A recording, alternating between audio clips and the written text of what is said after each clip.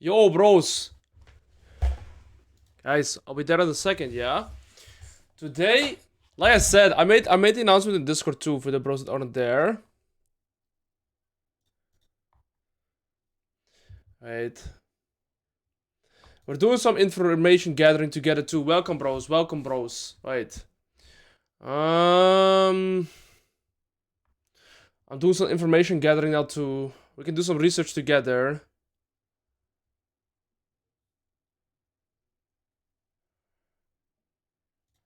Yo, bros. Welcome. Welcome. Welcome, everybody. I hope you're all doing amazing. So, like I said, today's going to be a sponsored stream, right? I said it yesterday at the end of the stream. I announced it. And basically, we're going to be live viewing the tournament that I was advertising for the entire month, right? You're welcome, bros. Welcome, everybody. So, this stream is going to... Well, I'm going to make it educational whilst we're going to be live viewing, right? That is my idea. But... I kind of want to see. So here we have the bracket now. It's wait, what are the name? Definitely not washed up against the Polish-Romanian Commonwealth is the first semifinals here. By the way, they're playing for a 6k euro prize pool. Yes, it is hashtag advertisement. This is a sponsored stream. I mentioned this. Can we watch the NLC? Now we're watching this tournament. I can't select what thing I'm gonna watch. In fact, I couldn't even watch NLC because what's it called? You can't you don't have to be. You're not like allowed to do that. Thank you through Quimas for the prime as well, boss man. I appreciate it. So here we actually have the team. So we have definitely not washed up against the Polish-Romanian Commonwealth, and so I kind of want to see. This is definitely not washed up, right? I'm just gonna quickly see these players. Okay, so they have Faker in mid lane. Actually, a really good win rate. I just think there will be like a right variety of players, right? So they have a Diamond 1 AD carry, but their mid lane is Faker. So this is the guy to look out for in their team. This is the first team. Diamond 1 support, but actually good win rate. You piggy? Yes, I am, Mr. King Top. Zulu in the jungle. Okay, so it's the mid jungle of the first team. So definitely not washed up is the mid jungle. What's that top laner cooking? Their feet, they were the prime as well. Okay. Oh, he plays Rek'Sai. This guy is a little piggy. He plays Rek'Sai and Rumble. He's a full meta enjoyer. I see. Okay, so this is the first team. And the second team was Polish Rush or the Polish-Romania Commonwealth. Oh, this guy's gonna get gapped. Wait, it's not even a top. Wait a second.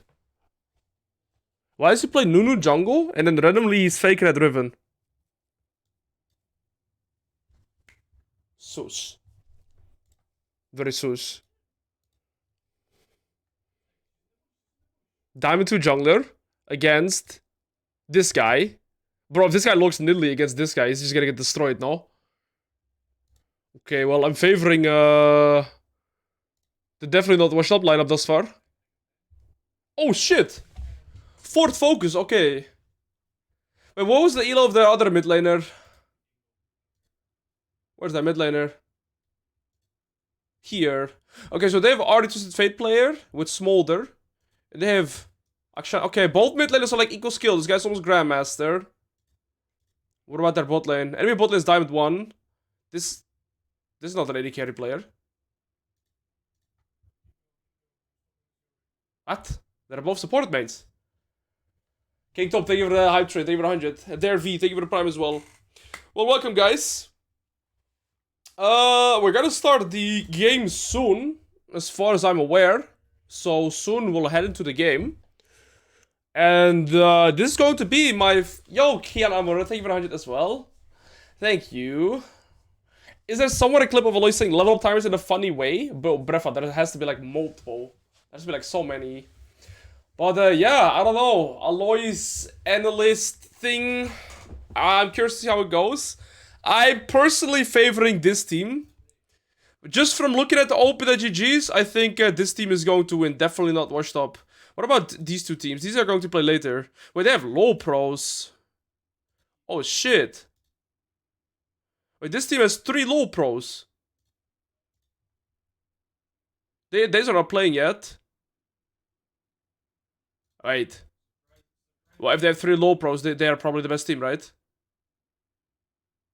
He's season 11 Grandmaster. I don't know these names, really. Tyson, my man, they 3. Alois, welcome, broski. Welcome to Smurf City for 6k euros. GG. Yo, Louis. Yo, Cynical. Good to see you guys. Is it low pros Diamond 2 plus? Generally speaking, no. I mean, it was easily... It was, in the past, it was easier to get into low pros, but now I'm not sure. I mean, all these players, from what I've seen, in the end, they did make it to the semifinals, right? And I guess everybody is at least like master or Diamond 1 masters from like everything that I've seen thus far. Diamond 1 masters. Some people are like almost grandmaster. Yo, welcome. Low pros is master 300 LP. That's what I thought too. So now it's just a matter of seeing, I guess. I mean, we should start 2 minutes. So yeah, for people that joined in a little later, this is a sponsored stream. We're gonna be watching 2 semifinals, best of 3s between team.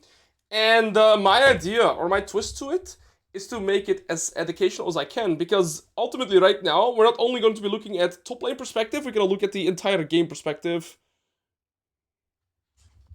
So I'm curious to see how that will be too. Where are the Riven players? One of their top laners actually plays Riven. Wait, where was it? This top laner doesn't. The other top laner. Wait, where was the other top laner? This was the top laner of this... No, of this team. But this top laner, look... Well, he had a little bit of a sussy account, I'm gonna be honest. So look, he plays like Nunu, Willem, Akshan. They can flex Akshan, I guess, but then boom. He's like GOAT on Riven.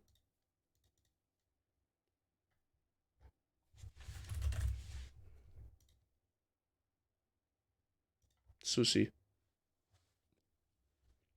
He plays Inspiration Riven. Who's been cooking here?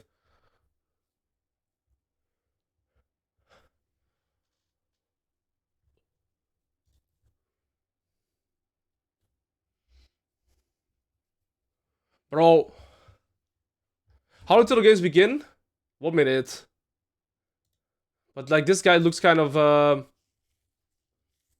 like rotten food. If I'm going to be brutally honest here. I mean, here's playing sorcery, and then randomly he was like, you know what, guys, I'm done with sorcery, I'm gonna go inspiration. He had 2 games where he full 1v9'd, and then he just stuck to it. Well, he's making it work. So yeah, let's see. Alois, I've transformed your fundamentals to data science and AI analysis. I hope to show you the results by combining your methods with my knowledge in a few months. What? How does that even work? And Alois, no, by the way, I want to thanks for giving me the sub on the last stream. I think it wasn't me. It had to be some homie that gifted subs, man. Is it possible to detect the Winter Cup better in the title so that we can click it? I think there's not a stream on Twitch, the stream is on YouTube, so I can't like have it edit. But if you type exclamation mark Samsung, you can see it like that. Sorry for that, bro. Welcome Still Tiger, welcome everybody. So yeah, we're just chilling with the bros today. We're gonna make it educational. It's a different stream than usual. Like I said, it's a sponsored stream. Nonetheless, we're gonna make it a banger. And that's that. Yeah. It's the first time for me as well doing a sponsored stream, but I'm super grateful to all of you to be in this position. Yo, Tboo91, thank you to Prime. Give this man all the subs, guys. We're chilling. Okay, let's see. It's gonna go. I have the epic pen ready too, by the way. Yo, FFN, welcome, bro. Okay, we're starting. I am. By the way, keep in mind, it's sponsored by the OLED Odyssey monitor. This monitor is cracked. I gotta admit, it's cracked. You have to get used to it playing on a widescreen monitor. It's like the size of 3 monitors in one, right? And it was interesting to play League of Legends on this monitor. I mean, you can do a lot more things with it. Look, like you just have like your own remote. It's genuinely like a TV almost. It's like a TV. You can watch like, you know, like look, it has its own Netflix button. It has its own Disney Plus button. Like it's genuinely like it's like, what's it called? Like a television, but also a monitor. Now for League, it's interesting because it's widescreen, right? It basically covers my entire desk, unironically. And if I'm standing in mid lane, right? Just from a perspective of mid lane, I can see enemy blue buff and my blue buff still on the same screen. Or let's say if I'm top lane, blue side, and I'm farming in the middle of the lane, the screen is so large that I can still see two enemy golems almost. So if I ward there, I could see enemy jungle farming whilst I'm farming my wave. Is it an advantage? I'm not sure, because it's definitely weird and hard to use. But yeah. Can you track jungles? Yes, easier with that monitor. Bro, I could legit be farming my lane and taking a look at enemy jungle farming his camps. So it is extremely weird. And I mean, if you guys go to my Twitter, you see you see what I mean. Because if I'm standing in mid lane, you genuinely see both blue buffs. You can see both blue buffs almost. You see the axes, like you can see the blast cones pretty much. If I'm standing in the center of mid lane. But the thing is, what you have to memorize is because it's so large, you can also see more things. So you have to multitask better. For example, your minimap is only going to be at the right side of the map. But there was somebody that had a bypass too. So basically, he had his monitor here, and he has a second small monitor for his minimap here at the front. So he could just look at his screen, and minimap was here. If you get used to it, I genuinely think it could give you a competitive and edge. But you have to completely unlearn playing from a small monitor and going to a bigger one. Yo, Dark Blitz, you piggy. Yo, Alan Gaming 1, I think Riven is in a pretty weak position right now. And it's not, well, first of all, she has a lot of bugs, which really sucks. But I think the problem that Riven has the most is the fact that the items on her are not as good as other champions. Plus, the meta right now is favored to heavily sustained bruiser champions. Rek'Sai, Volibear, Urgot are all hard counters to Riven. Gragas is also really good. And then you still have the other hard matchups like Poppy, Rankton, J-Scan. Like, these are all super bad. So Riven doesn't have the best items. Riven doesn't have the best matchups right now. And there's so many bugs. So, yeah. Bro, my friend can't go back to a regular one from a widescreen. He says it's, like, so good. Yeah, but that's the thing, right? It's a mix of personal preference and, I guess, what you are used to. The way I could compare it is this. I used to play on a 60 hertz monitor, like, forever. Yo, L2 Army. I used to play on a 60 hertz monitor, like, pretty much forever. And then once I played on the 144 hertz monitor, and then went back to 60, it was, like, the most painful experience. So I guess you can kind of compare that to playing, like, widescreen and going back to a normal one. But that is also if you get used to it, right? It's, like, it's a matter of preference. Because I do also know that when I used to play a shooter game, it was easier for me to play on a smaller screen. But in League of Legends, like, I genuinely think you have a competitive edge with a widescreen. Okay, so I think this game is going to start like any second. I'm not sure as to what right now. I'm just chilling and waiting to see what's going to happen. Yo, Sergeant RM. Good to see you, bro.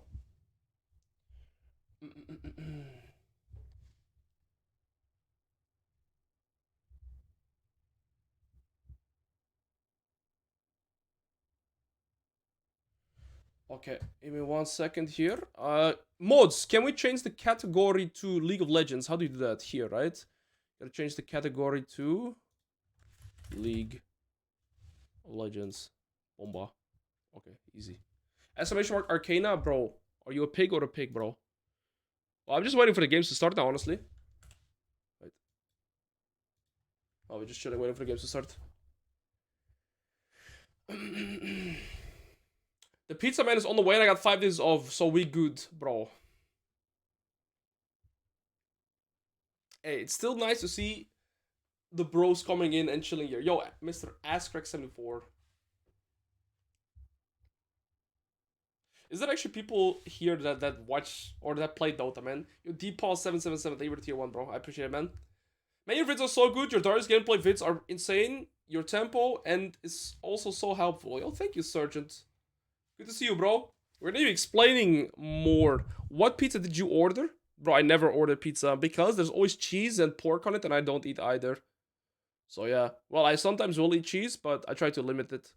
The only pizza that I really like is like margherita and like some pizza chickens. Like some pizzas have like chicken kebab. That one is also really good. I'll do ADC gameplay once I'm probably back from Korea. Something like this. What's for lunch? Today I had couscous. Red. What is that in English even? Linze in Dutch. Lentils. I had couscous, lentils, and chicken combined as lunch. Wait, I can show you a picture. Wait. I'll show you guys a picture. Greetings to Kia. Wait, I'll show you guys a picture. It was pretty good. Yesterday I had kebab for lunch, by the way. Look. Lentils, couscous, and chicken. Can you even see that properly? It looks like red. I mean, somewhat visible, but it's like healthy.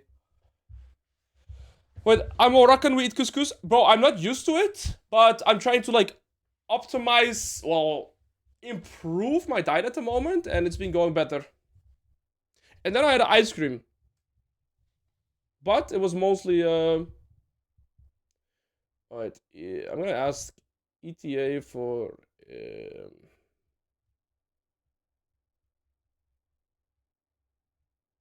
yo. Bro, it looks like an injured knee? What are you saying, man? You should try to talk more about how to close the game fast. Halo games at 22 min be looking like mine at 45. Alright, 0604. I'll talk about that more. That's a good pointer, but it's like the way League of Legends works is once you're in the driver's seat and you lose tempo once or you make like one big blunder, that could genuinely like ruin your tempo for the next 5 minutes because you're never going to be in a driver's seat again. Because League of Legends, similar to chess, works in like turns. But if you ever like lose your turn, it's really hard to get back sometimes. Will there be any league today? Yes, we're going to be live viewing games. I'm not sure, like depending on how long the games last, right? Because it's a best of 3 that the teams. Oh, wait, they're all in chat. What the? I didn't even see the draft. Wait, we're already going in game. Hey, yo! Fiora against Olaf. That's heavily Fiora favorite. I also think this team is better. Wait, no. Wait, I'm confused now. Wait, now I'm confused. Wait, what team is which? We got to do some more investigation. So we have Polish, Romanian, Commonwealth against definitely not washed up. I think definitely not washed up is better. Which one is definitely not washed up? Definitely not up. Polish, Romanian, Commonwealth. Okay, I think Red Side team is better. But I don't feel like they have any of the champions that they were playing. Bro, like Opera GG is like whatever, I guess. Okay, whose draft do we even favor? Honestly, I feel like both drafts are pretty good. The thing is, me as a coach, or, well, I guess I can call myself a coach. I'm just not that best at analyzing drafts in other lanes. I have a general idea of, like, who's supposed to, like, win matchups, right? For example, if you look at top lane, Olaf Fiora, it's a Fiora, it's good for Fiora, pre-6. After 6, Olaf gets more outplay potential because he can basically ult the Fiora W, right? Jungle 2v2, Volibear and Rel both can skirmish a lot. Mid lane 2v2, Akali, Rel, kind of one-dimensional damage. Oh, I mean, we've seen the drop, but I guess they're gonna load into the game now. Yeah, I think the bot lane matchup is really doomed for Jinx Rakan, but they do have a Volibear jungle. So it's like, pre-6, it's good for the Senna and the Seraphine, but after 6 with Rakan, like, if they get rolling and they don't have flash, they're like perma-dead.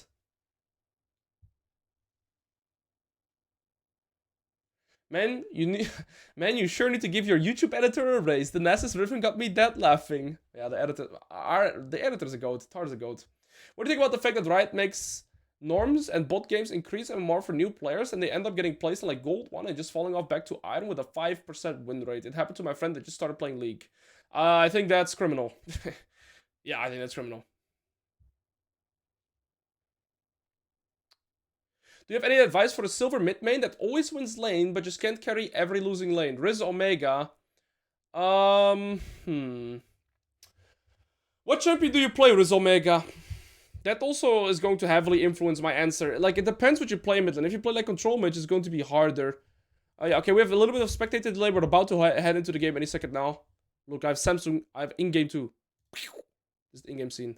We're gonna make it a banger. Yasuo mostly? Okay, so Riz Omega, if you are the only fat member in your team, then I would have one type of mentality already. Let's say both of your lanes are losing, like top lane and bot lane are losing, you're the only fat member in your team. By default, you're allowed like margin of error or like mistakes that you make in a game like that is already really, really low, right? So what you have to do is be selfish, try to take as many resources as you can, and make smart decisions. Let's say if you're pressing tab and the game is super doomed, and you only have like a 20% chance to win the game, any odds that you can take that are like 30-40%, I would probably take simply because it's better than 20%. But this is very vague, right? Like, how do you know a play that's correct? There's so many things and intricate things that you can do. The biggest thing that I would recommend is if you're the only fat member, try to really minimize your deaths or look for trade kills and only look for skirmishes where you're like, this is at least going to have a better odd than like, I don't know, 20%. Yo, Leoro, good to see you again, bro.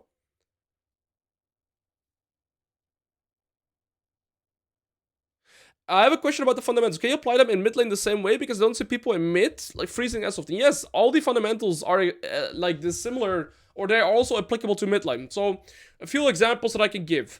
Reset timers are same in mid lane. Jungle tracking is same in mid lane. Wave manipulation is same in mid lane. But what's the difference between mid lane and top lane? Oh, we're in the game. We're in the game. Wait a second. Okay, wait. Let me first switch and actually do some research now too.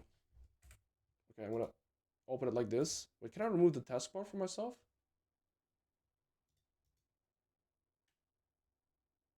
Why do I have first blood?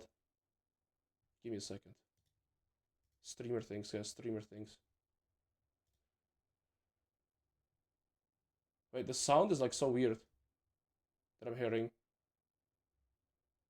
Wait, I'm getting, let me send a message.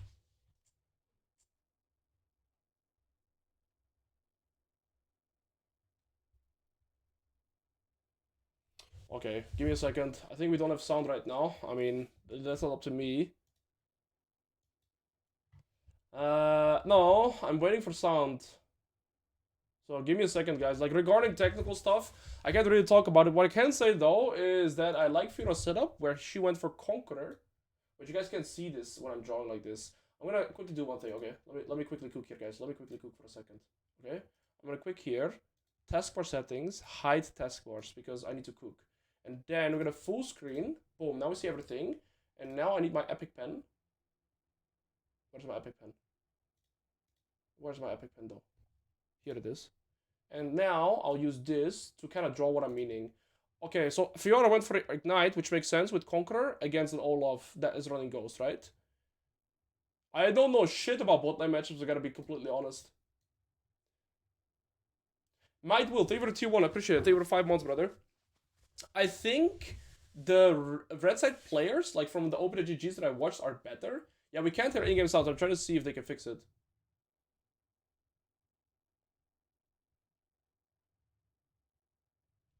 Okay, give me a second, guys. Like, I'm trying to fix everything, so don't worry. Some technical stuff here that we have to fix for future games too. Okay, so put the camera here. Bomba. Right. Oh wait, we're already all inning. Well, Olaf got gapped. This is a Fiora favorite matchup in the early game. Olaf should start fighting after level 6, but he's a piggy. Okay, so I'm quickly just gonna fix everything so we guys hear everything. And now, if I up this sound to like 20, do you guys hear in-game sound now? It's like soft, right? I even have it full maxed. What if I make it like 40? Like, I really... 20 is the maximum I can do. I can make it louder than this. This is like the loudest I can make it. Okay, I mean, I don't know what the hell... Like, the thing is, this matchup, I've played it as Fiora before. I haven't never played this matchup as Olaf, but what I know that Olaf can do in this matchup is just scale to 6 and then build health, and then he actually wins. Because he wins the extended fight, right? But, yeah, not like this. You can hear now at least? Okay, so everything is good, right? Bros, can we type 1 if everything regarding setup right now is good? But where should I put the cam? Where would you guys put the cam? I think it's good. Yes, I mean, it's going to be a test to see... Well, casting, I would like to cast once, but we're gonna... Like, it's a growing thing too. Okay, everything is working? Perfect. Okay, so now let's actually take a look at everything from an analytical point of view, right? Like I said earlier, if they burn the flashes of like Senna, Seraphine, okay, their flashes are already burned. I feel like red side is in a way better position. Okay, but this game is getting, like, is already snowballing out of control. Unironically, I think it's safe to say that this game is over, and I'll explain you why. Okay, this top side, right, these two champions are very early game centered. if they fall behind the curve, they don't really have good ways to get back in the game, similar to like what Riven has. If you fall behind like as Riven into, I don't know, like an Olaf, or let's say Olaf, like a Fiora, first of all, they outskill you, and it's only gonna get worse, right? Whilst Jinx skills, I just think Seraphine together skill better. And they also have such a good draft for the Fiora, because they have Seraphine, they shield and heal the Fiora, they have Rel that can start fights, and Akali can always assassinate the Jinx. And they don't really have anything this game to defend this Jinx, besides, like, I guess the Rakan. The only way that I can see Breadside getting back in this game is through full cheesing. Like, they need to somehow punish their bot lane before their flashes are back, else I don't really see them getting back in the game. But I guess we're gonna have what's it called? Snowball heavy games too. Also, top lane is completely doomed. The way this matchup goes in top lane, I said it before, but I was fixing some technical stuff too. Olaf is a very strong early game champion, but so is Fiora. And Fiora's W is really broken in the early game, or in any skirmish. But once you get level 6 as Olaf, you can basically negate the W, right? Because it doesn't like take away your attack speed, and you can just run through it. And then you build health as Olaf, or you build defensive stats, and you just win the extended fights. And then you can win against Fiora.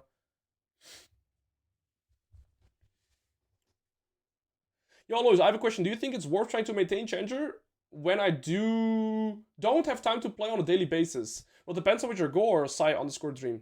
Well done for being a Challenger player, by the way. Ooh. Wait, so the wave is bouncing. Fiora's using some fundamentals here. She has Ignite too, level 6. Olaf isn't level 6 yet. Olaf probably gets 6 from the cannon here. QW to engage. Didn't land the second vital. Alright, this Fiora should reset. Fiora should reset. Please reset. Because the wave is pushing back into her. Okay, this Fiora knows fundamentals. I mean, this Fiora is gapping this Olaf extremely hard. The reason Fiora should reset is because the wave is already, like... If we see the wave here, I'm gonna pause the wave. Like, from here, this position, right? Olaf is completely screwed. So what Fiora did is probably, like, crash the wave into his turret, made it bounce back, and Olaf is in an impossible position here for 2 reasons. First things first is Olaf has to push in this wave, and probably this wave, before it would crash into this turret, right? Does that make sense? Like, Olaf has to push 2 waves here. But at the same time, he can't instantly hard push because he can't verify if Fiora has reset or not. So it's like it's such an impossible position for this Olaf to play. And that is just, once you start falling behind, it's gonna snowball fast. Volibear is going to try. This, I think, is also a really big blunder from Volibear. Like, Volibear wants to try and salvage this top lane matchup, but it's a waste of time, because even if they kill this Fiora here, which should never happen because the wave is pushing towards, like, the Fiora, right? She's never forced to walk up for last hits. It's not going to realistically do anything because the Fiora has already outskilled this Olaf pretty much. What Volibear should look for, in my opinion, is try to see if he could have punished these flash cooldowns. If Senna and Seraphine get flashback here, I don't see any play that this Volibear can make, genuinely. And this is like a perspective. I explained this yesterday on stream too, and it's really important to learn this when playing League of Legends. Like, chess players say this too, right? If you play chess and your opponent makes a move, you like have to think about what your opponent did. Is it a threat to me? In League of Legends, it works a little bit different. You gotta be like trying to put yourself in the position of your opponent and ask them what potential play could they make, right? And if you're in Volibear's shoes right here, I mean, if mid lane gets solo kill too, I mean, the game's absolutely over. Like, they cannot come back from this. They selected early game champions and they have already lost. This game's absolutely over. Honestly, sometimes I feel like I should try and invest some time into learning how to play chess, because I feel like in so many ways it can kind of compare to, or in concept it compares to League of Legends. Like, you play in turns, you gotta play reactive to your opponent, but you can also play super aggressive. I like that the Jinx and Rakan are going to hard push this wave, because at least will bounce the wave, but yeah, I don't know. Olaf could actually win, but Fiora is also level 8 to level 7 and has item lead. If the Olaf... So here you see that this fight was still relatively close, right? Now, let's say this Olaf did not die level 2 and level 5, right? Then this game could have been a close game. Because as you see right here, Olaf actually was close to beating the Fiora here. But the Fiora was like a full Vamp Scepter up, I think. Because the Olaf just bought items, right? And that's what I mean with like this matchup. Like, he already lost at level 2. Technically speaking, any game or competitive sport can have chess concept applied to them. That's a fair one. You know, the only player that I really know that plays chess really well is Scenarios. That guy was like really high rated too. Like he played a lot of chess. I don't know. I played some chess when I was a kid, but I never really touched it again. And I feel like if you want to learn to play chess, it's like a lot of time investments because you have to like learn to play openings and stuff like this. Wait, Fiora didn't get a reset in yet. This could be one time where can they look to punish. But Rel's there before Volibear gets there. And Volibear goes to Narnia.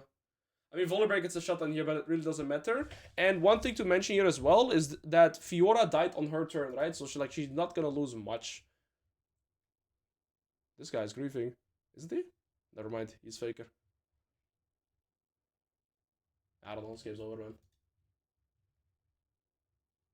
Yes, Scenarios is pretty good. I almost lost. Wait, Kylon, did you beat Scenarios? Wait, Kylon, are you really good at chess? What? I know Scenarios like really good at chess, no? I don't know you're like really good at chess. I like this play by Rel though.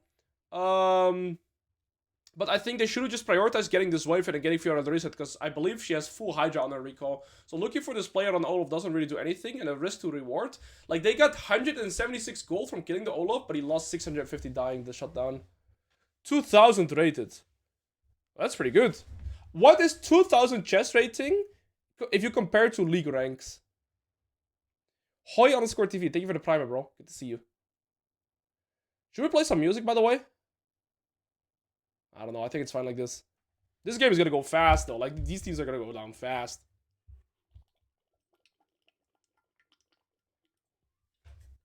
Yeah, look, Fiora had full Hydra on base, right? So them even looking for the play here was, like, really, really bad. 2K... Wait. 2K? It's like Diamond, it's top 5, and then 2 people said Grandmaster, 3 people said Grandmaster, and then people said Diamond. Okay, so like Diamond, okay. Sir Brelas, thank you for the prime. Thank you for the primers, bros. I mean, what is here to talk about, right? It's like, if you're in red side perspective, what can you do other than trying to make like a random play and somehow force numbers advantage? Because your top laner is going to get outskilled on side lane, and LeBlanc is not going to be able to play in the side lane either. Oh. Low deaths win games. Yeah, Fiora's just flipping it. The second death, that was completely avoidable. This Fiora's playing really undisciplined. I mean, that's kind of the only way for red side to get back. Like, I feel like red side is in a position where they don't control anything. They just hope enemy team makes mistakes. Honestly. I would have given a sub if I wasn't poor. Yo, Surgeon, no biggie, bro. Your presence and your support is more than enough. If they get some here, it's nice. Oh, Rakan missed his combo. Yeah, I don't know. I like that they're making a play on bot side on the Senna Seraphine, but I don't know. They can try and make another play on the Senna before Flash gets back up, but I feel like they have so little options. At these moments in LEC, the casters talk about their life. Yo, you know what, guys? Since it's a more of a chill session too, genuinely ask me any questions. Oh, I like this regank, because I had no flash. I like this regank a lot. This is what I was talking about. That's how they can, like, try and abuse it. Kill needs to go to Jinx, that's good. I don't think it does much, right? Because like I said, Jinx also doesn't really have that much appeal against Akali Fiora later on, but this is good. Ask me any personal questions, though. Olaf actually has a full stride breaker for himself now, too. By the way, Olaf here is such a weird pick, because Olaf loses side lane really hard into Fiora later on, but he also loses extremely hard into Akali because of the stealth. Yo, Roblox Andy, good to see you. Why is Sarah bot meta again this patch? And last patch, hasn't it been gone for a while? I think it's a matter of items, and AD carry was like pretty weak with like AD carry as a role itself. Whenever crit items aren't that strong, other champions in bot lane come to meta, like the Seraphine, right? Would the Urgot with the new ultimate be a good champion? The old Urgot with the new ultimate. Yeah, I guess. I don't know. Do you hang out with your brothers? I have 2 brothers, actually. What do you guys normally do if you hang out? Yes, I have a really close relationship with both of my brothers. I have a like, we're very close to each other in age. My older brother is 1.5 years older, and my younger brother is 1.5 years younger. So we're like, really close to each other. Our relationship wasn't always that good, but if we hang out, I don't know, lately, I play Brawl Stars usually with my younger brother. With my older brother, He is a chef. He started working for himself recently, which has been super interesting. And I usually go to the gym with him. So lately, that has been our activity. We eat together. We go to the gym together. If I hang out, I mean, sometimes we'll go like for a game of football or something. Okay, let's see. There's a dive here. Rakan does have flash. He does have ulti. I don't think they can make this play. Volibear is doing Herald though, so it's a good cross-map play regardless. I like this by Rel, that they knew that the Volibear was going up for Herald, so they're just diving this bot lane. And if you're in Blue Side's perspective, the only win condition they have is Jinx, so now shutting down this Jinx, I think, just makes this game absolutely unplayable. Really smart play by this Rel here. Or just by Blue Side team in general, right? If you're from Blue Side perspective, you know that the only threat they probably have is the scaling Jinx. Well, if they do Herald, you dive the Jinx, they have no win condition left. She lost Flash too. I don't know. Game's over for her. Yo, FN, thank you for Prime. Hey, boss, what do you think of Dante's going to Brazil? Do you plan on going there and make a similar challenge? I wanted to go to Brazil. Actually, so when I was in Korea last year, there was already talks about this Brazil plan, and I wanted to go to Brazil as well, but there was only 5 streamers that could join the CB Lao tournament, right? The tournament that they're all doing, and well, I feel like if it's not for... Oh, they're making a play on the Fiora here. If it's not for that, then there's no point for me to go. Instead, I want to go to Korea again. So, yeah. Real question. Did you do sports and reading today? I did, Sparky. I did. Fiora kind of playing this. No, she's dead as shit. They lost so many flashes for that, though. They lost Rakan's Ignite. They lost Volibear Flash. They lost Olaf Flash. And it doesn't really do much because the Fiora is still outscaling the Olaf. It's more so a desperate prey, and Jinx died again. I actually want to see how often this Jinx dies without having Flash.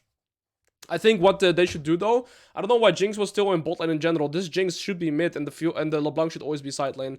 And the fact that Jinx, is in side lane here without Flash is pure criminal. No, Jinx, what are you doing? Take the Gromp too, Akali. Okay, well, at least she got the Gromp. Yes, Sparky. The first activity I did today is I actually went to the gym. I did leg day. I almost... Like, yeah, I had an interesting experience. I needed to take a 10-minute break during my workout because I did one exercise too heavy for my own ability. And then I came back, I read a bit, I had a nice lunch, and then we go. Okay, I follow Olaf is making play. Actually, we can see the gold here too. Olaf is actually ahead to the Fiora in gold now. That is really crazy. Wait, Olaf is ahead now. This is why I will always say, guys, that low defs win games. Olaf was 0-3. Fiora was 3-0 up. The Fiora didn't play with discipline. Got solo killed once for nothing. The first dev was also really bad. And now the Olaf is actually back ahead in gold. That's crazy.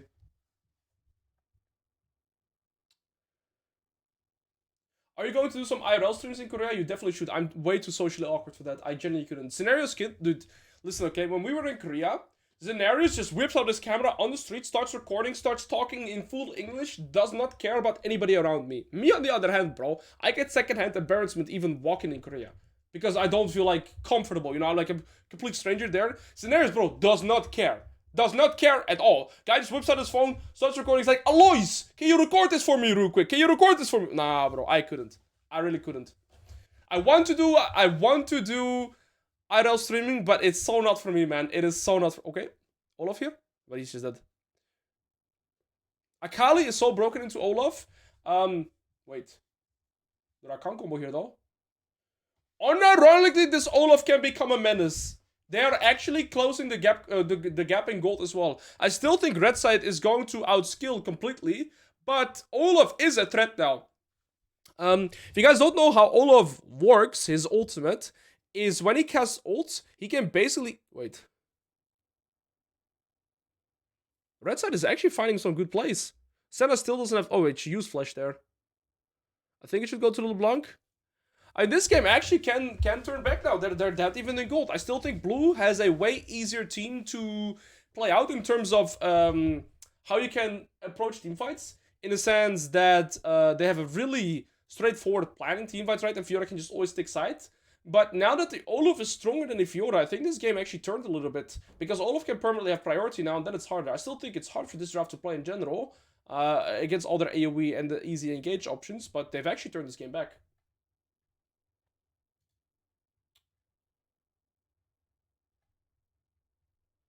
Yeah, guys, I wouldn't say that I actually have social anxiety, but I'm definitely not comfortable. I'm more extroverted for sure. Wait, why is my microphone like pretty soft? How's my microphone quality, guys? Wait, like this. This is better. Wait, huh? How is the microphone? Why is it going down? Is this better? Or am I just making it softer?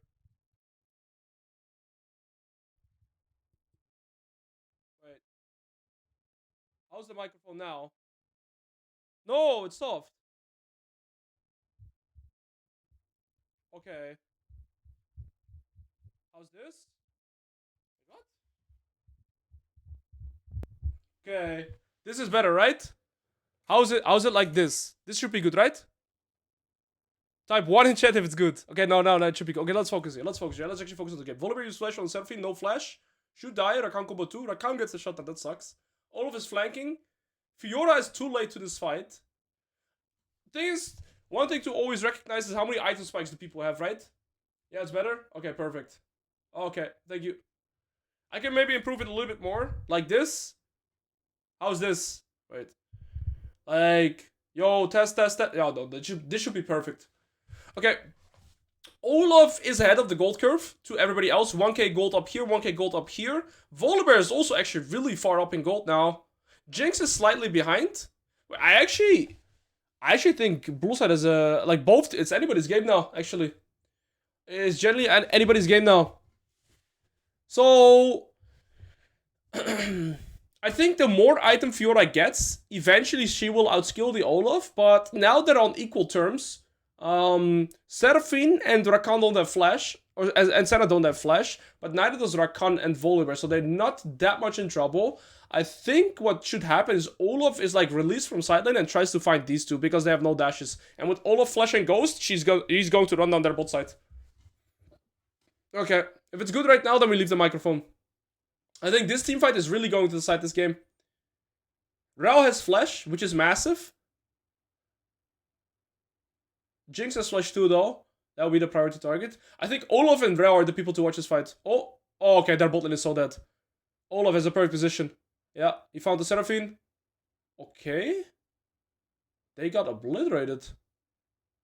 Wait, how did Olaf die so fast? What the hell just happened? Wait, I want to return that team fight. I mean, I'll probably get a replay. How did Olaf die this stupid fast? Wow. I thought that was really good for red side for a second. How did they die so fast? Okay, let's take a look here, right? I like his positioning, although Jinx and Vol... Okay, they're really cut off. Actually, this team fight is 5 versus 2, right? Like, even though this looks really, really good, look how long these need to start dealing damage, right? So this team fight is actually doomed from the start. Everybody from this team, they should all be grouped here. But they're trying to approach this team fights from 2 angles. So that's why it's doomed. So even though this engage actually goes right, Jinx has never hit a single ability. Still, how does this Olaf die that fast? Is it just the Fiora? Yeah, it is the Fiora. Yeah. Wow. I think if Red Side was together, that they ace that team fight. Okay. Do they get Nash from that too? No, they didn't. They just got the Dragon. I mean, game is still playable. Rakan has flash back right now. So you see Rakan gets his flash before Senna and Seraphine. And if they're checking summoners, they should know this. They could look for an explosive play. The problem, though, is for Red Side team. Oh, no, they actually found the Seraphine. What I was going to mention is I think they should use this right now to secure this mid-tier 1. If they get this mid-tier 1, it's going to be way easier for them to make plays in general. As long as Blue Side has this mid-tier 1, and Seraphine and Senna can perma wave clear, it's like really hard for a red team to really look for plays. Okay. Fiora, I mean, this is worth it because Fiora is getting mid lane everything. I like what they're doing here. It's so hard to kill. Okay, she's dead though. They get nothing from this though. I think it's honorably worth it. Really smart play. So Fiora doesn't try to salvage the play, she just sets up her own play.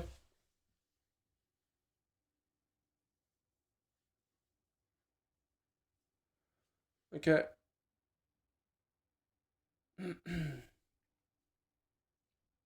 LeBlanc goes both with TP. Tricky part right now is that neither top laner has TP in a game like this, right? So whoever wins the side lane can kind of control how the rest of the team gets to play. In the sense that since no top laner has TP, what you would kind of want is, let's say, Fiora, right? To push out the side wave all the way to like a tier 2, or even here, like pushing it out all the way and then making the other top laner stuck. Similar things that like Olaf could put it all the way like into here.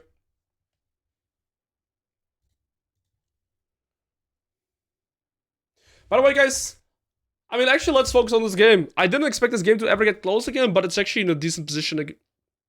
I do still favor blue side, especially if Olaf dies here. Then they get Nash probably. Oh, Olaf is doing a menace thing. Okay, I think Fiora wipes this fight.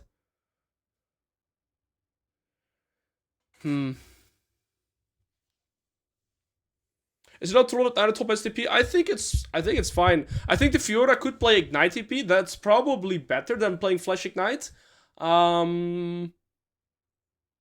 Yeah, that's the only thing.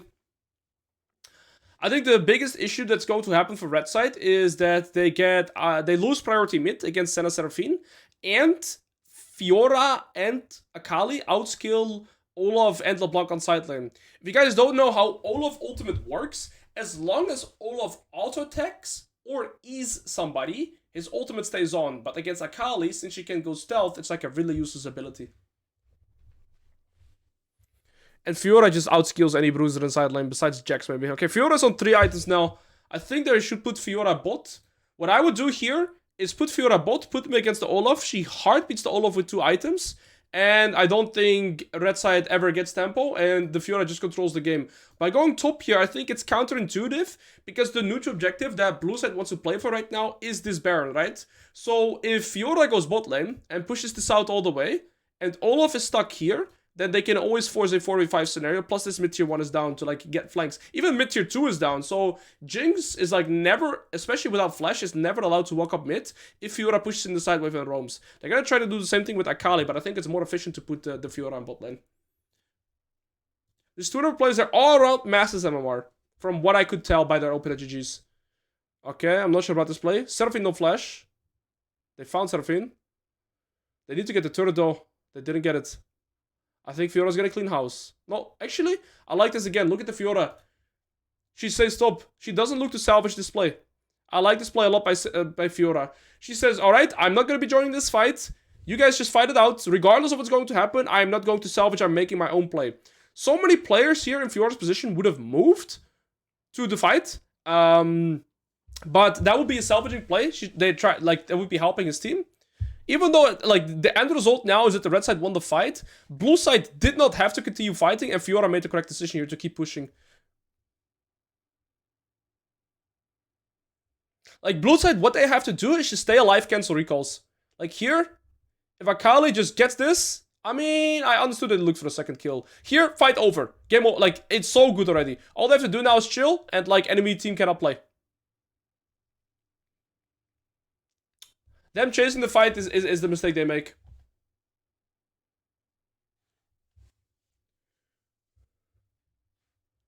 Typical Senna players, though.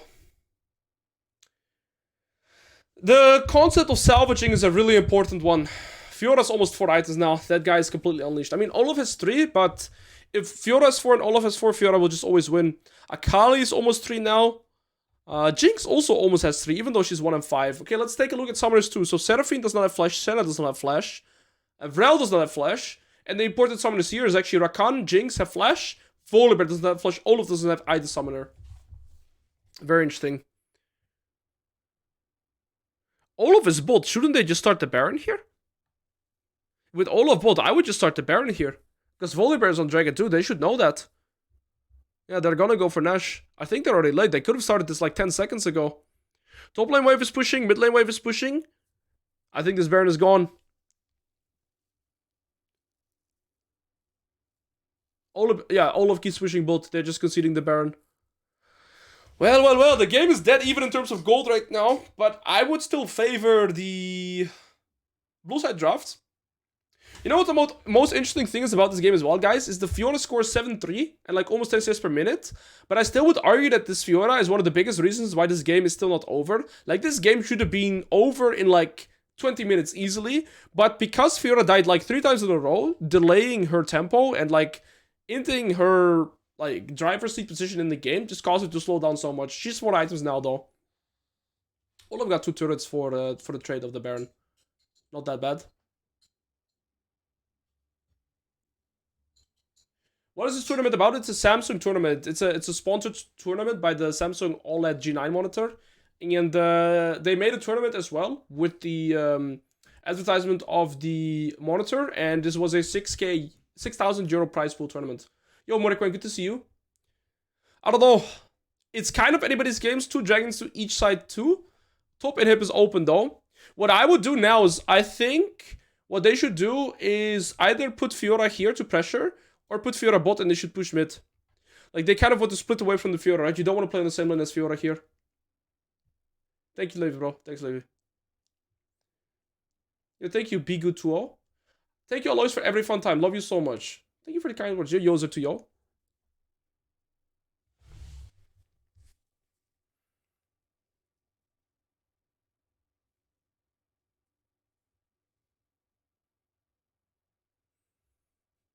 I think Fiora Senna are just late game insurance though. I don't see who in... I mean... I think blue side will just slowly win this game unless Rakans finds a monster engage. Oh, Senna has no flash. Senna on the flash. Oh, he found both. Seraphine got out though. Jinx cannot hit because Akali is zoning. Yeah, Akali did a really good job this fight. Akali 1v9 this fight. Just by creating space, Akali won the skirmish almost. Oh, unless they're going too deep. If Jinx gets reset, it could still be turned. But Seraphine is... No. I think game is over. Let's review this fight in a second. Akali 1v9 the fight from the start. Because Jinx couldn't enter. Oh. Unless they go... Yeah, Seraphine shielding is so disgusting. Akali should base TP. She has Baron buff. Base TP Akali. Oh. Or just TP straight up. Well played. Okay. Nice. GG. I mean, should never have turned into a 30 minutes game. I'm gonna show you guys why it turned into a 30 minute game though. Because some of the decisions that they just alt F4'd. They just alt F4'd. You know, it's actually not allowed to do that in a professional game. You're not allowed to alt F4. It's so bad for like, if you just see like has left the game. It's like, they do not like that. GG. Look at the Akali last fight though. This was impressive. Look at Akali positioning, right? Just imagine your Jinx and look what Akali does. Where's the Akali? She TP's here? No, she like, okay, let's follow the Akali this fight. Because this is Akali, right? And look, she's walking here to instantly deny the Jinx from ever entering this fight, right? And then Jinx is away. But Jinx still has to respect Akali. But now like, you see, right? Jinx still has to respect Akali, so she's standing like a screen away. And now Akali just goes for this fight. And one-shots LeBlanc. So, Akali one-shot LeBlanc and zone Jinx in the fight at the same time. Really well played. But the fact that this turned into a 31-minute game is still really strange, right? Akali full 1v9 this. Like, full 1v9 this fight. In every regard. But look at the game here. Would you ever say that this would turn into a 30-minute game? Like, look at topside here. 3-0. Somehow this Olaf still turned back into the game, right? This is why low deaths win game is such an important thing. Hey, Alois, is there a fundamental coach for mid lane you recommend? I think Coach Curtis is really good. Take a look at this. I think this is the first very interesting position in the game here, where I think blue side made a massive blunder. So, I didn't know for sure, but Fiora solo killed to Olaf earlier and didn't get a reset in yet, right? Fiora did not get a reset in yet. But Fiora is on enough gold for Hyja right now. And them looking for the intention of the skirmish is just pure wrong. Because if blue side right now plays... How do I say this? Okay, let's put it in another perspective, okay? I would say that blue side right now, with the draft that they have and the scoreline, has around a 75% to win this game. So 75-25% play, right?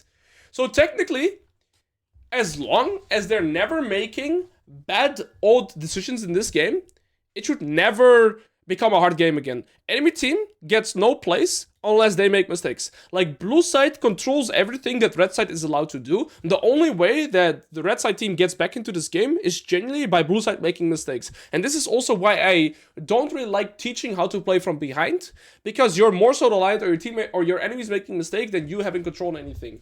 If they don't ever make this 25% chance plays, they're always good, meaning that blue side should just play with man advantage and look to just get small resets and just play risk avoidant. Don't even look for the 50-50. Why would you look for a 50-50 play if you have a 75% chance to win the game? Does that make sense? That's the best way I can put it, right? So playing towards odds. So here, all the Fiora should do is actually never look for this fight because they don't know Volibear position, and just push out this wave and reset. Get Hydra, game over. Absolutely game over. But look, they look for the skirmish instead. And even though this could work, right, I don't like the intention of looking for this play in terms of execution, because, look, they kill him, 176 gold, but look how much gold this is.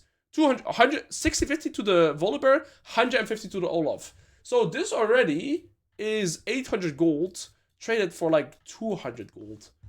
Now, the luck factor in this is that at least Fiora dies on her side, but she had enough gold for Hydra, so all she had to play for is to just reset. Look, she had enough gold for a Hydra. So that was the first mistake this Fiora did. And now, coming back to lane, all Fiora has to do is just play trade avoidance skill, because she already outskills in this matchup. And this is why I very often say, low deaths win games, and you don't have to kill your opponent to win the game. Not dying and farming even would honorably already be enough for Fiora. But if you're in Fiora's shoes, right? So, paint yourself in this position. In top lane right now. Okay, this is the first perspective. Not dying and only farming even with Fiora would perpetually keep her head to the Olaf, because she already has Hydra against Tiamat, Ruby Crystal, Longsword. We agree with that, right? So if Fiora never dies, Olaf never dies, and they farm even, Fiora stays ahead. However, I would also argue that because this Fiora is already ahead in gold, right, she should be getting more resources than this Olaf, because she can farm sideways faster, or waves in general. Her team is winning, so she probably also gets access to jungle camps easier. So they should never be in a position where they're actually trading equal resources. Fiora's gradually going to get more resources than the Olaf too. The only way, and genuinely the only way, that Olaf gets back in a game like this is by Fiora dying, because while she's dead, Olaf can farm more resources, right? And get more gold from the Fiora dying. So, looking for kill opportunities like this, it can work. If it's a good play, then you should look for it, but you shouldn't flip. But Fiora does this in a second. Like, look at this. Look at this play. She has flash, she has Q, but she goes for the skirmish and dies. And now, like, unironically from this position, Olaf is going to get in the point in the game where he's going to be ahead in gold to this Fiora. Alright, Sergeant RM, that's all good. And now that they're like almost equal, because Olaf gets a strike breaker. So Fiora was like 4-0, now she's 4-2. And they're going to make a 3-man play on top lane here in a second. And then the Olaf is actually going to be ahead to the Fiora. Yeah, here. So, yeah, Fiora lost her entire edge and her entire lead by being greedy and undisciplined. Same thing. But then from 4-3 score, she ended up smurfing it all the way, and she went to 7-3. So, Fiora, her transition from her lead to mid to late was really shit, right? And I showcased you exactly why. But this is probably a mistake that you guys do consistently as well. Any people that feel caught by me showing this perspective? Any people? Alright. That was a banger. Banger game though, nonetheless. I liked it.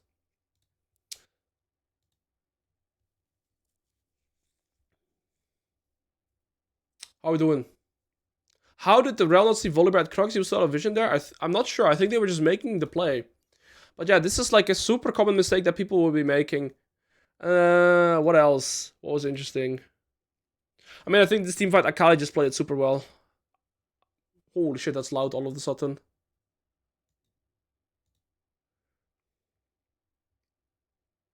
I genuinely thought this team would be better. Definitely not washed up.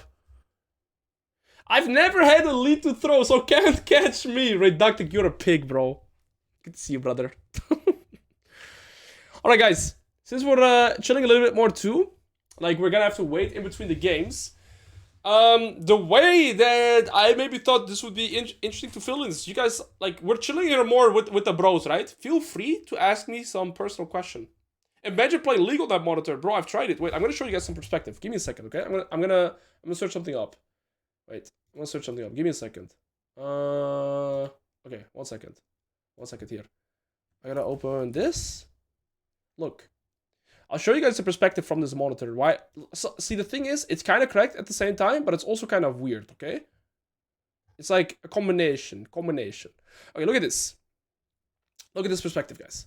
You see here, if I'm standing in mid lane, I mean, it's Twitter, it's always going to be shit quality, right? If I'm standing in mid lane, I can see this blue buff. You don't even see the edge of the screen. The screen goes longer, and I can see this blue buff too.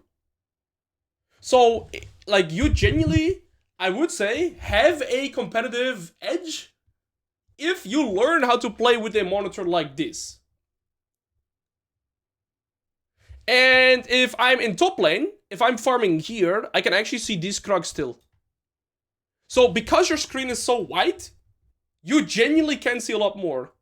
But what you have to keep in mind, guys, is even though it feels like cheating, there is also more things to take away, right? Because if you can see more things, you also have more responsibility or more things to look at the same time.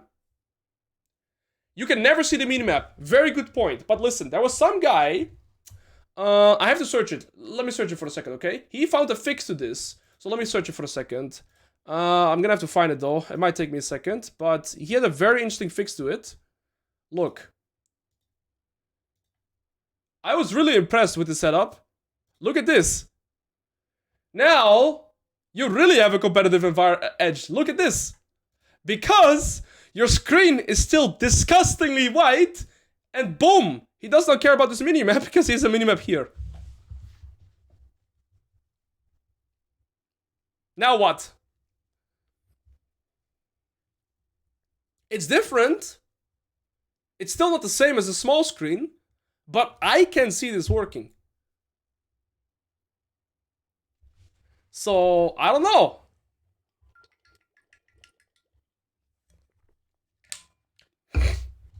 But it begs the question, of course, is this actual a competitive edge though? I think it can be. I think if you play 1,000 games on this, and you learn to play with it, you are going to have an edge. But I also think it's very hard to learn to play with this. Does that make sense? Like, yeah, I don't know.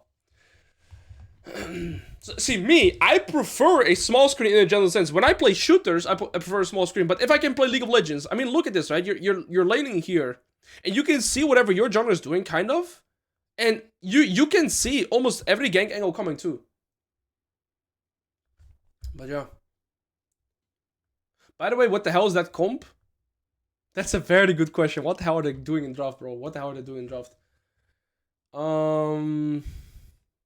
I swapped to 21.9 like 3 months ago and I'm already used to it. It's so OP. It's a banger. If you're willing to spend that much money to have an advantage, just buy the course instead. L2 army is based. Yeah. What did you say about being extrovert or not from before? Okay, give me a second. I'm gonna fix the window again. And, bomba. Okay. Yeah, we can do some more personal questions. I don't mind answering any questions. So, what I said is I'm not a very extroverted person. Even though it might look like it on stream. Like, I talk a lot, right? And I'm very energetic. As a person myself, I'm more introverted. And the question somebody asked me was, will I do IRL streams when I go to Korea again? And I said no, because I remember when I was on the street in Korea, like, Zenarius doesn't care. He just whips out his phone, starts talking loud, and records it, and does not care about the people around him. He's a full giga chat, right? Me, I'm like, I whip up my phone, and I like make a picture, and I already feel like people are looking at me, right? And then imagine holding your phone like this, walking in the street in Korea, and talking to your phone as if I'm like IRL streaming. I couldn't. I genuinely could. I really can't, man. I feel like I'm an imposter. Lethal Paragon, thank you for the Prime Ball. You said personal question, height, weight, birthday. Thank you. My birthday is 18th of February, and I was born in 2001. My weight right now, I weighed in this morning, is 93 kilos, and my height is 183 centimeters. I thought it was 185, it's 183. Alois, you have a side job or only stream? I stream, YouTube, coaching. I stopped coaching for a bit. I make guides. So, like, the thing is, the reason why I was overworked, or like still feel a little bit overworked in general, is because I don't only stream, right? I stream, coach, do a little bit less solo coaching now. I go to the gym now again. I used to do it more. And I make guides. I record YouTube videos off stream too. So it's like everything in comparison. Short is Dutchman. I'm average Dutch. Yes, ever thought you can go back to the stream. You can search up the VOD. Would you play other games as well, like story games or horror games? I want to play Elden Ring soon on stream. Hey Alois, this question is really near and dear to my heart. What's your Piggy. We're kind of similar. 180 meters, 87 kilos, and 1996. Oh, you're only 1996? I'm a 1985, actually. Who's the champ you started with, and what's the top lane, the first lane? No, bro, I was like every League of Legends player. I started playing... Man, I have been a Lee Sin one-trick in bronze. I was a Fizz one-trick at one point in bronze. Then... I don't know what I played in silver. I remember being a Syndra one-trick in gold. Then I was a Lucian one-trick in platinum. But this is like really long ago, right? And then I started playing Rengar jungle. And then I transitioned to Rengar top. Then I played a little bit of Yasuo, Zed, and Vayne. All random. Like, I played League for fun. And then it was like... Wait, we can search up the account. Let me just search up the account. What am I talking about? Here. Don't mind the name. The name might be no chat Alois, but I definitely kept chatting and I got permabanned. But so take a look with me at this, right? So you see here, you're a casual League player, and I was like a platinum player. Just played this game for fun, and I think yes, it was season 6 that I ended platinum 2. And season 7, I started one-tricking Riven, and I went from gold in my placements to challenger within the same year. And the account ended Diamond 1 because I got banned at the end and DK'd. But maybe you can take a look through my champions, actually. Like I said, I used to be like a Syndra player, right? Wait, I already played Riven here? I played Riven in season 4! What? I didn't even know that. Yeah, so I said I was a Lee Sin player. I remember having a pentakill with Warmox Lee Sin. I was a Fizz player. Apparently I played Nidalee. Can't even remember that one. Holy shit, I was a Rumble player, guys. Guys, I was a Rumble player. No, guys, this was Vayne AD carry. This was Vayne AD carry. And then we went to Syndra and Vayne. Riven Rengar. I said Lucian, right? I played Lucian a lot. And Zed. Oh, I also had my Draven face. Then, here I believe, yeah, like I said, Rengar and Riven. Bro, I played a lot of Vayne. How did I play so much Vayne? Then season 6 was like my last season that I just chilled. So I told you I had like Yasuo Zed. Apparently I also had an Azir Veigar face. And then season 7 I started one-tricking Riven. Look at that. This was my grind season, guys. This was the grind season. I went from a gold in placements, never getting higher than Diamond 5. Diamond 5 still existed back then. I was Diamond 5 here, season 6. Season 7 rolled around, started in gold. Went to Masters. Master was a prestigious rank back then. 63% win rate. I was 15 years old. I got Challenger the same year. I probably turned 16 by then. I was 15 or 16 years old, I got Challenger. And then since season 8, I've been Challenger ever since, because this account got permabanned. Don't want to talk about it. Long story for another day.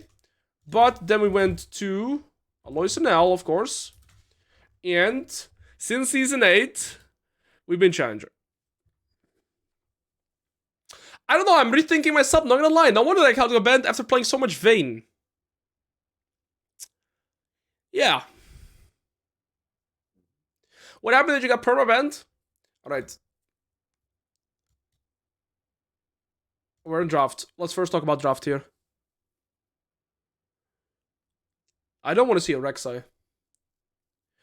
I'll tell you guys a story on why I got permabanned. It's a really daunting story, okay? I don't like to talk about it. I can tell you guys though, it's a really weird story. Also, by the way, guys, I got some food in the meantime. Look at this healthy food, by the way. We're on the healthy grind arc again, right?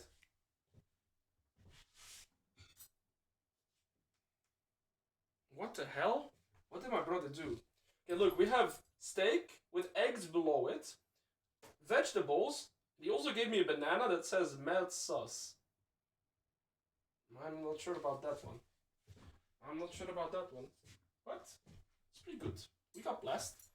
I've become like a reaction streamer now almost. That's all good. That's all good, man. Alright, so let's take a look at this draft. I like the... They have Gnar blind pick and they have Aurelia banned. So what is he going to play against Gnar Volibear? Yo, Clara, welcome. He feeds you? We feed each other. I paid for the dinner, he cooked it. I gotta eat a little bit, but I'm not gonna eat too much because I want to keep talking. Poppy? Poppy into Gnar Volibear, that's very interesting. What draft do you guys favor? If I am blue side, right, this draft, Poppy is weak side, you playing for the Draven Rel to shit on this bot lane. You want to send Xin Zhao to level 3 gank with this Draven lane, and you want to use mid lane, bridge, like you isolate. Okay, I'm just drawing shit. This guy gets ignored. Top lane. No one cares. No one likes top lane. X. Bot lane, this guy should get all the attention. But Gnar wins in isolation against Poppy. I feel like he could have picked a better weak side champion into Poppy. What could he have picked here that would like survive Gnar Poppy but also skill? Like Gangplank could have worked. Gangplank is pretty okay into Gnar. And then you like can also use your ultimate to kill these guys. Gangplank could have worked. What else? I mean, you can play some tanks like Cassante, right? But nobody likes that. Can't see what you're drawing? Oh, wait, true. I'm in the wrong scene. I'm a pig. We're gonna go to this scene. Now you guys can see everything. Look, now you guys can see me drawing. I'll explain in a second. I'll explain later why I got permabanned, okay? I'll leave that story for after this game, probably.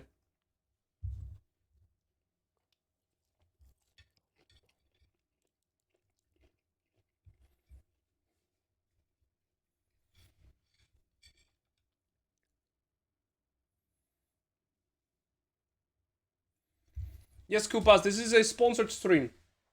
Guys, for people that are just joining, this is a sponsored stream by the Samsung Odyssey monitor.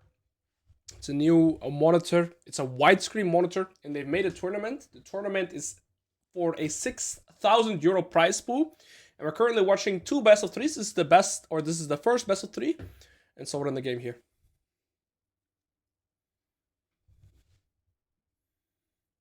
So there's that. Yes, I have a permaban once in Season 8. I was permabanned once in my career.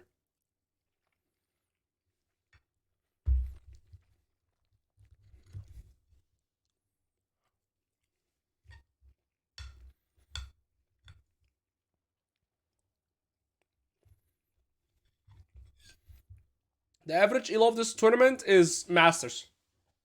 Masters. What do you think of Agents Riven? Pretty good. Okay, since we're waiting, I can tell you guys the story about my permanent account, okay? No, it's not this one.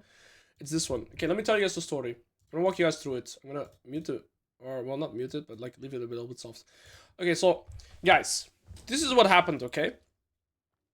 Just in case you don't know how it works, there's filter words in League of Legends. However, I was not aware of this. The first time I got Challenger, Season 7, I was 16 years old, and I was extremely happy, and I definitely had some ego. Season 7, Challenger, 15, 16 years old. Yeah, I had a little bit of ego, but this is what happened, okay? Picture this. I go into a normal game with 3 of my buddies, but we're not in voice, we're just typing. And one guy made like a silly joke to me, and what my response was KYS, just like that.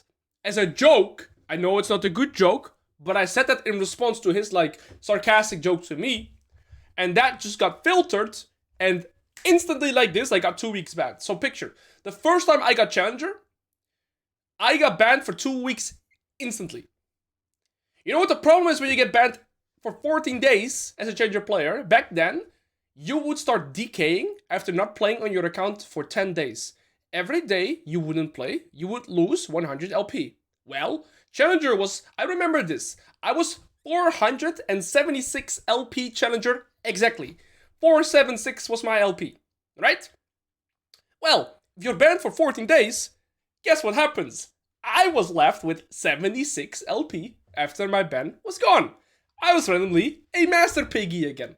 So, that definitely did a pretty heavy dent on my mentality, on my overall mood. ETL Mix, thank you for the tier 1. And then my account was already under supervision because I had a 2-week ban before. Well, my emotions were high. Very recent after that, I was also a toxic piece of shit back then. Like, I would definitely flame more. I've learned a lot since then, but I was definitely a toxic piece of shit then. And, yeah, one more punishment, boom, instantly account banned, never got it back. That's it, that's the story. Never gotten any other repercussions since then though.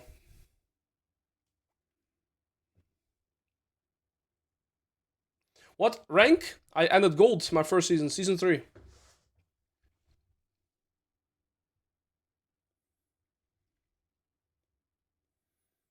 Yeah, that's the story of my first account, guys. I'm actually surprised with how much I played Vayne. I didn't know I was that much of a pig, by the way. We're heading into the game. We're heading into the game. Okay, time to go. Okay. Put away this food. Let's focus on this game. Let's take a look at the runes, take a look at the summoners. See, I think the blue side draft is superior here. But the game plan of blue side is very simple. Get this Draven ahead. If Draven does not get ahead this game, red side will outskill really hard. And Syndra is really, really, really good into this draft. Because they're very melee centered. And Syndra QE is really, really good into this. Like, Syndra can, I mean, since I was pretty good at Syndra too. Nah, I mean, it's tricky, it's tricky, it's tricky. Which team do I bet my money on? I'm not doing anything like that.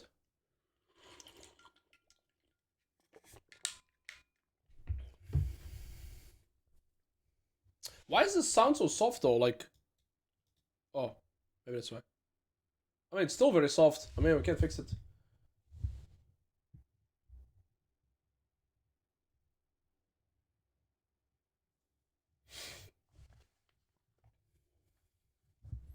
Okay, well, I believe that Poppy can actually contest prior into the Gnar.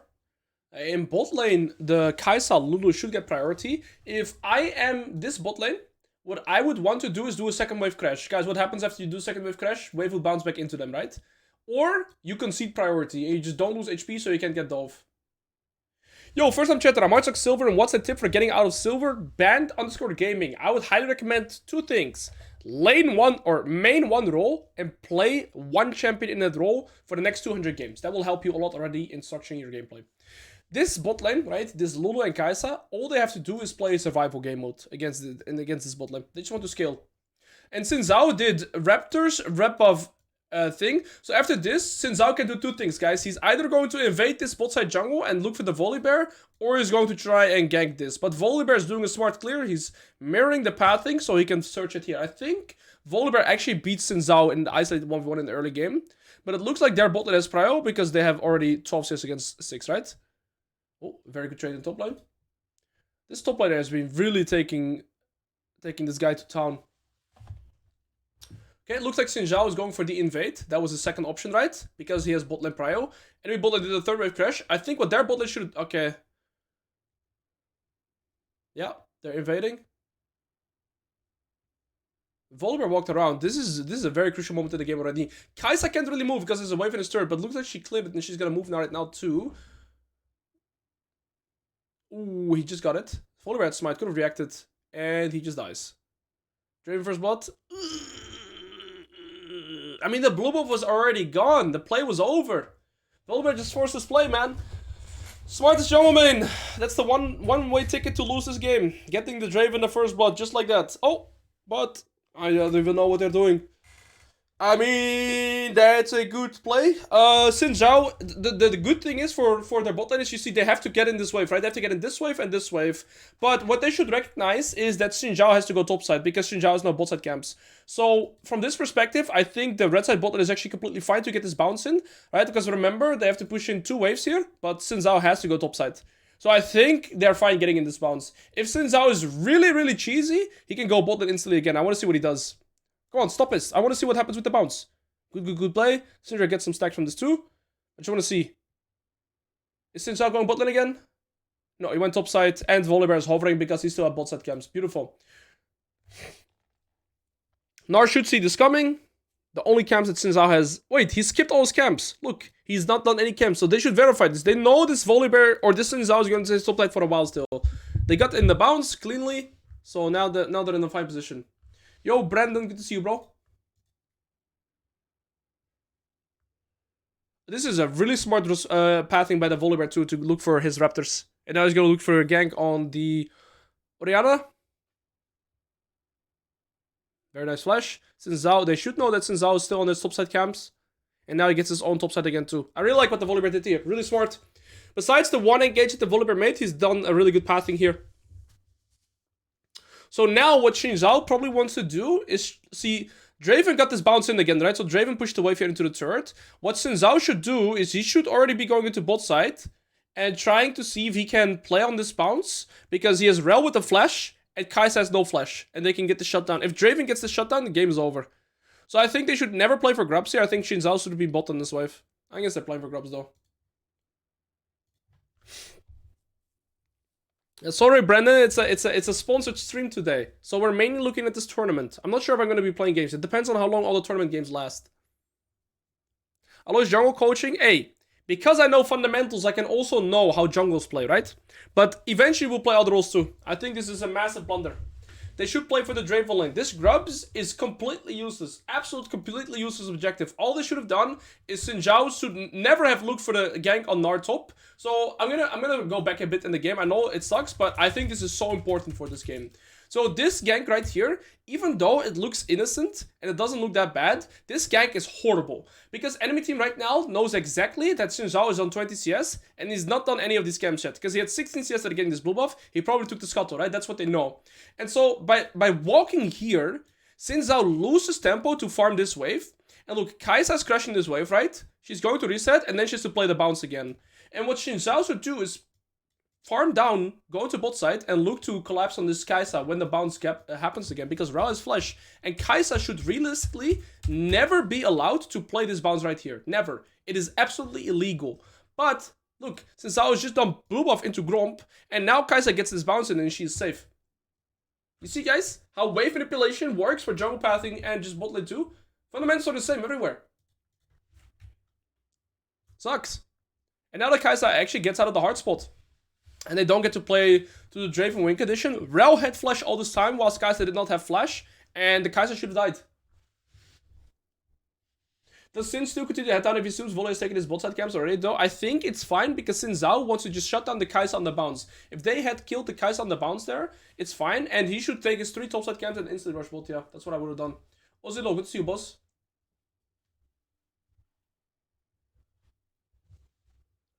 They're setting up a slow push, so they might want to dive. Looks like Xin Zhao is skipping his rep off too, so they might actually set up this dive. Kai'Sa does get his flash. Oh, wait, did they time this? Look, Kai'Sa doesn't have flash for 1 second. No flash for 1 second. Oh my days, that's a 1k. Did they not? If they timed that summoner like that, they are the goats. They are the goats. That was 1 second flash.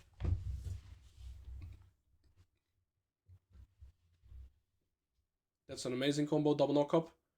Ooh, blue side is snowballing now. It's getting a scary game now.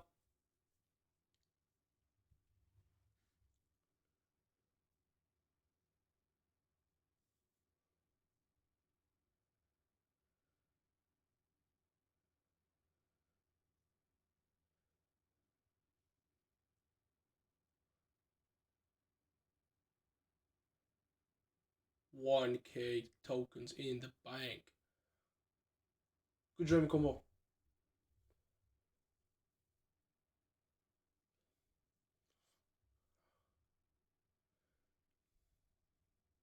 Nara's been getting the better of the Poppy, but that was to be expected in Isolate the 1v1. Fleet is such a disgusting summoner, or rune rather. I'm very certain Fleet will get a nerf sooner or later. Wait, Poppy's adding XP. How's that work? Oh, he just keeps healing with Fleet. Ooh, that's good flash. Can you explain why Volley should path top to bot this game in the beginning? I path the other way because he needs to defend this bot lane. If he paths to top, the Rel, Draven, and Xin Zhao would just dive his bot lane.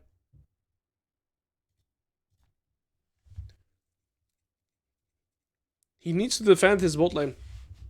Else they would just get dove. Oh. Okay, that's a really good flash. Draven has flash. Oh, Volibear, don't think Volibear had to use flash for that. Syndra got nothing for that roam. That's pretty sad for her. HTTPs. I think they should have given something to Syndra. The reason why they need to give something to Syndra this game is this is another important concept about League of Legends, right? Damage, well, how would you say it? Like the damage palette in the red side drafts. They only have one source of AP damage. Syndra, give kills to your Syndra. I mean, Kai'Sa can still go for some AP damage, right? But all in all, Volibear and Gnar have like a little bit of magic damage, but Syndra is their main magic damage threat, so they should give Syndra a goal to the draft like this. If you have one person in the game that is like AP damage, you should always try to prioritize giving that guy the gold. Yeah, I mean, Orianna has Merc threats. She should never be able to die against Volibear Xin Zhao. Really bad play to make. Syndra is really far behind from this now.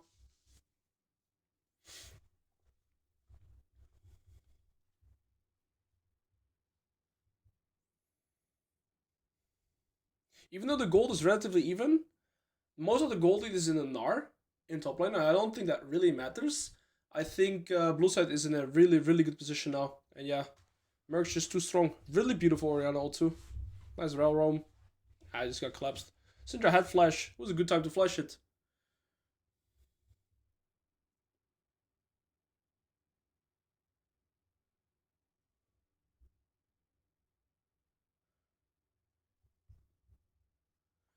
What champions would you play if you decided to do an 80 carry on ranked master? Draven, Ezreal, Kai'Sa probably. Draven, Ezreal, Kai'Sa would be like top 3 probably. But this Draven is going in 2v1. He's a Giga Chad. This Draven is so far ahead. They need to get this wave in. And probably set up the reset.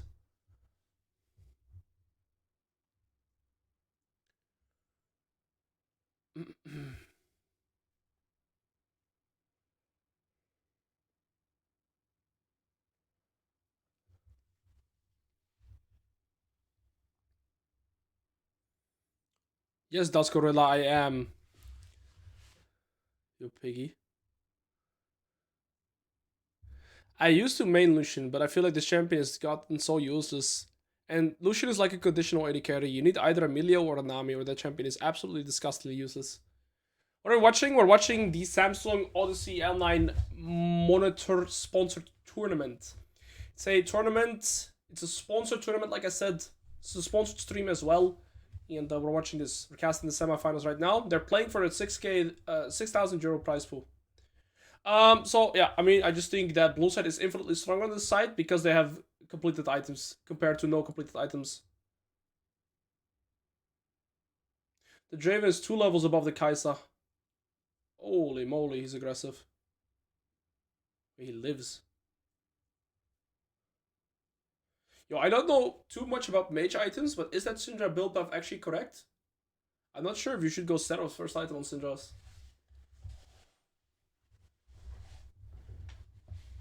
Alois, I'm master and mid main, but I perform better in jungle, and I can't carry a mid like I do in jungle. What are your suggestions? Then become a jungle main. I think she's out wins. She has flash as well. I think the bottom is dead here.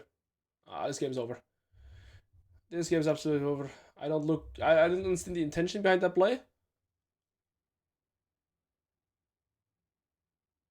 Xin Zhao is a full item, right? The reason the skirmishes will never work is because Xin Zhao is a full standard sky and Volibear just has components. So that's like, of course they.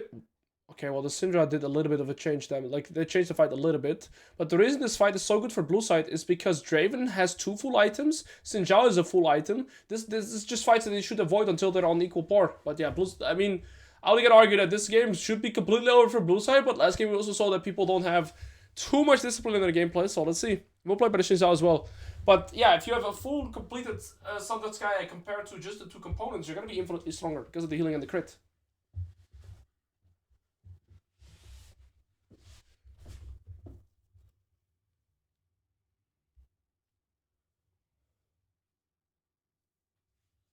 Alois, is there a chance you would like to join an esports team and do co-streaming in LEC like in this tournament? I would love that for the future. I think it's definitely something that I could do as well, because I do think I can have some analytical insights, and that's why I also think this stream was very interesting to see for future perspective and see how I would do in general. But yeah, I mean, I'm not sure yet, right?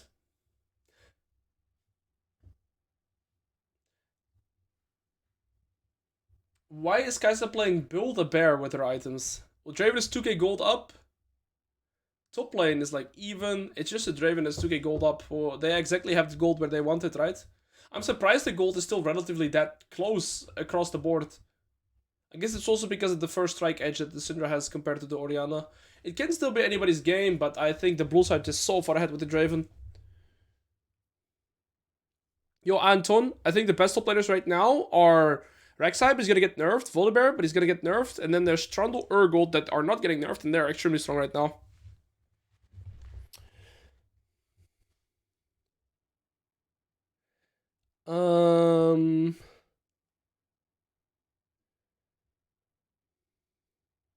Alois, I have mostly really good early game and a zone enemy top lane with line time, but I mostly lose all of my games. What am I doing wrong? I can't judge that from just that question. I think once Gnar gets cleaver this game, by the way, he's really going to start destroying the Poppy, but up until then, he doesn't really pressure the matchup too much. Yes, I think Urgot and Trundle are 2 of... and then also Garen Rennington. Either of those 4, Anton. Okay, well, they get Herald. I think it's also interesting how the wave management is set up right now. Both mid laners are bot. Yeah, the Draven is just getting so far ahead. This Draven is going to be 3 items before the Kai'Sa gets to 2 items. And red side needs to find a way to stabilize this game. Draven does not have flash right now, and they have Volibear's flash, so maybe what they can look to do is use the fact that Volibear has flash to find a pick on the Draven, but I think it's simply too hard. He's already level 11, right? He's on par with Draven with this XP of these solo laners, and he's 2 to 3k gold ahead, and they get a Herald here with 2 turrets. I think they're just breaking this game open too far. And it's going to be really hard for Red Side to stabilize. They need to shut down this Raven, but if he gets his flashback too, I don't see how they ever kill this Raven. They also have 2 dragons already.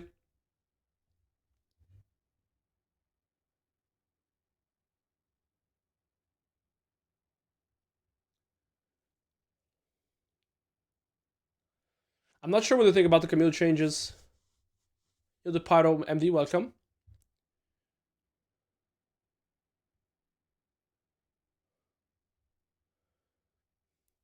So how does Red Side win this game? They need to catch the Draven or the Orianna. But you see what the Orianna's doing this game as well? Look how defensive she's building. She's going Mercs and Banshees, right? And so she is ahead and she's building defensive, which I think is extremely smart because she will still have enough damage, but she can't really die anymore. The only problem is that if they put Gnar into the Orianna, it can be pretty good, especially because Orianna also doesn't have phase rush. She has Airy, right? So Gnar can definitely win the side lane. Yo, Sailor carries you. Thank you for the prime. Yo, Bubble Tea. What to do in mid game if ahead? Advice. If you are already ahead, don't look for plays that are like 50-50. Look for efficient plays. Extend your lead through sideways, turrets, and jungle camps, and then take fights that are good for you. Good odds. They get mid tier 2. They're looking for a play here. But Gnar Mega is already out. And he got cancelled. He got cancelled by the Poppy. I mean, it's so hard to stabilize for red side. This Draven is so far ahead. He's 3 items away. He went Sundered Sky. I've never seen it on Draven. But like I said, Draven will have 3 items before Kai'Sa gets 2. Dragon is gonna come up in a minute. Poppy TP's top, but I think it's fine because she's gonna get priority and move to the dragon. I like how top lane has done absolutely nothing this game thus far. It's 0-0-0 top lane gaming. Nara's like, don't worry guys, I have 20 CS lead, I have full turret. But he's playing top lane.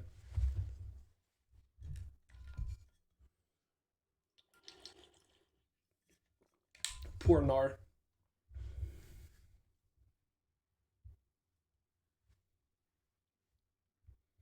Well, everybody has every summoner.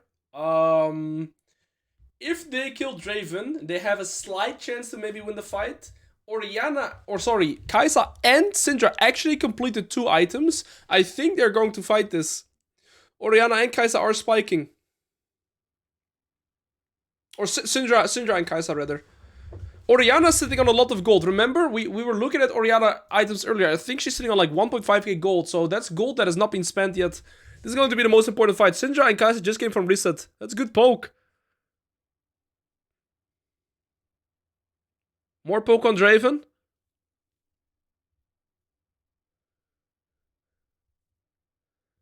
If red side wants a fight, this is the only fight they can take. They have to approach from the same angle though. Nara's getting mega.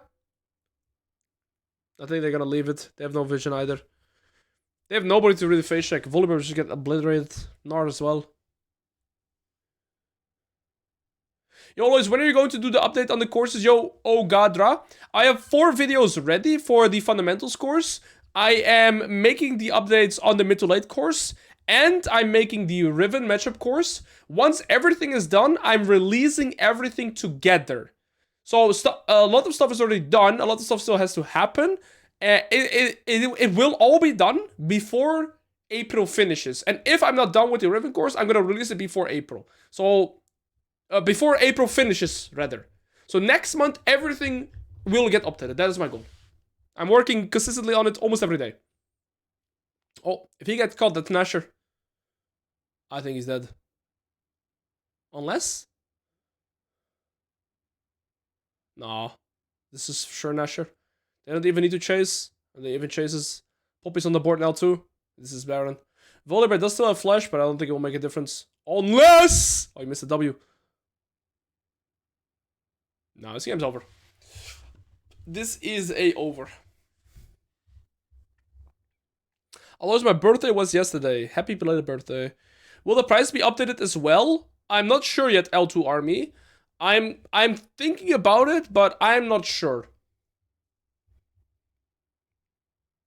I'm gonna make my Vayne matchup course, lil bro. Duty, you're a tier 3 sub, and I respect you immensely. I appreciate you immensely, but asking for a Vayne matchup course is almost like asking like for a, I don't know, like 10-year prison sentence, bro. Resounding never. Yes, if you already have the courses, you will forever get any future updates.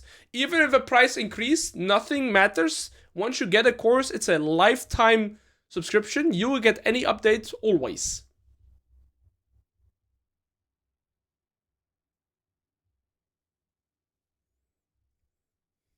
Wait, you asked for my course for your birthday from your cousin. That is so amazing. So buy the course before the price gets increased. Yeah, GG. But I'm not sure if I'm going to increase it yet. I feel like it's already at a pretty high price, but I definitely think it's worth the value too.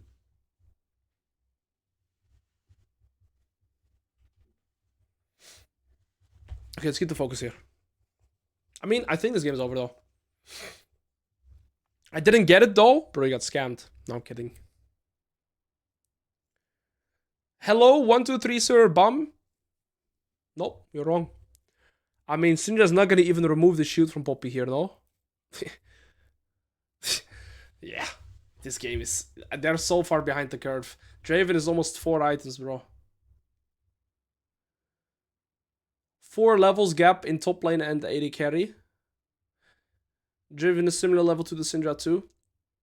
Draven doesn't have summoners though, but the only person that can really catch to the Draven is Volibear, and he doesn't have flash. I think it's like, if you're red side here, how do you kill the Draven? Nar got the bot here too though.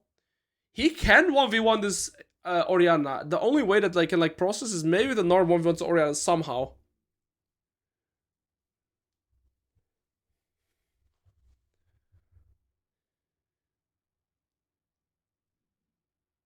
Bro, what am I reading in chat, guys?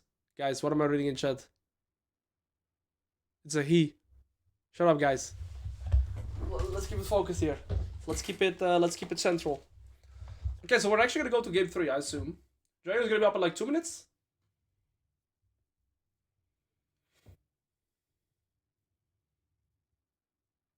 No, all good, bros.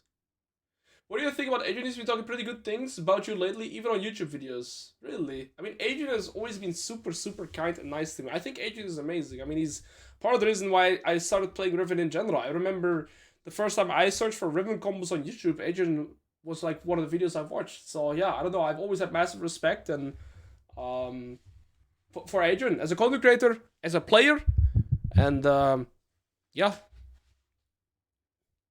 It does me very well to hear that Adrian is talking positively about me.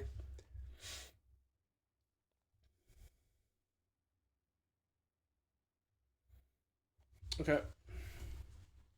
I mean, Draven is 4 items. Poppy and Xin Zhao are unkillable too, and that's like not even their priority. They have to kill the Draven.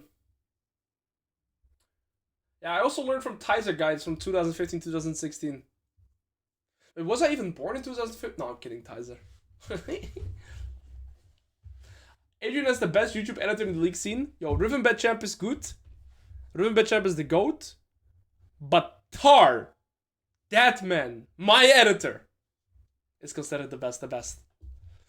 Okay, I mean, they get Soul. I think this is more than enough to close out the game. Lulu's gonna get killed to like 2 auto attacks by the Draven. Yep. They should just push up mid. I'm looking for more kills. Ooh. Wait, somebody picked the bush in blue side. They've actually picked the bush in blue side, but they didn't check.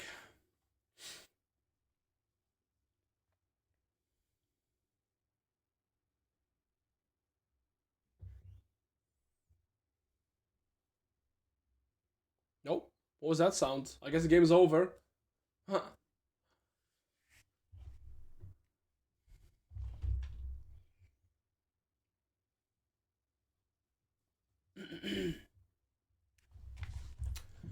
Wish Plat Noobs played for bot lane so I could abuse Jinx as well. They don't need damage. They simply don't have the damage. Even when they're all hitting frontline and Draven isn't even hitting. They don't have enough damage with the soul and do it. Wait a second. Nah. Okay, Draven would just kill him in 2 auto attacks. Yep. They are simply too tanky. Far too tanky. Draven didn't hit the whole fight and then like barely lost. Yeah, I was also like, wait, what was that client? Oh my days. Yo, who's this Draven? Holy shit, that ultimate actually though. Wait a second. That ult is crazy.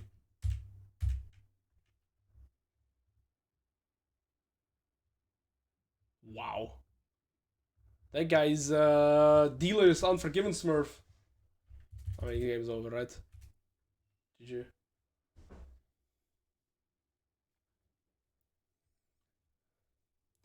Alright, GG, we're gonna go to game 3. They for sure end here. They don't! Hello, where's your bot? Okay, they're all respawning. Never mind. They're being smart. They're being smart about it. Tyler too. All I can think about is top lane impact this game as well. Neither top laner has really done anything. We went from Olaf, Fiora, full fist fight to Narpoppy. That's a legit top lane competitive though. Wait, they're flipping it. I heard the client again. What is that? I mean, this is a death sentence now. Okay, Norris Mega. Draven's full build. Oh! He actually found a gauge on Draven. Doesn't matter though. Yeah, goodbye. They can't kill Draven. It's impossible. Since Zhao, Rel, and Poppy make too much space as well. GG. GG. Guys, unrelated, but I had a job interview today and I'm so anxious and scared. But you already did it. Well done, though. I hope it went well. GG's. GG's. Game 2 done. Gotta go to game 3. What's your opinion on Forgiven? Best ADC by far. You're like putting, How can I have an opinion if you're already bringing it like that? Yo, DMSB or Frostvine, what do you think of Alois now, the best Riven player in the world, best top player in the world, best top... Like, yeah. Yeah, at least give me a chance to formulate an opinion, bro. At least give me a chance to formulate an opinion. How we doing, bros? Are we enjoying the games?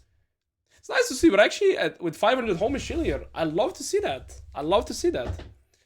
Well, guys, like I said, in between the games, feel free to ask me some personal questions too, so we can keep it around that. We can have the balance. We're gonna go to game 3. I still have some food waiting for me. So I'm gonna eat some food real quick. Because I'm a piggy. I don't know when else to eat it.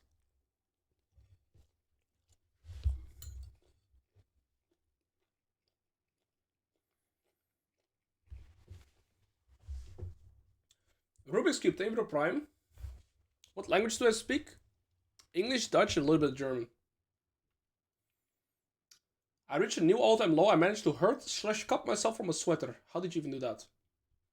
Thoughts on Pantheon? He's pretty good. I think he's a little bit less mid-game, but he's really good. But that's always been the case. I think Pantheon really good early, shit mid-game, really good late game.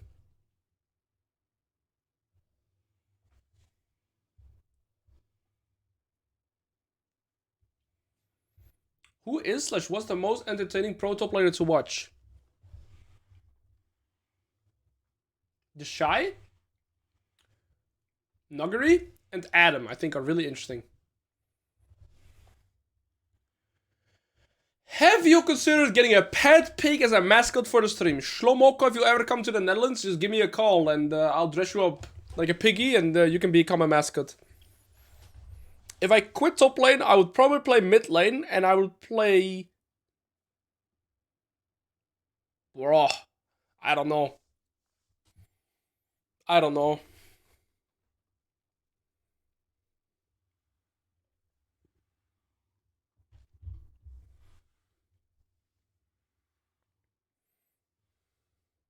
Zed.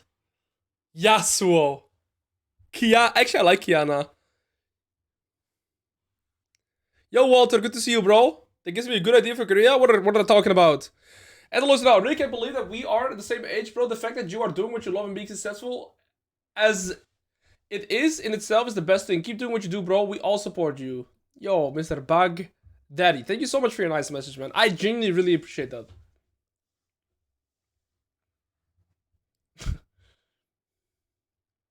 But guys, if you want to look into my professional career, you can go here. This site, it's called goal.gg. You can go to Alois now, right? And I showed this before, I believe. I actually have played Kiana before. I'm gonna lower this a little bit.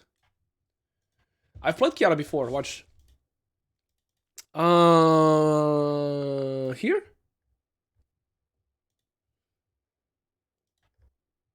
Look, Kiana game. We won. Match list. My Kiana game. 2019. I played Kiana top. This was when Kiana was just released. Look at these old items. Oh my days, was it good. Oh, you still had this combo on Arda. That was disgusting too. Banger. Yeah, I played Kiana here. But this was when Kiana was still like disgustingly broken. If you EQ'd, your Q like always followed. Yeah, I played the top lane into Cannon. I thought it was against Akali, and I played this matchup before, and I thought it was good for Kiana. And yeah, and then I picked Cannon, but I still smurfed it.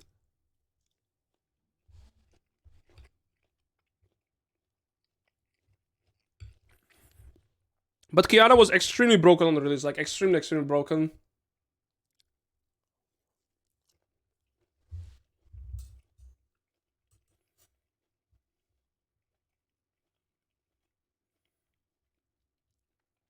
Yo, is it me? Or do some of these old items actually look better? Like, LDR looks so good. Blade King looks so good.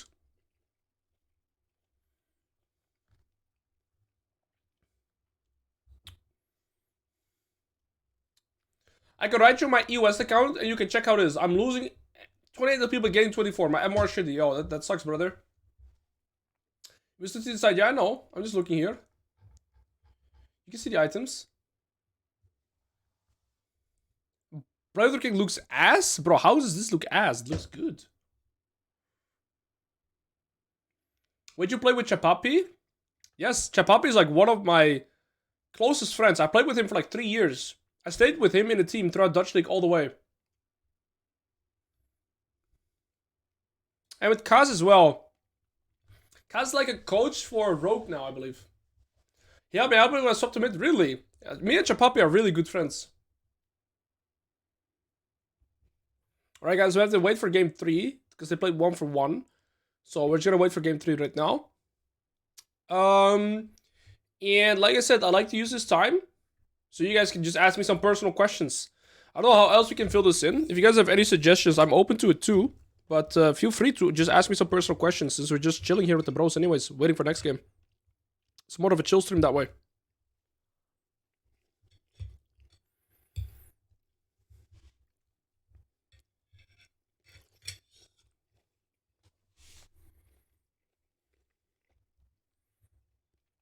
Yeah, blue team won.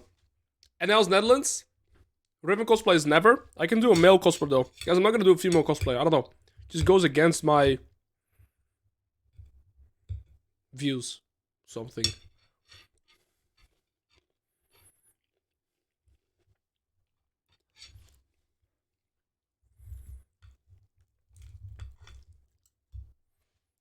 Some egg.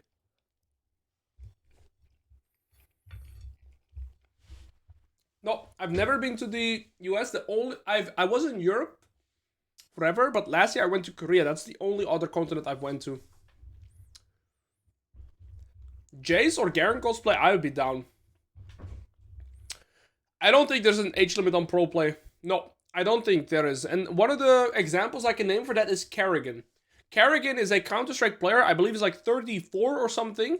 And he's been winning majors in the team of FaZe. Even though it's like, consider like at an age where people would consider that you're too old. I think Faker is another example. I think it's a lot of things combined, but I think age is less so like a factor, and I think people overestimate how important age is. Why is it every time I open your stream I see you're eating? Bro, like I don't know, man. I've barely been eating on stream lately too. He eats, bro, literally I've been trying to cut down eating on stream so much.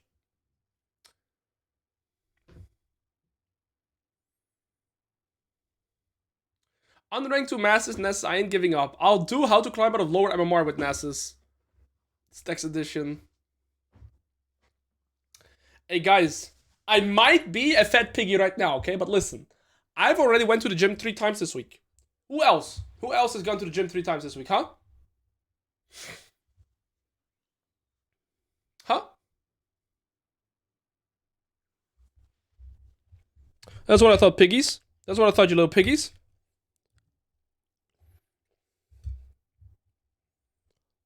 Don't lie.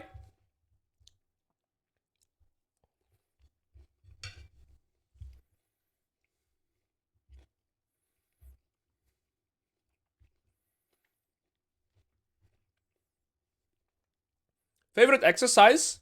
Hack squat, because it destroys me every time. And so I force myself to do it. Alright, Kylon, piss off, piggy. Me eating fried chicken right now. Bro, enjoy that, bro. You're getting me hungry, even though I'm eating already. That's a problem, huh? Bro, fried chicken is just goated. Stop talking about fried chicken. You're gonna make me regret eating this.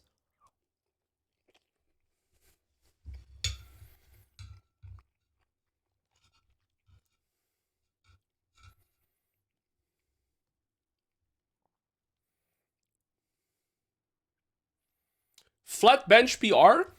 I don't really know my PR, because when I flat bench, I go for like reps, right? So 2 months ago, I was gymming more consistent. I gymmed for like 1.5, 2 months in a row. I was doing 60 kilos times 10. No, times 9. And right now I'm doing 50 kilos times 10. And I want to increase it again. But I started gymming this week again. What's your peak body weight and what's current? I think the highest I've ever weighed was 95.5. Right now I weighed at 93 kilos. But I do think I have more muscular mass right now. I don't think I'm super muscular, by the way. Don't get it wrong. But I think when I was 95.5, it was more like fat as well. I'm not really in shape, right? Not at all, actually. I want to get in shape. That's my goal as well. I set up 3 goals for myself. I want to go down to like 82, 83 kilo. And those are my personal goals right now too. How tall am I? I'm 183 centimeters. I know it's kind of okay, but I've been doing 250 push-ups a day for the past month now, with exceptions, because at my work we collected money for every push-up we do. That's crazy. DM's Beast, this headset I have right now is amazing. This headset, I think I have a wireless Logitech monitor, and the reason I monitor headset, Light Speed, I think it's called, or something. I'm not sure exactly what it's called, but this headset is amazing because compared to other wireless headsets, you don't have to charge it that often. Yo, Ahmed, good to see you, bro. Personal question here. Will I forever be fatherless, or will the true ninja arc, or will the ninja come back with milk one day? No, you're gonna stay fatherless for the time being, brother. I'm sorry. Wait, what? Did we just start draft and leave again?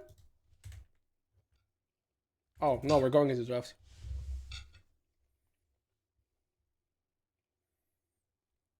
First time I played League of Legends? I can't remember. I think Tryndamere or Xin Zhao. I remember leveling and playing a game with Xin Zhao and flash healing somebody. That's like a vivid memory. I was really young.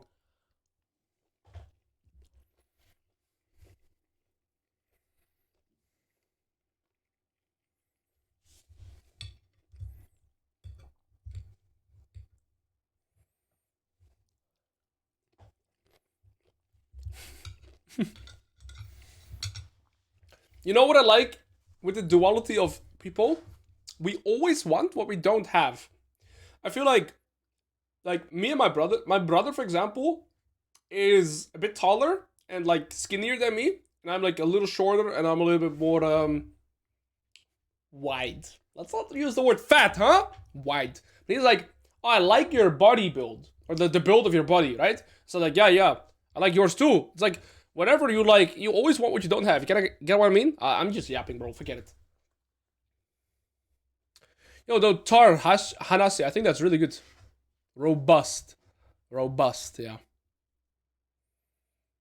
Yeah, robust is maybe good.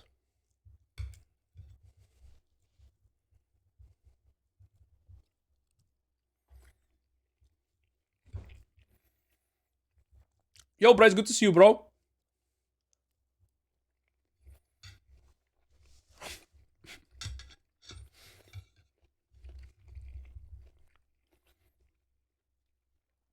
Draven is banned. Everyone want to eat on this mad sauce banana? Do you have merch? Because t-shirt that has a piggy with a vein head on it would be way too funny. I don't have merch. I do not have merch. I think it's something that's gonna maybe happen, but way down the line.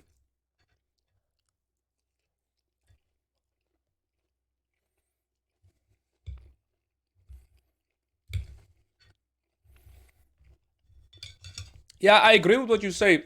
Yato Plisi. I feel like people are very rough on themselves, very often, me included. And it's sometimes hard to see progress, because I feel like very often, us as humans, it's hard to keep track of progress because we always raise the bar. Okay, this is an interesting top lane matchup. Jax into Olaf. This is a really good matchup for Jax. And the reason as to why, but mainly pre-6 again. So, Jax is going to want to win this matchup pre-6 again. After 6, the Jax E doesn't matter that much for Olaf.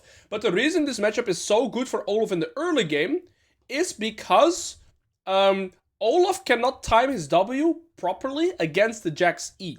Remember, Olaf wants to use his W on low HP to get a bigger shield, but if he's stunned, he can't use it. Also, they have Seraphine as solo AP in this draft, which is interesting.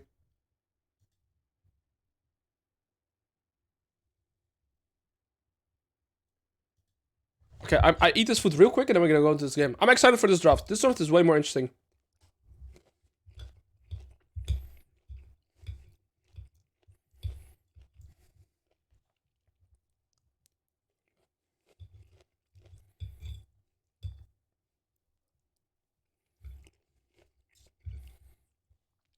Okay, I want you this food real quick.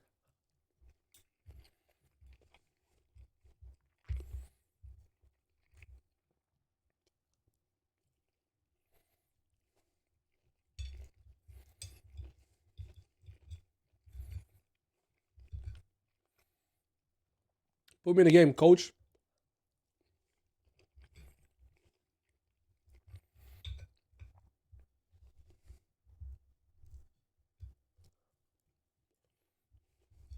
Did I pause it? No. We're waiting to get in game.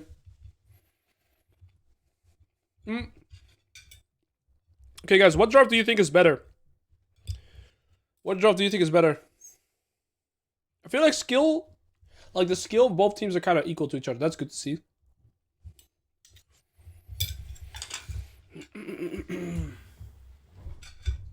We're 1-1 right now. Sounds always a little bit soft.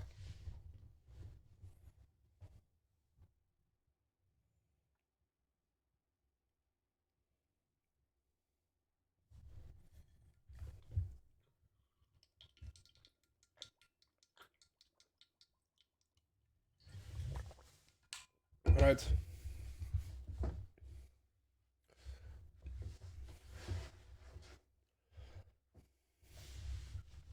I want to see the draft again. We're gonna go into game in a second. Oh wait, we're betting on the game. I like it. I think I prefer blue side draft as well. I think Jax wins against Olaf. They have since out Jax, so I think since out Jax can really look to kill Olaf in the early game, that's what I would be trying to do. Yes, every round is a best of 3. So we're going for 3 games here, and then we're gonna go for 3 games in the next one too.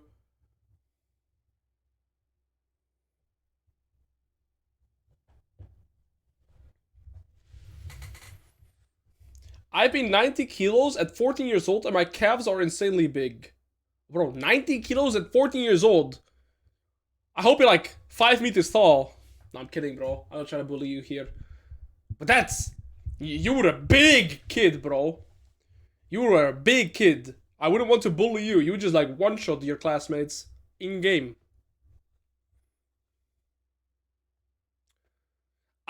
All in on blue, put me in the salt mine, CG.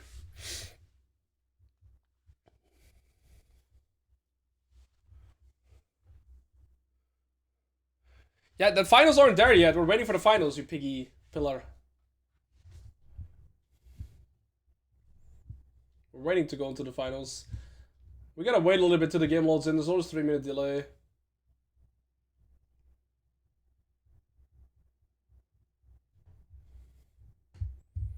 Yo, Ton GSR. SGR, sorry.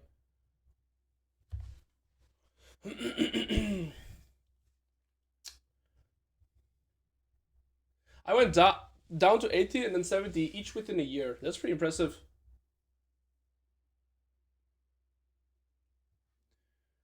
I think we gotta go in game any second now. Bro, guys, I was always like a pretty athletic kid. I did karate as a kid. Then I went to I did handball a lot as well. I was like really athletic. I could run a lot. And then I stopped doing sports and I just sat inside and played games all the time. And I feel like I have the, what's it called? Cardiovascular. This is like how long you can like how good you are with your breath and stuff like that. Bro, I'm just a pig. Sometimes I feel like I'm like a 40 or 50-year-old man. But that's why going to the gym again now is good for me. I'm trying to increase my cardiovascularity or whatever that shit is called. But I think people know what I mean. Next time we do predictions, you should not say who you think will win before the predictions closes. Well, doesn't matter. I can give my opinion. Maybe you disagree. It's not like my opinion is final.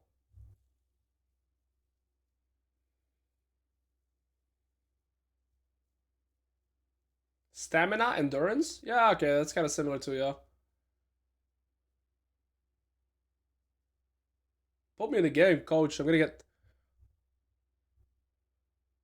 getting impatient here. This song is a banger, though.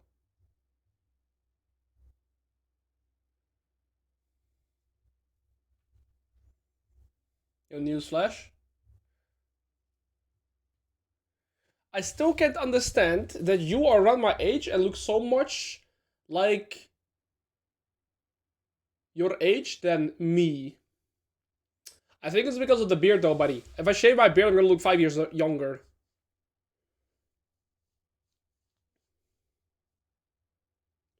Yeah, spicy, you're right.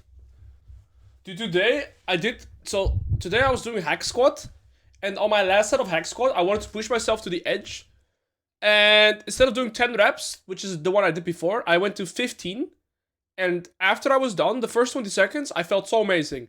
And then after those 20 seconds, suddenly I got like a wave of nausea that was undescribable. I was like about to yak. I had to take 10 minutes of like focusing on my breathing because I was about to yak. But afterwards, I felt really good. Like afterwards, I felt really, really good that I did the workout. So yeah, today has been an interesting day for me. Put me in the game. Put me in the game right now.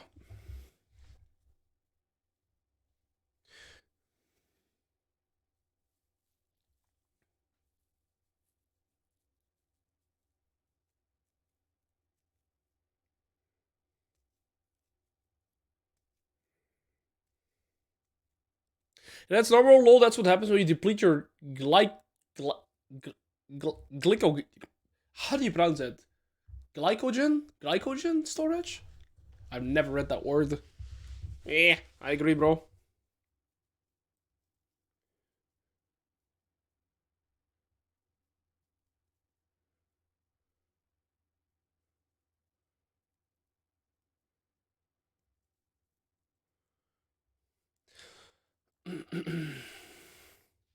It's the sugar stored in your muscles for energy. I see. Wait, what did you say, L2 Army? Wait, I respect it so much. The whole summer, I was staying with my grandparents, and he woke me up every day at 6:30 a.m. to go for a 5-kilometer walk and a swim. He still does it to this day, just for the enjoyment. It's super based, not in winters though. Bro, I wish I had somebody like that in my life. Because I feel like that influence and that like discipline that provides for you, especially somebody pushing you to do it, is like super good for your personal development. I struggle with discipline sometimes myself. I say sometimes, but that's definitely something that I want to be improving. I want to hold myself more accountable. That's why I also set like goals for myself right now. Like weight goals. That is so wholesome though that your grandpa just... Bro, are we getting in the game or not? Let me check my messages. Like, I'm getting actually like... What's going on? What is actually going on?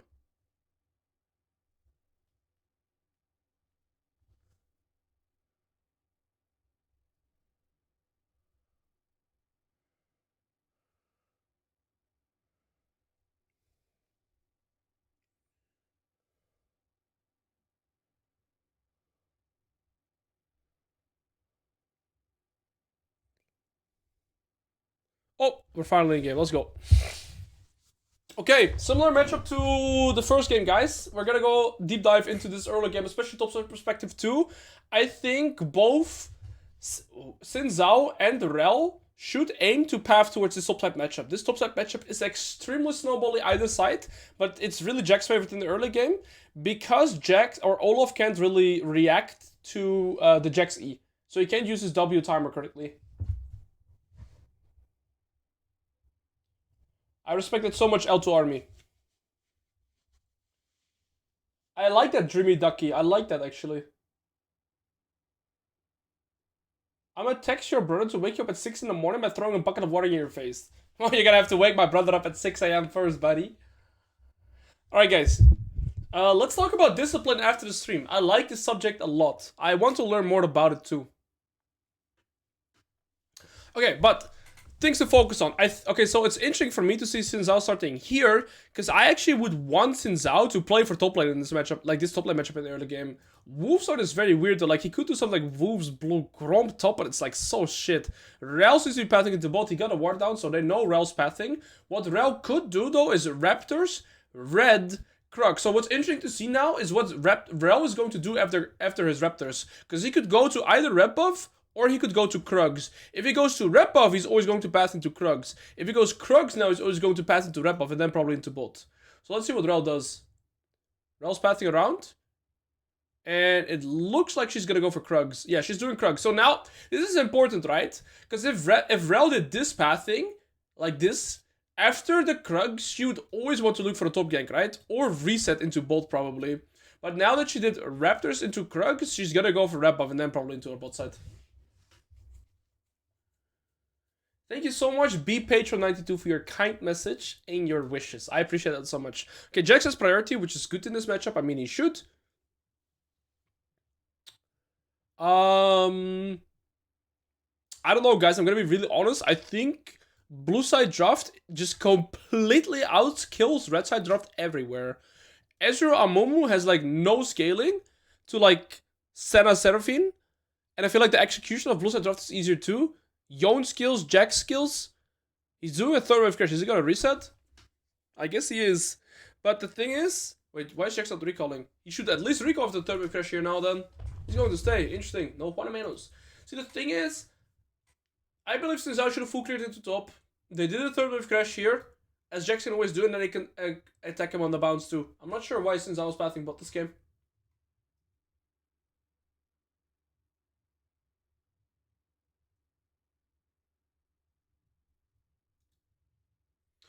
Well, I feel like Seraphine Senna just gets a free skill against Ezreal Amumu. Like, it's not really a kill threat lane. Like, if you play Amumu, you want like a Samira or like a Draven, right? That's a kill lane, but Ezreal's not like, I mean, unless you're dragged there, I guess. Since Zao has no flash, so that could be an interesting thing in this skirmish here. Yon started doing Scuttle, but gave up halfway. I don't know what's going on there. Jax did not reset, so that... Oh, but Olaf is very low on mana here. We see here that Olaf is pretty low on mana. So I'm not sure if Olaf can play out this bounce. He's forced to walk up for lasers, but he should hit his level 5 first here on the bounce. Yes, bpatron92. Guys, very good question. Was there ever a point in your career where you thought you would no longer climb? Of course, I was hardstock as well. I've plateaued as well. In fact, guys, remember, I was once a bronze player too, right? That's why it's also easier for me to transfer knowledge because I've done the whole path myself.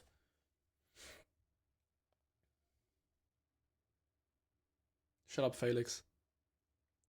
Wait, how did this guy get 32? He got both scuttles. Interesting. And Olaf has crashed the wave, but it's not a clean crash, so he's forced to stay. I think Jax might get a kill pressure onto the... No, he's half HP. Okay. The wave is still kind of frozen here. And since I was going to do wolves again, but Amumu's roaming. This is a very interesting scenario. Really good awareness by the Rel too. They could maybe dive the Jax top here with the Rel. They're going to look to dive the Jax here. And Jax has no TP. So this can be really tricky, but I feel like the wave is already going to be gone. They're going to dive without the wave. Yeah. They can't dive this without a wave. What is this shit? Oh, this Amumu rob is so nasty. Ooh, Olaf failed his flash. Oh, that is so disgusting. He's going to recall, which is really smart. Jax has no TP. The wave bounces back to Olaf. The Jax is in a world of trouble. I think Rel should recall and then take these camps. I think what Rel should do is reset right here. And then come back into topside and look to gank this Jax again, maybe. I think going for grubs here ruins her tempo, but I'm not sure.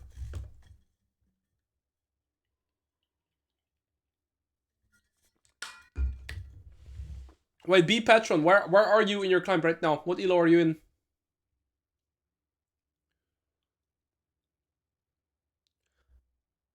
I mean, Rel didn't even get the grubs. Jax rush tabbies? I'm not a fan of that. I feel like also Mercs is really good into enemy draft. Looks like Ezreal got zoned from some CSO with the Amumu roaming. See, the thing is, Rel can't look for a play on top lane right now because she has to recall. Look, she still hasn't recalled 6 minutes into the game. So she can't look to kill this Jax on this bounce here simply because she didn't get a reset in. Alois, you always act like not taking grubs is better than taking them. Yes, I feel like people... Look, Rel didn't even get the grubs. Since I'll end up getting them. People overestimate how good grubs are. They waste tempo for it so often. That's a beautiful play. Nice. I think this Orianna not having flash is going to potentially also lead into more kills. The benefit is that she's playing against a Senna support, so Senna can't probably look to kill her too often. Oh, this could lead to a kill as well. But Orianna not having flash against Yone since Zhao is very scary. But yeah, they do have a set of support. Beautiful Yone ult.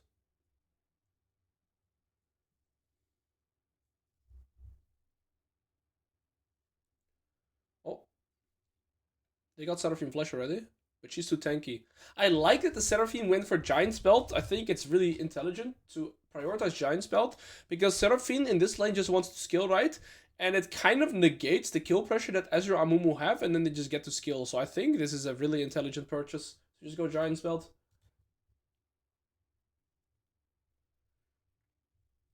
Olaf is super far ahead against the Jax right now because of the first blood. This could be a good skirmish. Since Zhao's level 6, I think they win this. I don't think they can kill this in Zhao.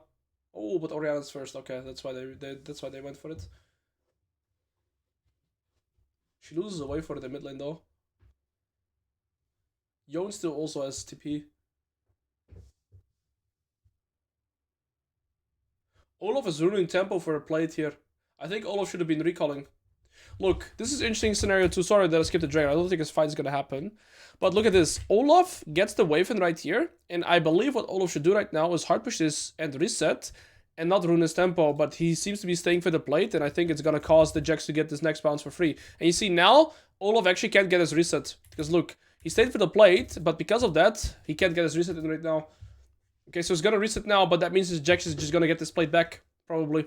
Really big blunder by the Olaf. Does it make sense? And now he gets his reset cancelled, and that's all because he stayed for the plate. Losing tempo for the plate is one of the biggest mistakes you can do. He probably is regretting it. Haha! Get it? Sorry. Sorry, guys. I'm sorry.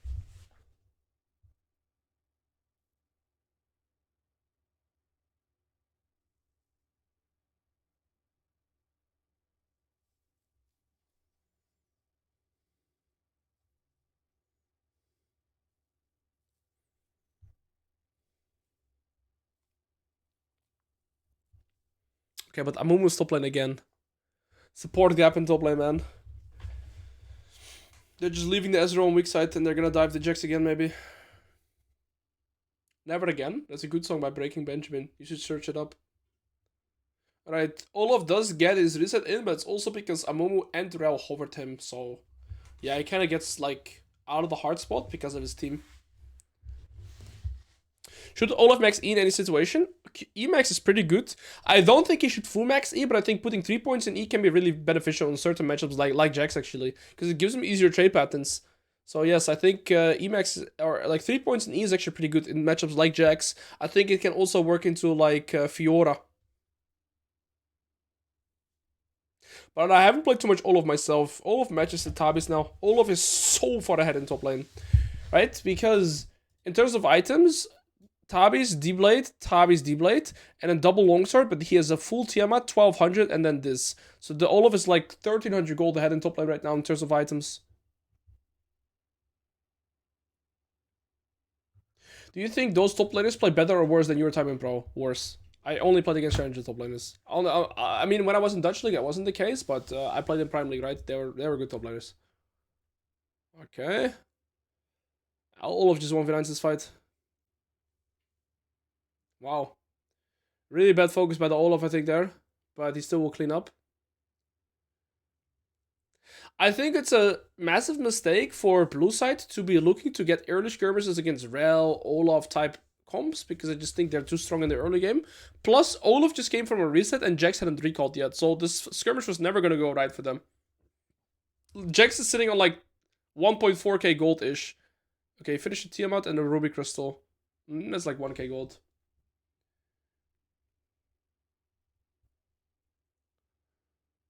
Yeah, Rel level 6 too. Nice combo. I'm surprised this fight even still went this good. Like a 1-for-1 is, I feel like a blessing for them.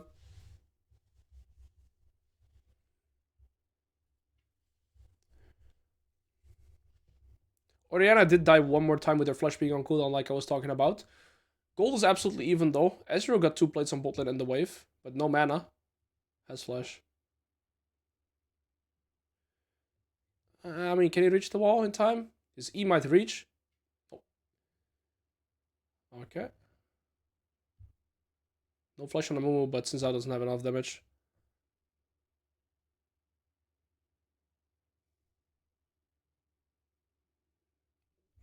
Alright, I mean, game is that even, but I think that favors blue side because they skill extremely well. Although, on the other hand, even though Olaf doesn't have the best scaling, right? And he will get outskilled by Jax, I think he's actually really good against Xin Zhao, Seraphine, Senna, because they have no dashes besides Flash. I mean, Xin Zhao E, but you can't really use that against Olaf. What's my honest opinion is Vladimir as a champion? I think shit in top lane, fine in mid lane. I don't celebrate Easter. No. No. I'm oh, that's it.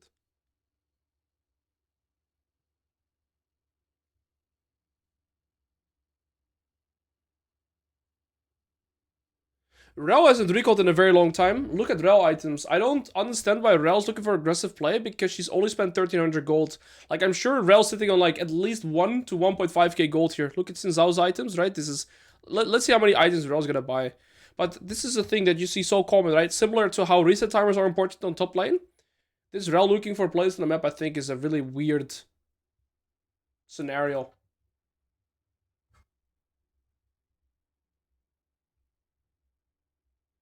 She hasn't recalled for like 5 to 6 minutes. Jax somehow got 3 plates in this matchup too. I don't know how that happened. Titanic Hydra Rush on Jax too. That's very interesting.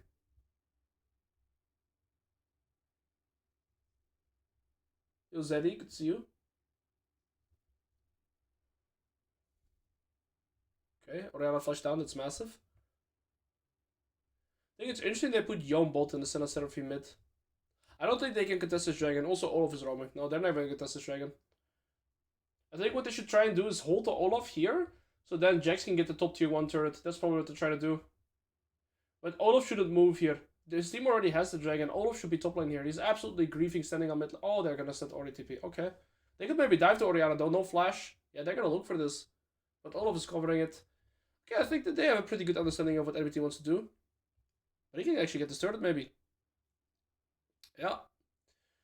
Yeah, no, big mistakes by the red side draft here. So good for Jax. Oh, he's dead though.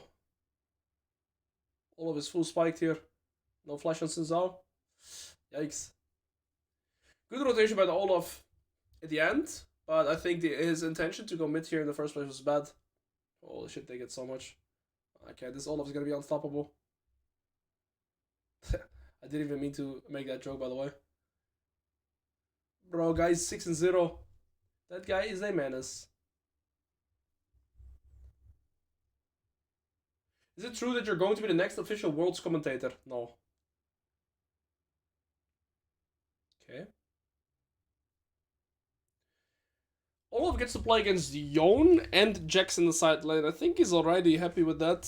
But Yone actually gets this. This is such a massive gold swing for the Yone because he gets a turret and he gets the kill.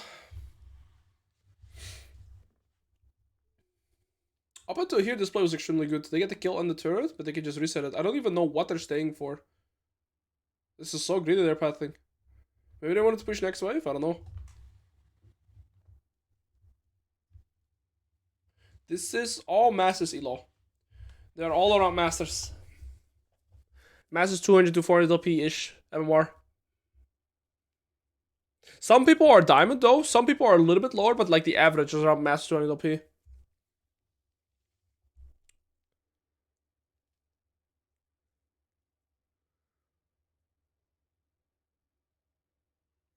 Everybody's on one item now. Besides... No, everybody's on one item. Besides the support, but doesn't really matter. Oh, what is this? Hello, stream? Okay, we're chilling. Why did Blue Side win this so hard? It's because Olaf wasn't there. I mean, that is probably game losing. And the fact that they're fighting without the Olaf is incredibly greedy. Orianna had no flash again, so she was the one that got caught. I'm gonna replay this because of the lag. I didn't even see what happened. This Ezreal and Orianna are permanently getting caught. How does they win the fight? Olaf is top lane. Olaf is top lane. They start the fight without Olaf. He's literally all of their gold. Ezreal melee range, ease into the pit without flash, is dead. Orianna gets caught without flash and dies too. Yeah, okay. Well played, Jax at his flash, and then Amumu gets caught too. I think this is kind of GG, because blue draft already outskills, but if red side wins the next team fight at dragon, they can turn it. That's how I see the game right now, but they have to play with the Olaf. That is their boy.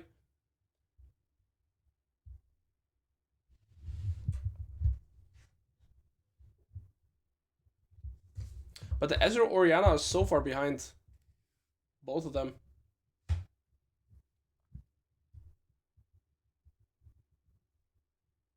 You gotta look for plays with Olaf. Bro, this is the pure top lane experience. 6-0, 100% kill participation. His team did get 2 dragons though. At least he's not behind in dragons. The real top lane experience would be that enemy team has 2 dragons now, so I guess he still has a chance.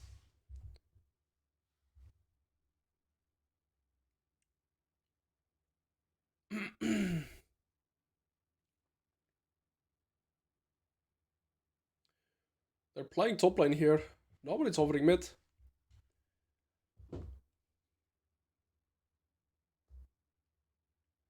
I think they're gonna push out top, and if I am Jax right here, what I would do is push this out, recall, and look to attack Olaf together with Yone. I wouldn't stay here. I would recall and go bot and attack the Olaf. If you can get the Olaf shutdown, the game is instantly over. Yeah, he's recalling. I hope Jax runs bot here. That's what I would want to see. Dragon is coming too. If they can catch Olaf before the fight, oof, it's a game over. Orianna's still top. She's leaving the wave like this. It's got a slow push back to blue side. So this is really good by the Jax. He crashed the wave into the tier 2. And now you see instead of the neutral wave, the side wave meeting here, it's meeting here, right? And that means this next wave is going to come here too. So this side wave is really, really good for the Jax. It's going to push back into him or the Yone. But regardless, this wave is going to push back to blue side. I think, unless they have higher levels everywhere. They do have 2 levels lead here. I'm not sure how strong the mains are. This red buff, okay, Orianna's got again. Has flash though. Actually, really good ult. Where's Olaf? Olaf is the man to watch.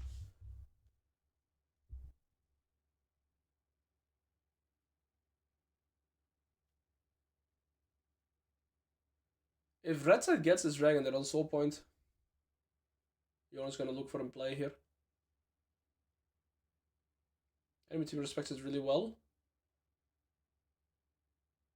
Wait, that Amumu followed! What? All of us popping off. Did you guys see that? Amumu. Sound is laggy? Really? That sucks. Nothing I can do about that. It's because the stream lagged a little bit too. Look at this Amumu. This fight. Sounds lagging. I'm gonna try to restart this scene. I don't know if that can happen. How this helps it. Look at this Amumu in this fight. He just follows the Yone. Holy shit. I didn't even know that interaction works like that. Look at that Mumu.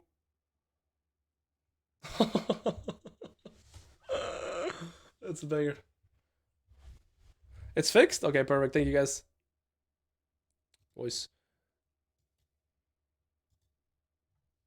I mean, yeah, kind of... I don't know. The Olaf is really 1v9 in this game.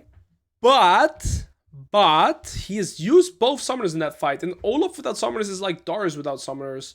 And Jax is scaling. He's 4-2 now. He's on a 4 in shutdown 2. I think it's still either game or either the team can win this game. It's just that they're on soul point. I think right now, if you are blue side, you wait till all of summoners are back up, and till then, you are not taking any skirmishes.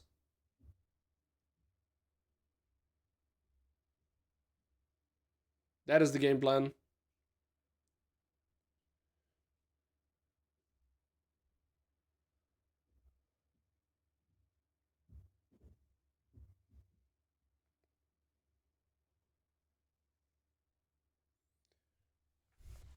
What is this game? League of Legends.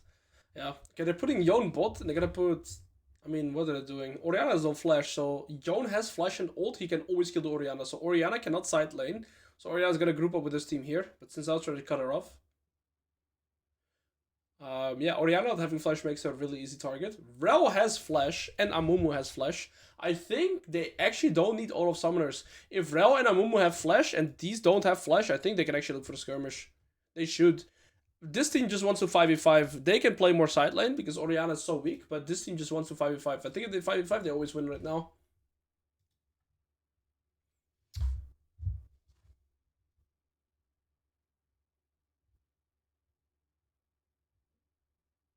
Ezreal 2 items in L2. Same for Seraphine.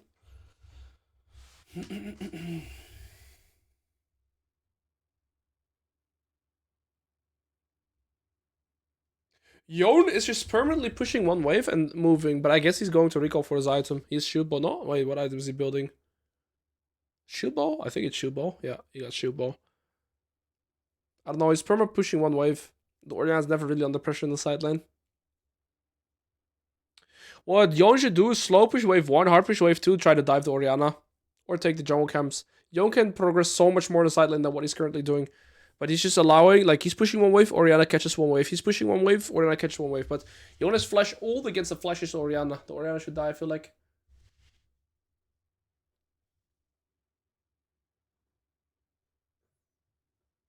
All of his 3 items, he has a Sterox. That guy is a big daddy. His goes now too.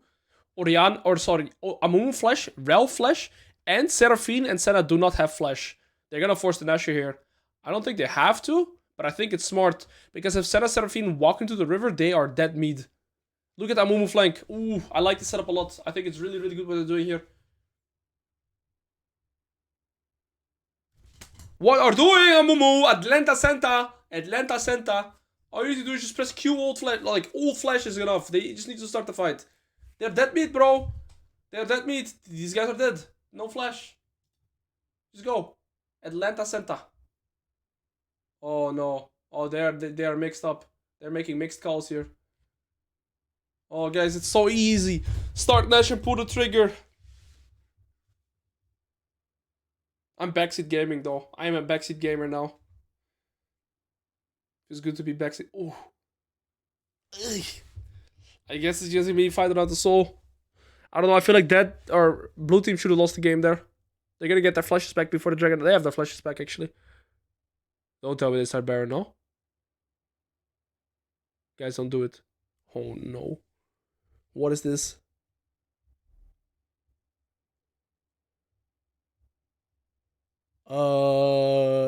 Guys, I don't know, bro. This is a mess.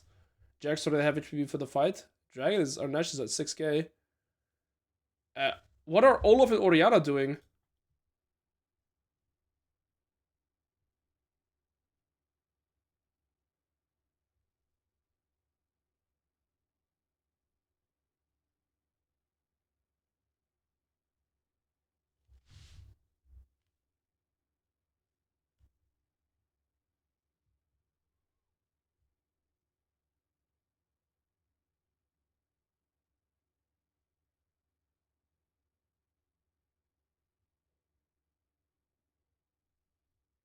This is worse than...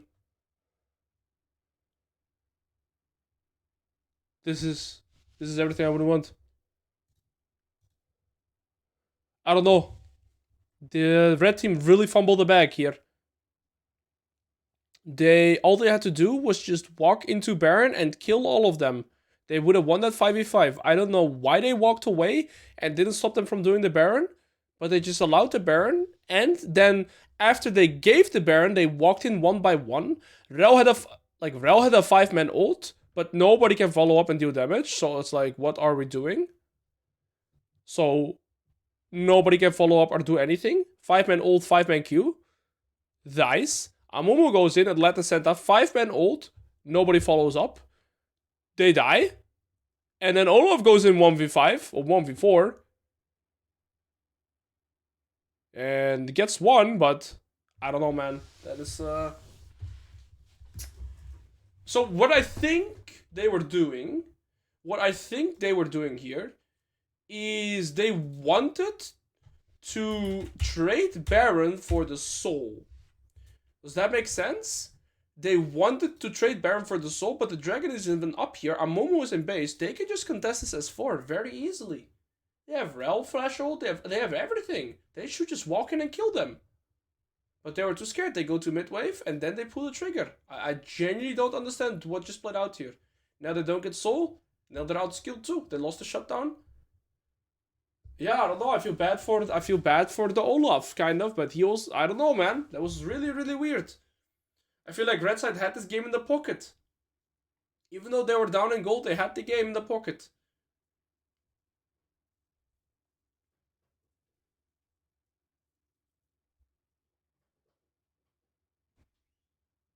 True, of course, playing for 6k euro is very stressful, right? We're just backseat gaming, but it's very sad because they had like a perfect setup around Nash with like the bot lane not having flash, Amumu had flash, Rel had flash, but they didn't find the engage, and then I feel like they just panicked. But you know what you have to consider? One thing, right? I'm backseat gaming here, but one thing you have to consider when watching any like game with comms is what plays out in the game is sometimes really easy to judge, but you don't hear their voice comms. You don't know what people are calling, right? So even though it could look like some people are inting, you also don't really know what other people are calling sometimes. That is always a tricky thing. I don't want to be too critical here.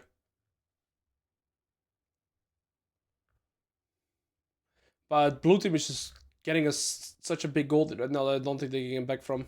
I don't think they can ever get back from this now. Oh. I just think the Seraphine shielding is too much now. I mean, Olaf still really wants to win the game. Senna is somehow split pushing mid. This Olaf deserves LP, bro. Wait, what was that sound? Senna split push mid? Olaf really deserves this win. He has 100% kill participation as a top laner. 100% kill participation, bro. That guy deserves the win.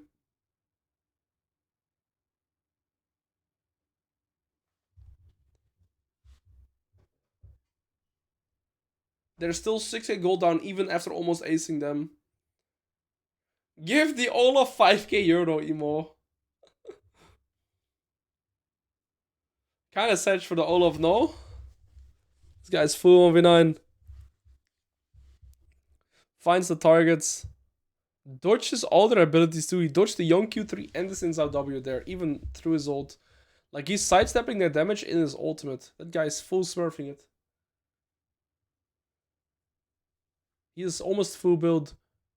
He's a full item ahead of the curve, but I mean, Ezreal's 3 items now. Ezreal can actually do damage.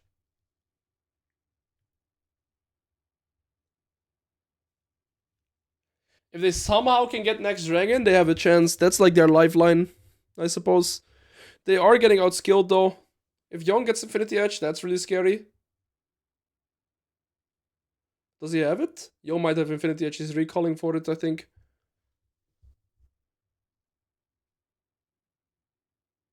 Yeah, Yon is Infinity Edge. That's really scary. So Yon is a massive threat now. He's level 16 too. They have all summoners. I think both teams can kind of win a team fight, but I would still favor blue side always. Seraphine has flash out too. I don't know.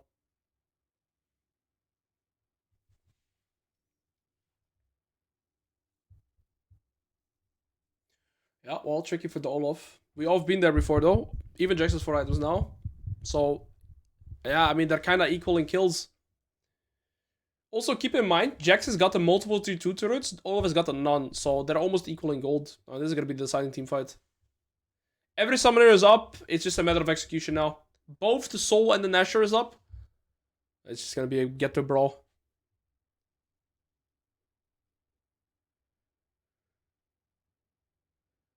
I don't know. Red side is starting the fight. Olaf is regretting the teammates that he has on his team. Oh, my mama. Atlanta Santa. In the clutch moment, he is not ready. In the clutch moment, Atlanta Santa is really the choker. Atlanta Santa is dead. No, that's not what you want. Yeah, I knew it's just that they're... Oh, Regret is regretting his decisions of choosing these teammates. He can't do it all by himself. He is full 1v9. Poor guy, man. Imagine you're in a room with your teammates right now, just like this. Holds a shotgun. I don't know. Mr. Regret. Poor guy, man. He had to do it all by himself. GG. GG. He actually lost 100 kill participation. Atlanta sent a dive with flash up. That's Sedge. Good game. I did favor the Bullseye draft though. I think it was easy to execute. He just ult the force. Alright, so... what was their name? I forgot. Their name was this. Polish-Romanian Commonwealth. They won. GG's to them. We're closing up with GG's because now we're gonna play the Secret Club against Dot. The Secret Club against Dot is going to be the next So what are those open GG's? Let's check out Dot first, okay guys? Let's check out Dot first. Okay, this is Team Dot. We're gonna open their open GG's in order. Okay. Let's do some scouting here. This is Dot, started with the top laner. Oh, he's a rumble piggy. He is a rumble piggy. Quinn Enjoyer 2. Guys, we gotta shame this guy. We don't like the top laner in Dot team. Okay? Matter of fact, I'm not gonna be biased, but he is a Rumble player. So I have my biases ready. Okay? Okay. Jungle. Bro, this guy can't play Rumble if this guy only plays AP junglers. This guy is only playing AP junglers. So maybe he's not going to be allowed to play Rumble. Okay, but he's been practicing the Rel. He's been practicing Rel, Ivern too, okay? Mid lane also plays AP champs, but also plays Kiana. This guy kind of plays everything. Ooh. Not Oriana though. Not Hawaii either. 80 carry. 500 LP. Has gotten his stamp elo on Twisted Fate. He's been spamming games all day. Okay. Okay. And their support is Grandmaster. Oh, this team is pretty stacked. This team is pretty stacked, guys. Wait a second. This is their support. But he's playing Evelyn. But their jungler is also playing Evelyn. Well,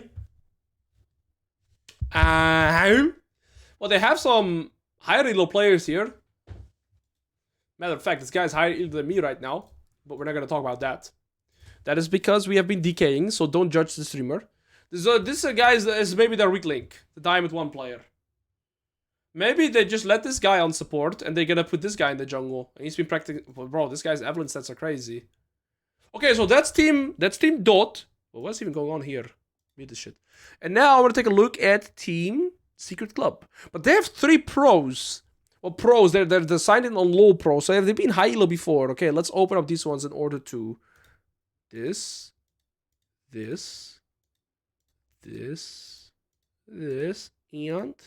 these. Okay. Is this their top laner?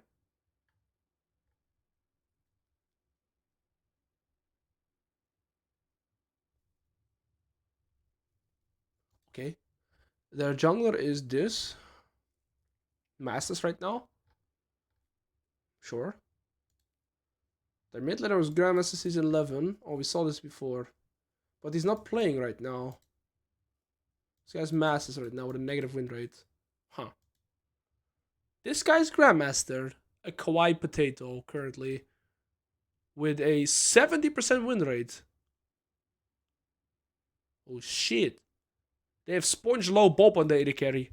He was Grandmaster 2 seasons. Okay, so their AD carry is a scary man. The kawaii potato is actually a scary man. Okay, that's the guy that we gotta be looking out for on this team. And their support is playing Kane. What the fuck, man? Like, what are these openings? Yo, Johnny, I get to see you. What's my highest unranked to challenger? I don't know. It's like around 70 something, 70 plus for sure. So wait, this team has a very good AD carry. He's very high win rate in Grandmaster. Like, this is impressive, right? And it's also so many different champions. That's really impressive, actually. Like, really, really impressive. So this guy is really good. I clicked it away. It's fine. And then in this team, or was it the Dot team? They had like a good jungler, right? No, they had this guy that was like Grandmaster. Yeah, I guess that's it. Okay, I mean, it looks somewhat stacked. We're gonna be waiting for the next one to go. My guys, I gotta go to the toilet real quick and grab some more water because I've been yapping for 3 hours straight, so my throat has gone dry and I ran out of water. So I'm actually gonna put this here, quickly full screen it. You guys will see some ads. Just enjoy the full widescreen ads. I'm be back in 1 second. Okay, I'll be like literally gone for 2 minutes, and then we're gonna continue watching the next best of 3. Thank you guys for joining me with the chill stream. Be back in a second. Okay, be back in a second.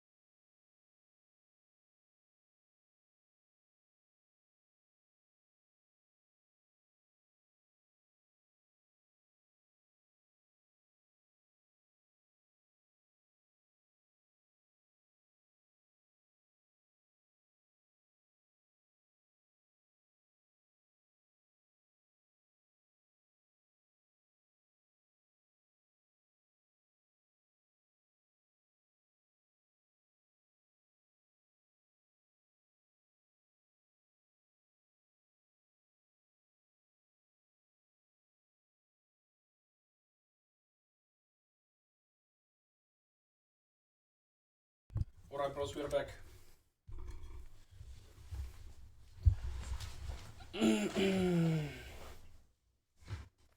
Where's my camera? There we go. Alright, bros, we're chilling. I mean, we gotta wait for the next game to start, right? So, Polish-Romanian Commonwealth has beat the definitely not washed up crew. They are in the finals. Now we're gonna have Secret Club against Dot. The Secret Club has a really good AD carry. Dot has a good jungler, so we're gonna see how that goes. They're orange champs, like that's refreshing. We'll see. I think they should ban shit like Kalista. Create one. Thank you for the primer. Evelyn is banned. Well, that's what I expected.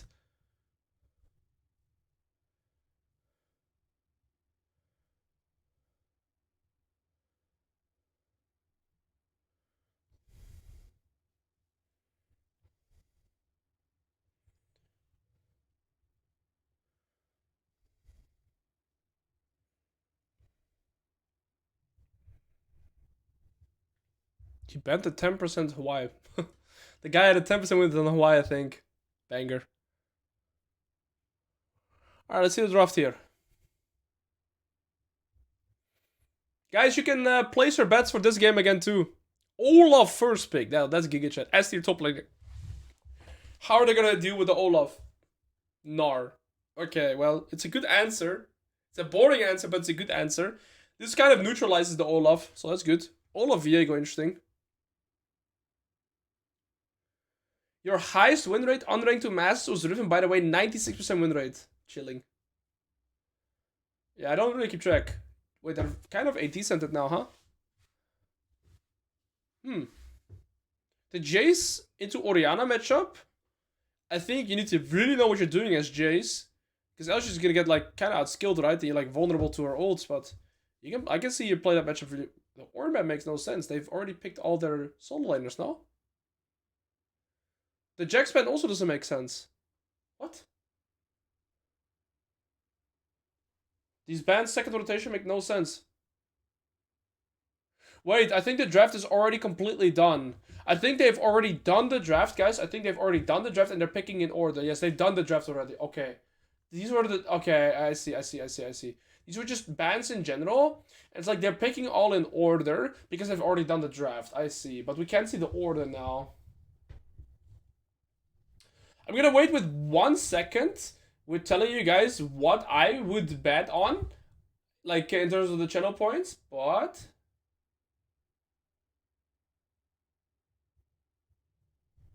okay, I'll give you guys 1 minute to choose your bets on what side you would predict, and then I'll say my prediction.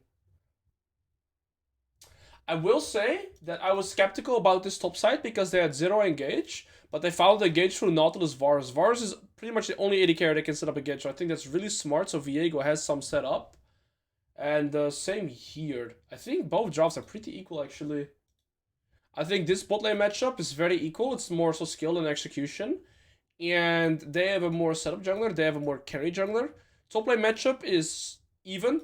Like, it's complete even. And mid lane matchup, I think, is where most action can happen. I think both drafts are actually, like, pretty neck on neck. Ashe can set up too. Yeah, but it's not consistent engage. Like, Ashe Arrow is very conditional. Oh yeah, I guess it can work too.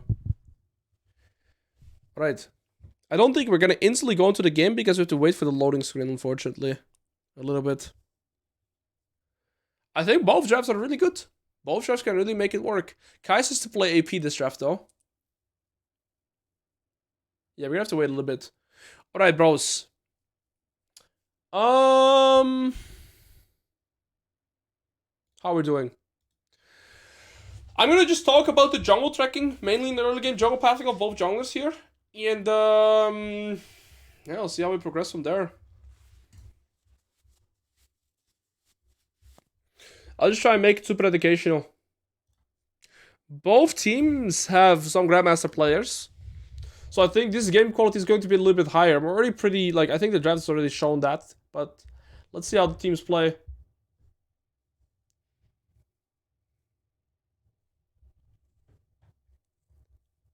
True.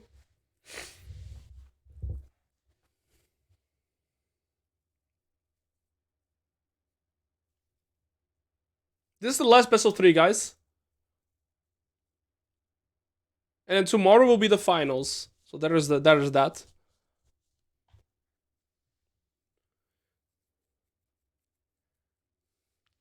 These teams were pretty close with each other. I'm curious how close these teams will be too. Yes, tomorrow will be a best of 5. So we'll watch tomorrow's finals too between these two teams.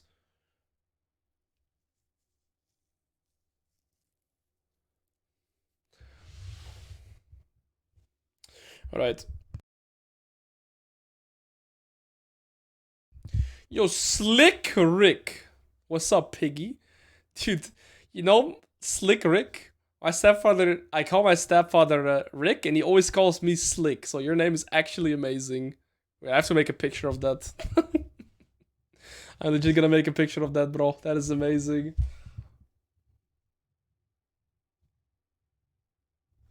You do coaching? Mr. Nikos, currently I'm not doing any individual coaching for multiple reasons. It's a matter of time management for me right now in the short term, and it's because I'm prioritizing my time towards my courses. I have 2 courses right now. One is for the laning phase, one is for the mid to late. And I would recommend any first-time student to check out my courses because each course is designed to help you learn a lot of concepts like wave manipulation, jungle tracking, reset timers, so many things like probably a lot of concepts you also are not aware of to introduce you to them, and then also how to use them in harmony. So it basically structures your gameplay. And each course right now has about 4 hours of pure educational content, which is also more than I would be able to provide you in one coaching session. And so I recommend any first-time student to check out my courses right now. And yes. I don't do, I'm not doing solo coaching right now. I'll do it once I'm done with all my courses. I'm Diamond 3. Do you think with your courses and grind you can reach Masters? Yes. But the thing is, Nikos, what I will always say is I'm not going to give you a promise of an elo. But if you are serious about climbing and you study the courses well and apply it to your gameplay, I am very confident that it will give you an edge over your opponent in terms of knowledge. And if you, like, let's say one-trick a champion and do it consistently, yes. But before you make your decisions, I would always recommend to check out the free preview videos. So each course has one free video that you can watch. Make sure to watch that before doing anything else, and then you can already kind of see how they are laid out. If you like the style and the concept, then you should get the full package. And you can also check out reviews in the Discord. There have been people that have really climbed significantly with that. No, Austin Snow. The courses are designed for every champion to be used. But I am working on a course right now. This is the course that I'm working on right now. I've had 4 videos that are going to be updated to the fundamentals course. But I'm going to be making a Riven matchup course right now. It's in progress. Yes, Yon is a really good champion to 1-trick right now. He is, I would say, 8 tier in top lane right now. But no, Austin, the 2 courses that are there right now are not champion specific. They are for every champion. Did you know the fastest unranked match Alois ever did was Shen of all champions? It only took 40 games. Yeah, Koopas, you're funny, bro. How do I see Veigar this patch? I think Veigar is pretty weak as a champion. I think Veigar fell off after durability changes in Season 13. And I think the new items don't really benefit him. I think other champions have done better. Yes, Fiora has S+. The reason why Fiora is so good right now is not necessarily... I mean, her kit is strong, but Fiora is so good because of how good her items are. Yo, Alto Army, when is Minecraft server V3? I'm not sure yet. I haven't bought the courses, but you are for sure the reason I climbed to massive 100 AP currently. Anxisty. Well done, bro, but give yourself some credits too, man. But well done. Hey, I just wanted to let you know, for example, that I've always hovered Diamond 1 and 100 LP masses. I got his courses, both of them. I studied them, applied this concept, and now I'm roughly 500 LP masses and low grand masses 600 LP. My man, N9 Nate. Let's dive into the game, but thank you so much, Nate. Okay, so, how do both teams want to play? I think the most action will be on bot lane, right? Both bot lanes have setup too. Leona has setup and Nautilus has setup. It's a bit harder for Viego to gank Gnar, for example, because there's no setup in top lane, right? And Viego can get mid, but he kind of needs like either his flash or Orianna level 6. Also, Orianna no face rush, Jayce no face rush, so it's a little bit easier to gank.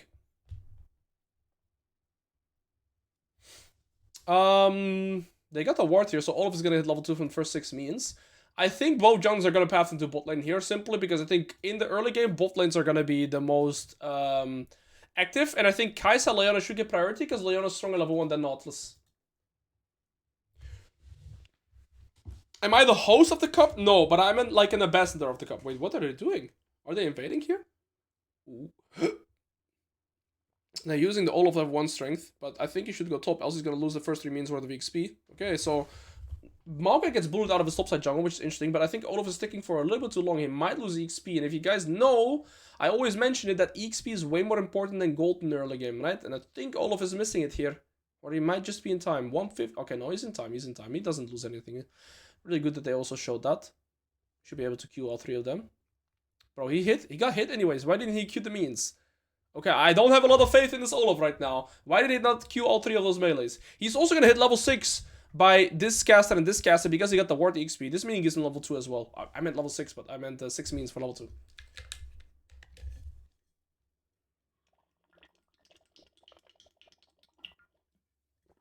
I am surprised to see the Varus Nautilus lane get priority. I'm pretty sure Kai'Sa Leona should get it, but at the end of the day, I'm also not a bot lane main, but I would assume that Leona gets it over Nautilus.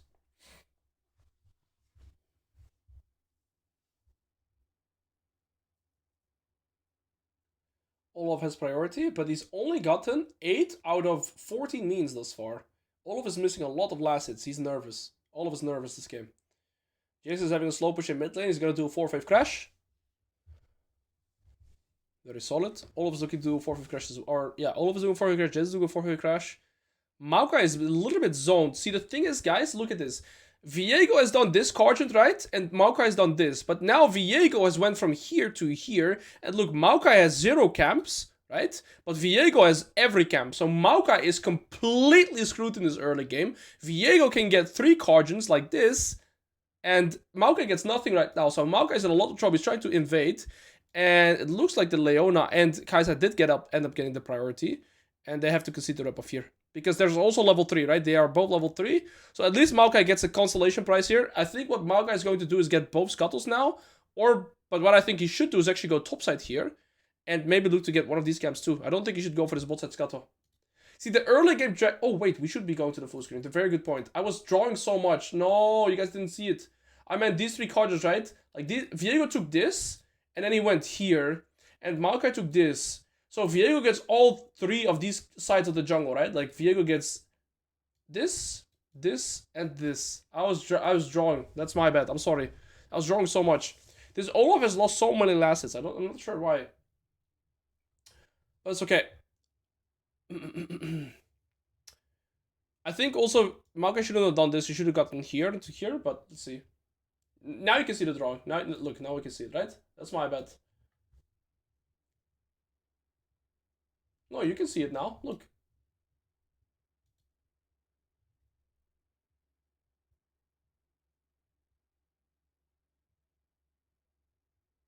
Yeah, my bad, guys. My bad. I'm a griefer. Okay.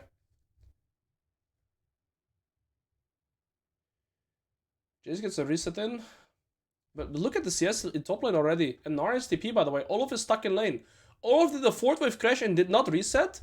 On top of the fact that he lost all the last hits, he's also stuck in lane now. Nar should TP back. I mean, he doesn't even have to TP, actually. I don't think Olaf can get this away from by himself. This Nar is so far ahead of the Olaf. It is crazy. And Olaf can't... Like, Olaf is going to try and hard push this. And that is why I suggested the Nar TPs. But Olaf should get level 6 from this. So maybe he can actually force it.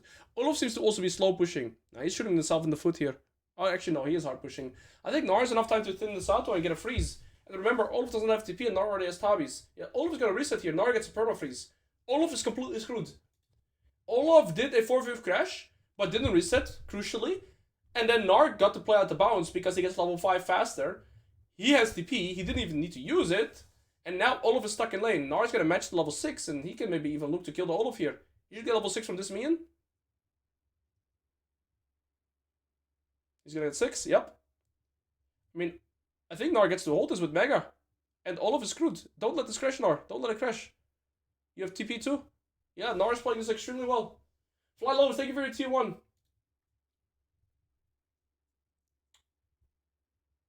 Keep up the fundamentals. Thank you, bro. Get a player on bot lane. Neither bot lane has recalled yet. 15 CS leads also for the Kai'Sa. 18. Ooh, that's a good hook. But they killed an Atlas. Goes to Kai'Sa. Oi, oi, oi, oi, oi. Red side is super far ahead. I think that by watching the players, I can already see that red side has way better fundamentals. The Olaf did the 4-wave crash, did not recall. That already shines to me that he has no idea what he's actually doing. And the bot lane, the Nautilus Vars did a 2nd wave crash, but it was also really inefficient for the jungler. The Viego had a really good early game plan, but I think his solo lanes didn't allow him to utilize his plan that much.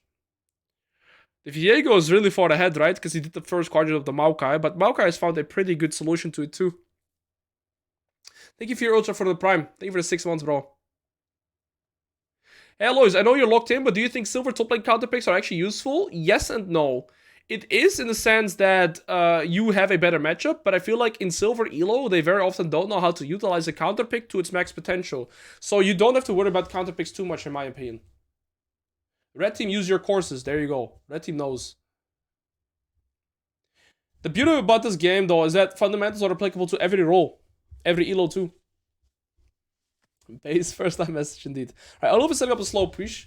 He's decided to not go for tier 2 boots. I think Nar can realistically never die to his Olaf because, first of all, he's tier 2 boots compared to no boots, and he is fleet, right? So, yeah, I mean, Nar's just scaling for free in this game. Kai'Sa's already 16 CS up and a first blood. And Red get a really early dragon, too.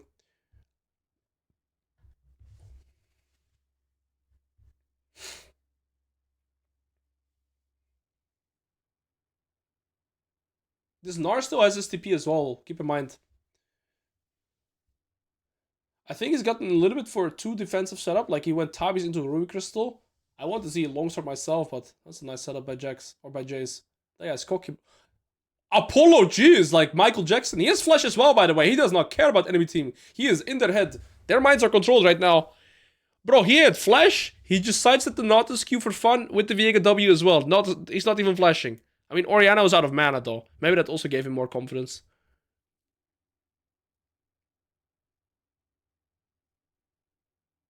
No, I'm not playing in these teams. Leona's gonna hit 6 faster than Nautilus, which is really important in a bot lane matchup like this. Also, Nautilus has no flash, so that's probably an angle to get another kill here. What Red Side should do, I believe, is let this wave push into them. And it forces these guys to walk up for last hits. Maokai is bot side too. They win the 3v3, I believe. Although Varus is 6. But if they engage here onto the Maokai, I think they can kill him. On the Nautilus, rather. So they're letting the wave push into them. Okay, Maokai is looking, but they have a pink ward. Varus does have both summoners though, so maybe they're actually fine. 20s is in top lane now. Viego's hovering too. Yeah, Maokai's not gonna look for the play here. I think it's smart. Varus level 7. There's gonna be a breakpoint in the top lane matchup though, that this Gnar is gonna get so far ahead, and he's just gonna roll over this this Olaf.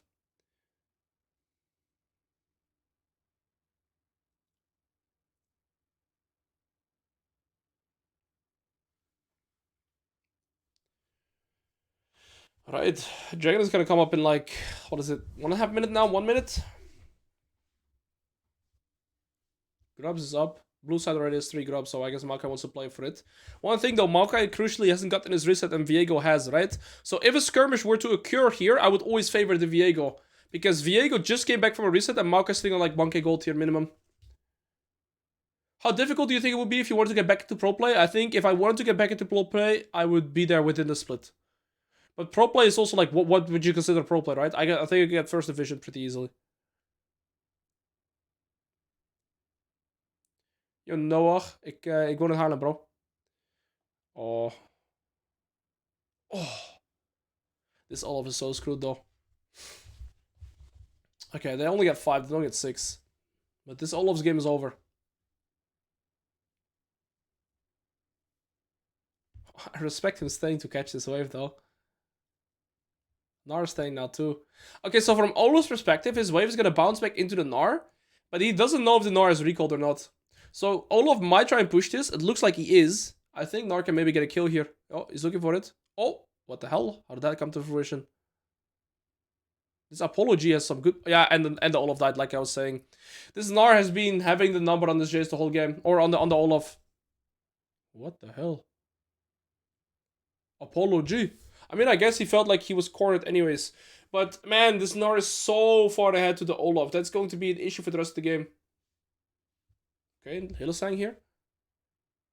I mean, that's some greedy as reset too. Oh. Nah, he's just the GOAT. Oh, this Gnar is gonna be such a... Like, this Gnar is gonna be a monster, guys. You've all probably played against a fat Gnar before. I'm telling you, it's one of the most annoying things to play against. For sure, for sure. This Gnar is a monster. Kai'Sa should go top. It looks like Jace is gonna go top, and then Kai'Sa goes mid. Olaf is not going to have a good time against either Jace or... Gnar. I do think that Jay should have went for Phase Rush because it's easier to play against this and this champion in the side lane. I think First Strike is extremely greedy. And if you guys don't know how Phase Rush works, it's once you proc Phase Rush, yeah, like I said, see, Olaf from his perspective, he doesn't know if the Gnar is recalled or not, but he wants to push in this wave so bounce back into him again. But yeah, he has no flash Old Ghost, and yeah, he wants to try and push this wave. Yeah. Yeah, I was to predict it. But yeah, if you guys don't know how Phase Rush works, is once you proc 3 attacks, so either auto attacks or abilities, you get a burst movement speed, but also slow resistance. And slow resistance is broken against Olaf. No, Olaf is out of this game. Olaf is an early game powerhouse, but look at his farm. He is so ridiculously far behind. He's never going to be able to manage this. Like, he's losing against both side lanes so hard. This Olaf is going to get pushed in permanently. He cannot get back in this game. No, Flipper Max Skipper, I would always recommend to be a one-trick. 100%. Kai'Sa's going for the AP build. Yes. One trick and learn your counter matchups. Don't play multiple champions. I would highly recommend for you to be a one trick. Look at the top line items, guys. Oh, yo. This Olaf is in so much trouble. Quinn is not weak, by the way. Quinn is pretty strong. Quinn is like A tier. Maybe even S tier.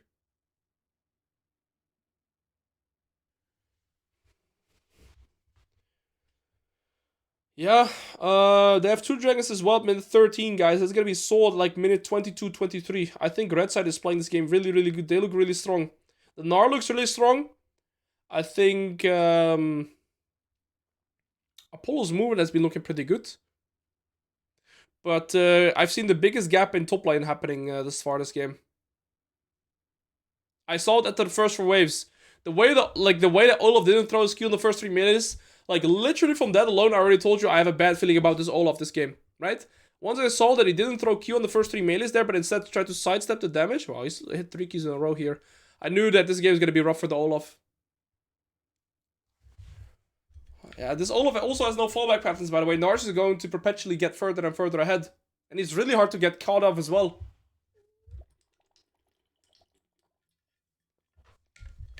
And he has perfect Leona and Maokai set up to like start fights for him. He doesn't have to be first engaged. Which is really important as Gnar. As Gnar, you don't want to be first engaged. You kind of just want to follow up.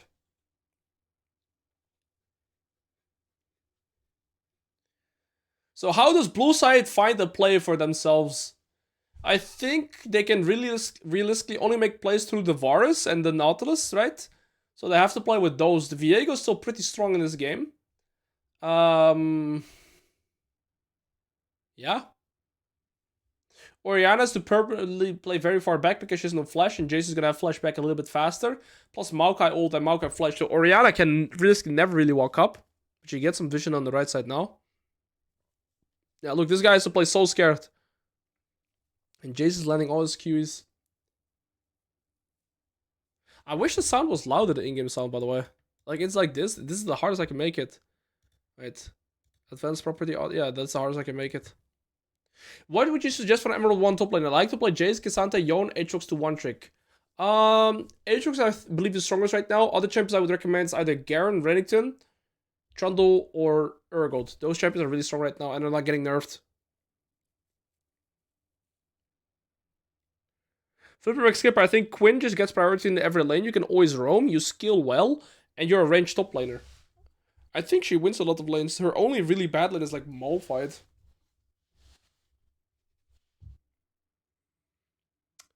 Bot lane has a 40 CS lead, top lane has a 30 CS lead and 3 kills. Mid lane, even though the CS is even, Jace's first strike. So he is, and is like he's really far ahead. I don't know. It's really tricky. Because if you're blue side right now, right? Well, let's reverse it. If you're red side, all you should be thinking about right now is what plays can blue side make? And I'd only say it's centered around bot side with Nautilus Viego. Okay, they might get a play here. Oh. No, Leona's moving already though. Everything is used on Nautilus. Or on Maokai. Leona, okay, that misses. The Ori ult whiffs. Gnar has TP, Olaf does not have TP. I think it's still really favorable for red side here. Well, they traded 2 for 2. Not the worst. No phaser, so she will die.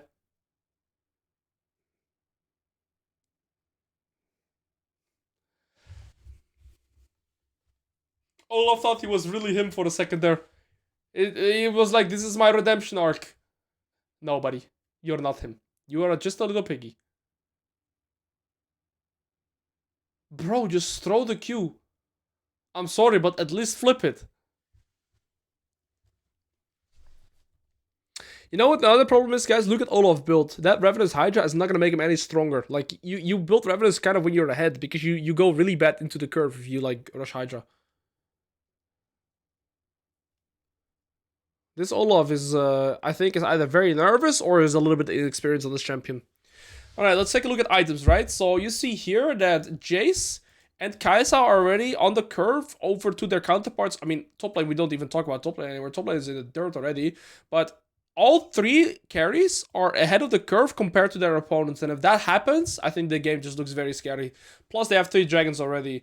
So from enemy team's perspective, they're losing everywhere, but they also are down 3 dragons. So you have so much pressure now.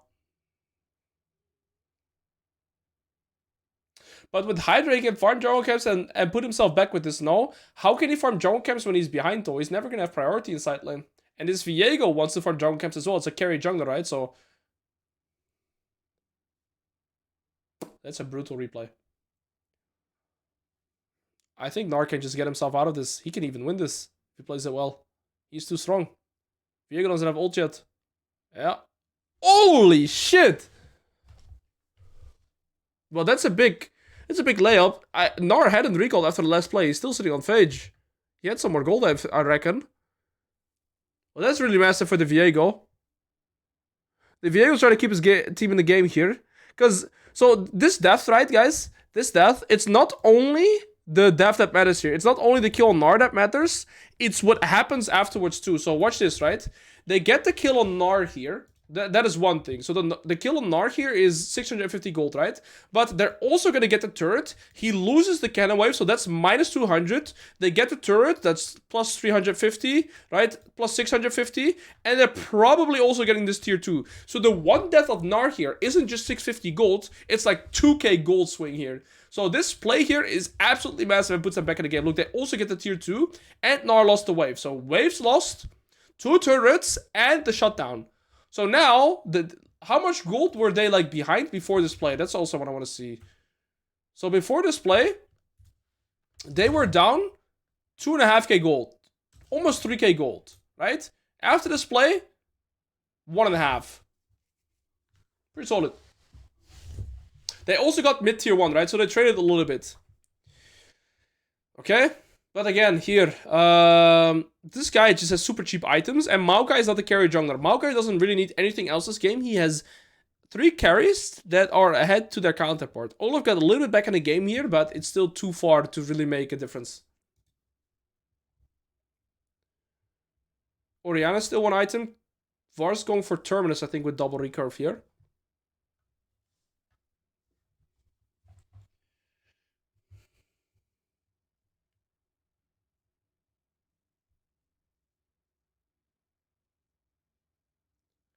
I think Hydra is bad because he's already behind, and now he's also going to get one-shot permanently, so he offers nothing to his team. He just offers nothing. Plus, I think Strikebreaker is better against range champions in general. He's playing against Gnar and Jace in the side lane, so I think just Strikebreaker, with getting the slow and getting more movement speed, is just superior. Like, right now, he offers nothing to his team. Orianna's sitting on a lot of gold. So she probably has an item in base in a second. We gotta always keep track of like how long people stay on the map. Like this guy, he is so weak right now. He can't really defend this. Wait, why are they not pulling the trigger here? Oh, they have no wave. Interesting. Jace, I think, is scared of getting cross-mapped on. Or is just gonna open up into top. Okay, I think this is very interesting. So they're putting Jace top. And Gnar's gonna go bot. He's probably going to... No, he's gonna run. Gnar's 2 items now, so he's gonna beat this guy up completely with the Cleaver Spike. So Gnar 2... Everybody's on 2 items. Orianna pushes this wave. Probably should get her second item too. I think Varus is too far away from his second item. 60 CS lead here. This guy for sure has a second item now.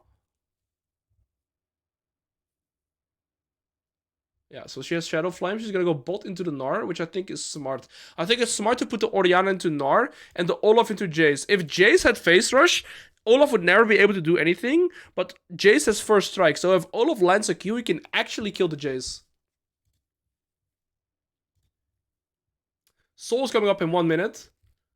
I think what's really smart here, I'm going to pause it for a second. Jace has already moved away from the side wave to play with his team here. And that's really smart because Jace wants to be in position before the neutral objective comes up. So they can poke, right? Remember, they have Gnar, Jace, and Kai'Sa poke because Kai'Sa is AP. So I think Jace already moving from side lane coming to mid lane here is really, really smart. And they're just going to push up mid wave and probably hover into the river here.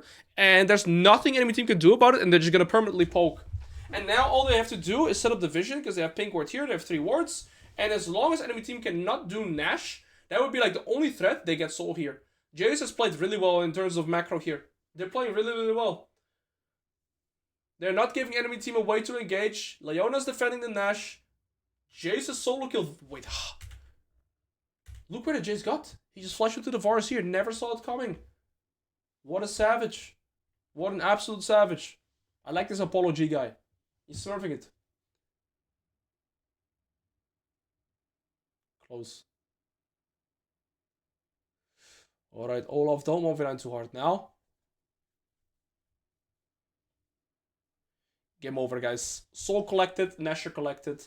They're gonna do Nash into Soul. This game's over. GG.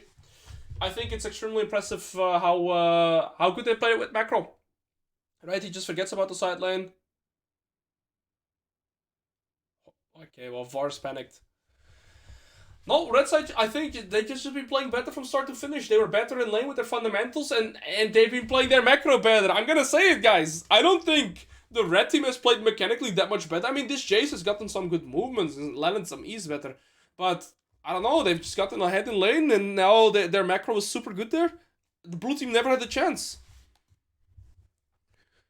I think this SC squad is looking really good. The Secret Club. This team is definitely looking like the favorites. I think tomorrow in the finals, this is the team that I think are the favorites. From just watching this game, I think they've just been super impressive all around. Like, definitely way more coordinated than the last two games that we've seen. I feel like they've gotten a minor lead and they've just been able to translate it really well. Also, the jungler fell behind so much in the early game, right? Maokai lost his first quadrant, but they just they just played really well. And this Maokai never really panicked, still stayed relevant. They are not even taking the soul, by the way. You guys paying attention to that as well. They've taken the Nash reset, and instead of going for soul first, they're pushing down mid because they have tempo. Enemy team cannot randomly do soul, and they're probably using the soul as a way to play out. So now they've got the mid inhib, and now on the way out, they're going to grab the soul instead of going for soul first. That already shows to me as well that they're very confident in the game and the plays that they do. Like, if they're a little bit less secure about their play, look, they're not even going to go for soul yet. In fact, they're going to use the bot wave to probably get the tier 2 on bot lane too.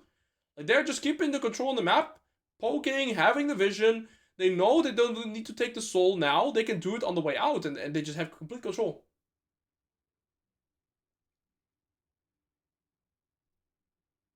Oh, he's dead though. I think he went a little too deep. Kaiser just jumps in like, I won't say the thing, suicide bomber, I think. But it's just GG. Oh, wait a second. No. Oh. Viego's playing it well, but he can't do enough here. Actually, if he kills the Maokai, he might be able to deny the soul. I think Jace just went a little too aggressive.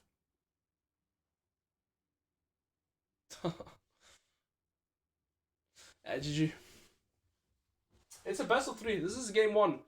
But the Secret Club squad is looking pretty strong. No, Marcus just casually full HP.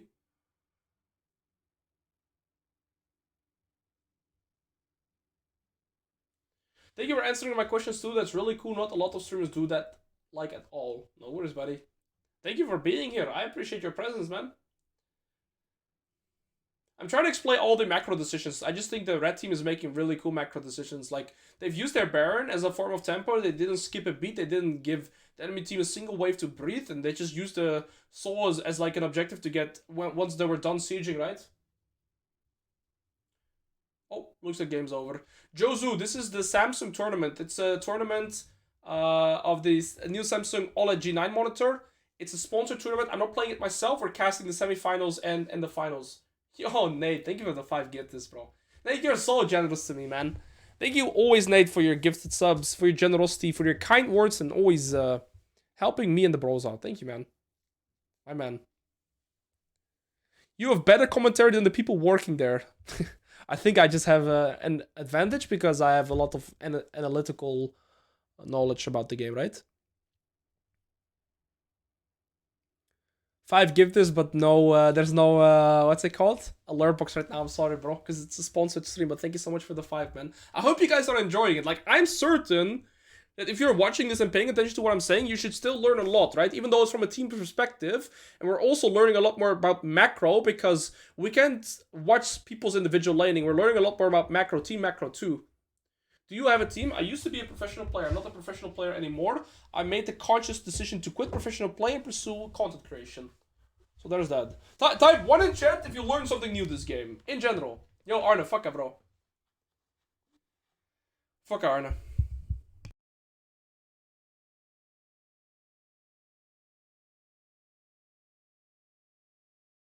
If it's a 2-0, we can play some more games too, by the way. But I think it's gonna be 2-0.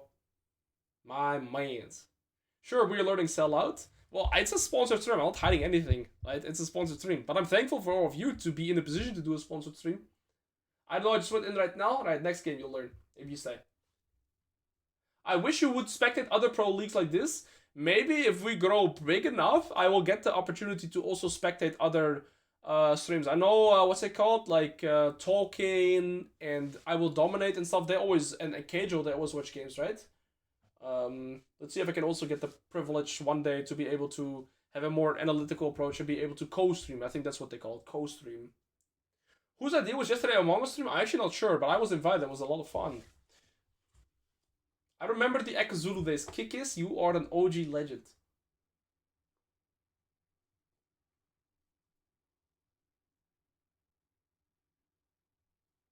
Thanks, Arna. Alright, let's focus here. I mean, Kaisa and Jace are just going to poke. All they have to... Maokai and Leona just have to create space for Kaisa and Jace. And enemy team... Like, they're just getting poked to death. Kaisa and Jace have so much range. Like, look at them. Oriana and Varus already have HP. They already have to retreat. It's so unfair. Also, if Kaisa lands her W, her cooldown gets refunded massively. Look at them. Enemy team... The only engage they have is Varus and Nautilus. And if they don't pull the trigger, they'll just get poked to death. Jace and Kaisa have both 4 items. They both have flesh as well. It's so impossible for them to approach.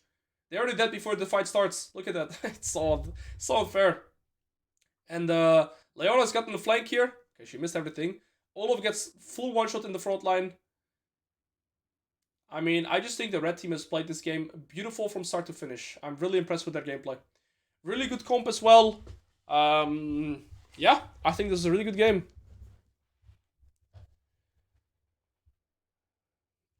Alright.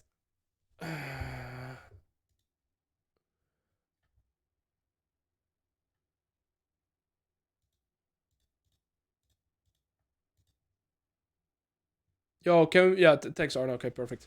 Well, GG. Good game 1. Keijo does want to start a series of analyzing pro votes from player POVs with players. Would be dope to see you on there for the fundamentals. I'd be down to do something like this, but I'm not sure how accessible it is for me. Yo, Ronnie, good to see you, bro. I'm not gonna keys. For LEC co-stream, you have to be part of a team or organization. Not saying you couldn't be, just throwing it out there. That would be something that I would have to consider or see if I can get access to. I'm not sure. Yeah, something I want to consider. Have you considered casting the CBO Lao, a Brazilian Cup? I'm not sure if I'm allowed to stream it, right? I don't want to get copyrighted. Alright, well, that game was a much more insightful game, I think, too. There was a lot more to learn and take away from this game. I hope you guys learned something new from the game. I think that guy, the red side team here, the Secret Club, they are pretty good. Dot has even 3 players. No, was it the Secret Club? Yeah, look, they have 3 players on low pros, right? So they have low pros. I mean, it's not always gonna mean something, but I was pretty impressed with their gameplay. And look at their AD carry, right? Their AD carry is 70% win rate.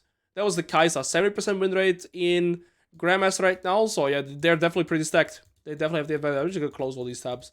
We're just gonna wait till the next game starts, guys. And then that's probably gonna be last game because I think the Secret Club is gonna 2-0 them. Also, Keijo tried dual streaming LEC on YouTube and got DMCA'd in like 45 seconds because of the LEC waiting room music. Yeah, I was considering dual streaming on YouTube and Twitch as well. It's something that was that people recommended to me, but you're not allowed to have a single copyrighted song on YouTube when streaming. On Twitch, I can, because I have a setting that the copyrighted music that I listen to during my stream does not save into the vaults, and then you're actually allowed to music whatever you want. So I would want to stream on YouTube and Twitch at the same time, but I think it's just gonna have a lot of complications. You should contact BDS low-key. I mean, I'll actually ask if it's possible for me to join an organization so I could co-stream games. I think that'd be amazing.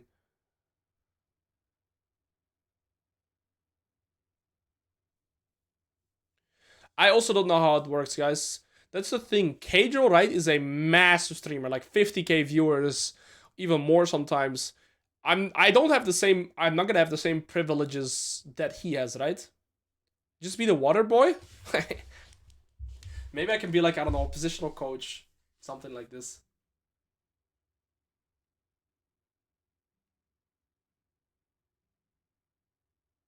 After seeing that game, what do you think is a good counterplay to AP Kai'Sa? Well, once Kai'Sa gets into the position where she can stand away from like 50 million range and just poke you to death, there's two things to say to that, right? You either need something that is like hyper engaged, like full engage, or you just need to shut her down before she gets into that position. So yeah. Yeah, that was a spectator league client. That wasn't the you don't have to check your client. Actually, no, Zero. I didn't watch the Kiana ult yet. This is gonna be very loud. I'm gonna turn it down a little bit. It's gonna be very loud, I'm sorry. It's because the in-game sound is pretty low. At the very least, maybe a couple macro guides using pro-game votes to highlight concepts. I'm open to do that. But is it possible to get access to YouTube or to like individual player votes? If that is the case, I can definitely consider it. Right? If it's pretty accessible to get into what's it called? If it's accessible to look into votes from individual players, then I'm definitely open to it. Who won the Secret Club. Red side won. Is this the screen Alois is using right now? Yes, this is a screen that is sponsored by the tournament. Yes, that is the screen. I showed it earlier. Wait, I want to showcase it to you guys again. Oh, sorry for that. I showed it earlier. I'll show you guys again. I'm not sure if it actually gives. Oh wait, what is it? Sorry. Here. Okay, give me a second. I'll showcase you guys what the screen actually looks like because I have it right. Look, I'm not sure if it's actually in competitive edge, because it is a massive monitor, but take a look at this, right? You're able to see much more on the map at the same time. So this is one picture right here. Okay, this is one picture, but you see here that whilst I'm laning in top lane, if I center my camera, I'm almost able to see up into the golems. You see, my camera's not centered here, but I'm able to see much more information from this perspective, right? I'll show you another one. Look right here. In this one, you can see it more clear. Now it's actually centered, and you can see that from standing in the center of mid lane, I'm able to see into both junglers. Which is crazy, right? So it's a massive monitor. It's like the size of my whole desk. It's almost comparable to having like 3 screens at once. But it's like a massive screen. But I don't, like, it's a matter of personal preference and really getting used to this. Because it's kind of like a TV screen. Like, you get your own remote for it even. Look, it has like, you see it like Netflix, Disney, stuff like this. So it's like a television almost, right? Quality is really good. But for gaming, I'm not like, it is in a sense a competitive edge because you are able to see much more of the map at the same time. But being able to see more, I don't think is always going to be a blessing because you can also get distracted by more things. And the minimap is super far away. But I showed this earlier too. Give me 1 second. There's somebody, yeah, so the minimap is so far away, right? So this is the most important critique that I've heard. The minimap is so far away, but take a look at this. There's one person that had this setup, and I think it's extremely smart because it kind of bypasses the problem you run into with the minimap. Look. So he has the same setup, but he's done this. So he has the same monitor. Free lunch. Thank you for your T1, bro. I appreciate it. So he has the monitor here, right? And you can see, how big it is. But then he has a different screen with just a minimap here to bypass the problem you would run into. So now I would argue that you do have a competitive advantage. Unironically. But you have to get used to playing like this. Why can't we zoom out in normal league, but guys with money can just buy 2 meters long screen? Yeah. But the thing is, I am like, he puts the question here as well. Is this a competitive advantage? I think it can be, but you have to get used playing like this. And what you have to remember, guys, I played some games, or I tried playing with this. What the weirdest thing is, I played some games with it, actually. I played some games on this. The weirdest thing is clicking is so much different when your screen is so wide. You're used to having a very small screen. If you click like this right now, it's like, I don't know how to put it in words, but it's very different. It's very weird. But yeah. I think if you have the minimap like this, you have a competitive advantage. How does panning the camera work when the screen edge is that far away? I think you just center your camera. Like, I hold spacebar and the camera centers. Right? When I hold spacebar, the camera centers on me. Jessica Albatross, thank you for the prime. Lamar 044 is clearly not. I think he was testing. Look at the team comp as well. I think this is like a bot game. No way you have like a Wukong Trundle bot lane or something like this. I think it's a bot game. I think he was testing.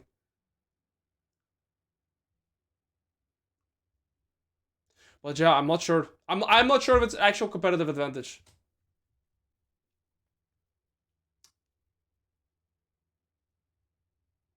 When are we gonna go to the next game? I'm just gonna keep track so we don't miss it. We're probably gonna go to the next game pretty soon. So we're gonna keep an eye on that. Yo, boss, do you ever think you'll do an Unranked Master on Cassante? I'm not sure for the time being. These are my plans for content going forward, okay? So first things first, we're finishing the Unranked Master on Gangplank. That's the first priority that we're doing right now.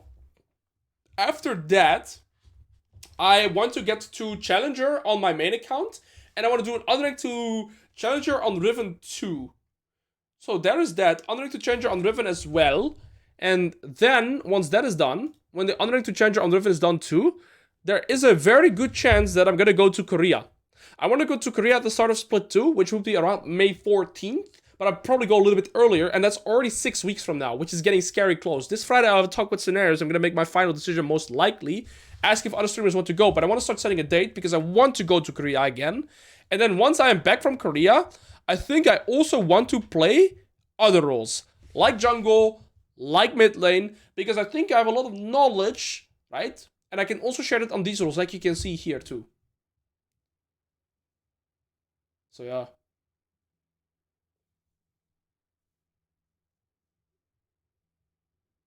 I play on an ultra right, and it took me like 2 weeks to learn how to play. It was so hard at first. Like others have said, map awareness and screen scrolling can be harder. Yeah, exactly. But how is it right now, Grumbles? Zenarios is playing Brazil right now? Really? Is he actually? No, he's not. If you go support this chance to go for rank 1, yeah, but I don't want to grind rank 1. I'll probably grind challenger in all roles, but not higher than that. Yes, I will go to... If I travel, I want to go with Scenarios. He's legit my homie, man. What is the point of going to Korea? Well, it's the most competitive solo queue server, I think. And it motivates me too. I'm in a different environment. I'm in a different continent. I can play against the other conjugators there, like Irel King, Pizang, all those players. Faker, of course, all the pro players. So I think that's also really fun. I had so much fun last time in Korea. I got to rank 13 and then we got banned. Don't stay in the same hotel as TEAMPLAY this time. I'm gonna get a Riot account this time, so I cannot get banned anymore. I have a Riot account. And as long as I don't leak my password, if you know, you know, we're gonna be good. Wait, is he actually playing in Brazil right now? Is he crazy? Bro, he's actually playing in Brazil again. Oh.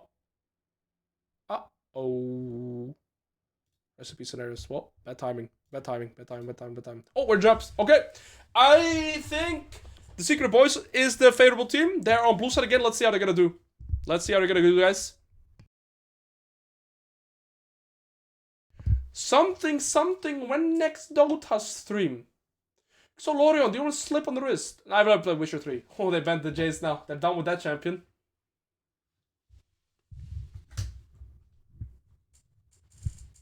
Yeah, that was a bad timer to get into the stream for sure.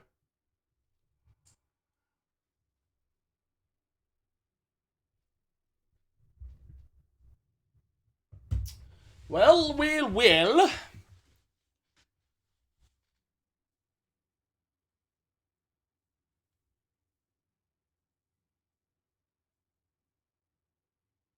They probably have done the draft already, by the way. No, I know it's a Lauren. I know you were joking, bro. It's all good. I like how everybody is already betted on the secret club. They've already done the draft. Reddington Cassante. The thing is, again, guys, he's playing an early game champion again, right? This top lane. This was the Olaf last time, but I think he's just gonna get destroyed. I'm gonna be honest, bro. Reddington Talia is disgusting combo, though. If it's any consolation, someone keeps hacking my Steam account, and I have no idea how. I have a 2070 character password, and I use nowhere else, and someone is... Myanmar has it, apparently. I think it's an API hack that you have in Zolorion. I don't know how it works, but I think with Steam, you can get API hacked, which is really scary.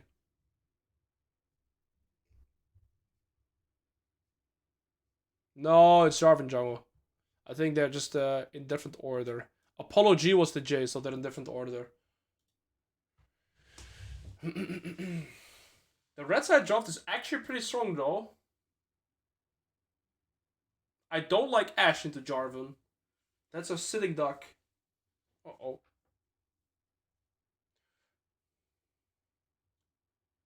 Xolorion, do you have Steam Authenticator? Okay, so I really dislike this bot lane because Thresh, for me, very often like means kill lane, right? But you're playing with a Zeri AD carry, and it's a champion that does not play to kill. So I feel like they were way better off giving this like a Lulu. I think if they had a Lulu, they would have a tank here, a hyper-scaling carry with the Lulu. That was like 10 times better. I think.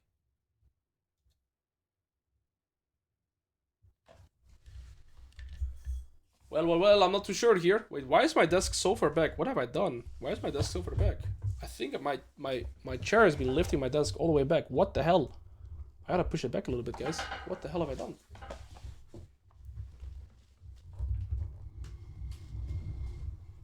Okay, get this back safely. I think I know what I've done. My chair kept like automatically going down earlier today, and I couldn't fix it, and I raised it up so high, and now it just stays high. Okay, this is the last second we have to wait. We gotta wait for like 2-3 minutes here to reload into the game, guys, and then we're gonna live spectate this. I'm gonna walk you guys through all the things again, the early game jungle tracking, the fundamentals in the lane from what we can see, and take you guys through all my thoughts in these games. So, there's that. There's no damage on SC side besides Zeri. Well, Cassandra actually still does a lot of damage. So does Jarvan. So does Ari. Like, they don't have super high damage, but they still do quite a lot of damage, right?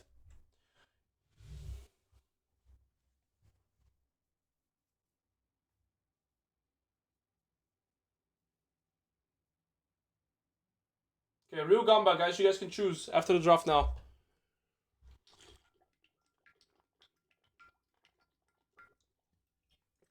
Last game I was very impressed with the Secret Club. I favor them, but yeah, don't follow the streamer always. Who do you favor in Cassandra ranked matchup? I think it's kind of an even matchup, honestly. Renekton wins the early game though, realistically, but it's a matchup where spacing is very important, and yeah, I think whoever gets priority really wins this matchup, but the Renekton should be able to get priority. No, I'm not playing in this cup, guys. I am just an ambassador. We did a show match, and we are analyzing the semifinals and the finals. So that's what we're doing.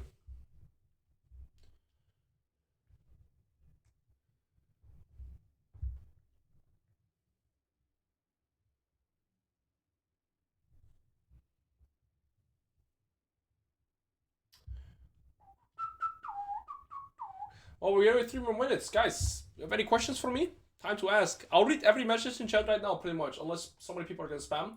And again, I want to thank you all for just chilling with me through this sponsored stream. Like I said, I'm going to make this game educational so you can take something away from it. But I feel very humbly blessed to still have almost 600 viewers doing a sponsored stream, watching a tournament, being educational like that.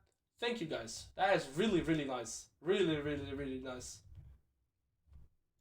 Tomorrow we'll do the finals. Sneaky Fetus, I'm gonna be climbing my main account to Challenger again, so we're gonna be grinding again. Yes, there is Omega, but I answered it, right? I answered it. It's really nice to have a stream where you spend the majority of the time explaining and chatting with the bros. Really enjoying it. That's nice to read. Are you a fan of Max Verstappen? No, I don't really care too much about other sports. I'm sorry, I'm very uncultured in that regard. And I don't have the time to watch it. I don't really watch other sports in general.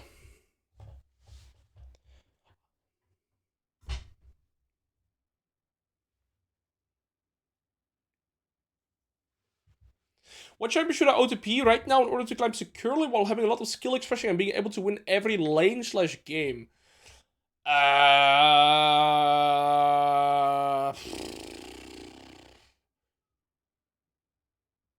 Well, the top lane meta right now is very skill expressionless. It's like Rek'Sai, Volibear, Urgot, Trundle, Garen. Yeah, those 5 are like one of the best. Fiora. Actually, Fiora. Fiora would be the perfect for your criteria, Fiora. My biggest question is how to close out mid to late if I'm ahead when enemy team skills far better. Well, that's really hard. You gotta keep the pressure then. Like, you gotta close out the game before they get there. You need to never give away your shutdown, because once you lose the grip, they're gonna just, start scaling. Yo, Rangers! It's good to see you too here for a bit, guy, bro. I'm always super happy to see you, Rangers. Genuinely, you've been there from day one, before I went to pro play even. You've always had such a genuine, nice approach to me. It's amazing to see you, bro. I appreciate you so much, Rangers.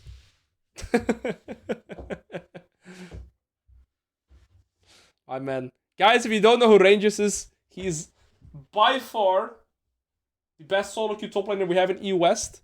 If he wants to. He doesn't always want to.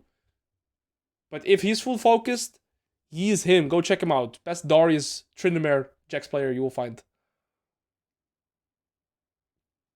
Don't let Rangers fool you. I've seen him on Warzone. Me too. Okay, yes, let's get into the game. Let's get into the game. We're gonna make it educational now. We're gonna go into full screen. I'm gonna keep writing.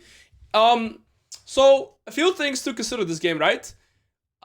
I think mid lane, not much is going to happen because I mean pre-6 we can see some fights here, but Ari should be really safe against them. Oh, we almost predicted that too. I think most skirmishes will actually happen around the bot side. And we're just gonna see where the jungles are going to be pathing. If I'm Jarvan here, especially with Taliyah losing flash, I would also consider maybe doing an early game invade.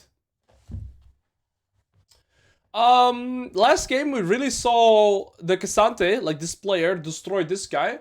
What I would want to see from Renekton is to get priority in this matchup. If Cassante is gonna get priority into Renekton, he's going to get a good position in the early game, which he never should, and then Renekton is never really going to have a good position anymore. Looks like Taliyah's pathing into the top and Jarvan is pathing into bot, so they're like crossing each other's pathing in the early game, right?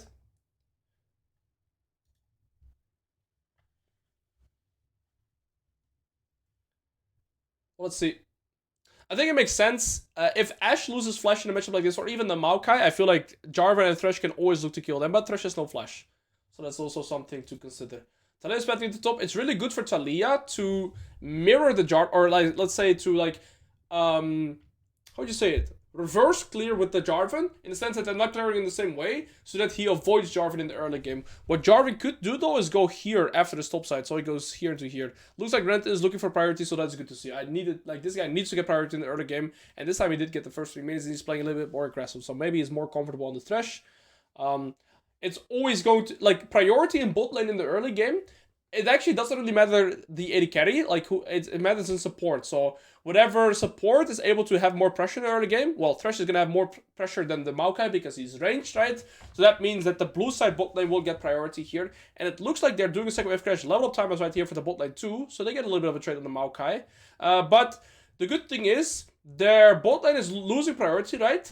But the Taliyah knows this, that their bot lane will lose priority, so she paths away from the bot lane. So she pathing to a lane that gets priority. So from what you have to understand here, what junglers very often want to do is they either want to path to a lane where they can play around, that is strong in the early game, or they need to path to the lane where they know they cannot get invaded. So here, Taliyah knows that Renekton gets priority, and their bot lane loses priority. So it would not make sense for Taliyah to path here, because then enemy bot lane could destroy her, right? So she had to path top this game, so she is safe. Alright. Cassante is going to be pretty strong on this bounce. Ranked into the third wave crash there, even in the early game, which is good for Cassante.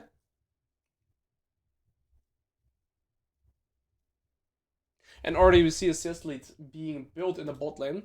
Remember, their Zeri has a 70% win rate in Grandmaster-ish, right? So I think the Zeri is always the player to look out for here. She's 24 out of 25 CS. They did second wave crash into the late fourth wave crash. I've talked about this before on stream. You do second wave crash, the wave comes back close to the center, you can test the third wave, hard push wave 4, and then you get a delayed fourth wave crash.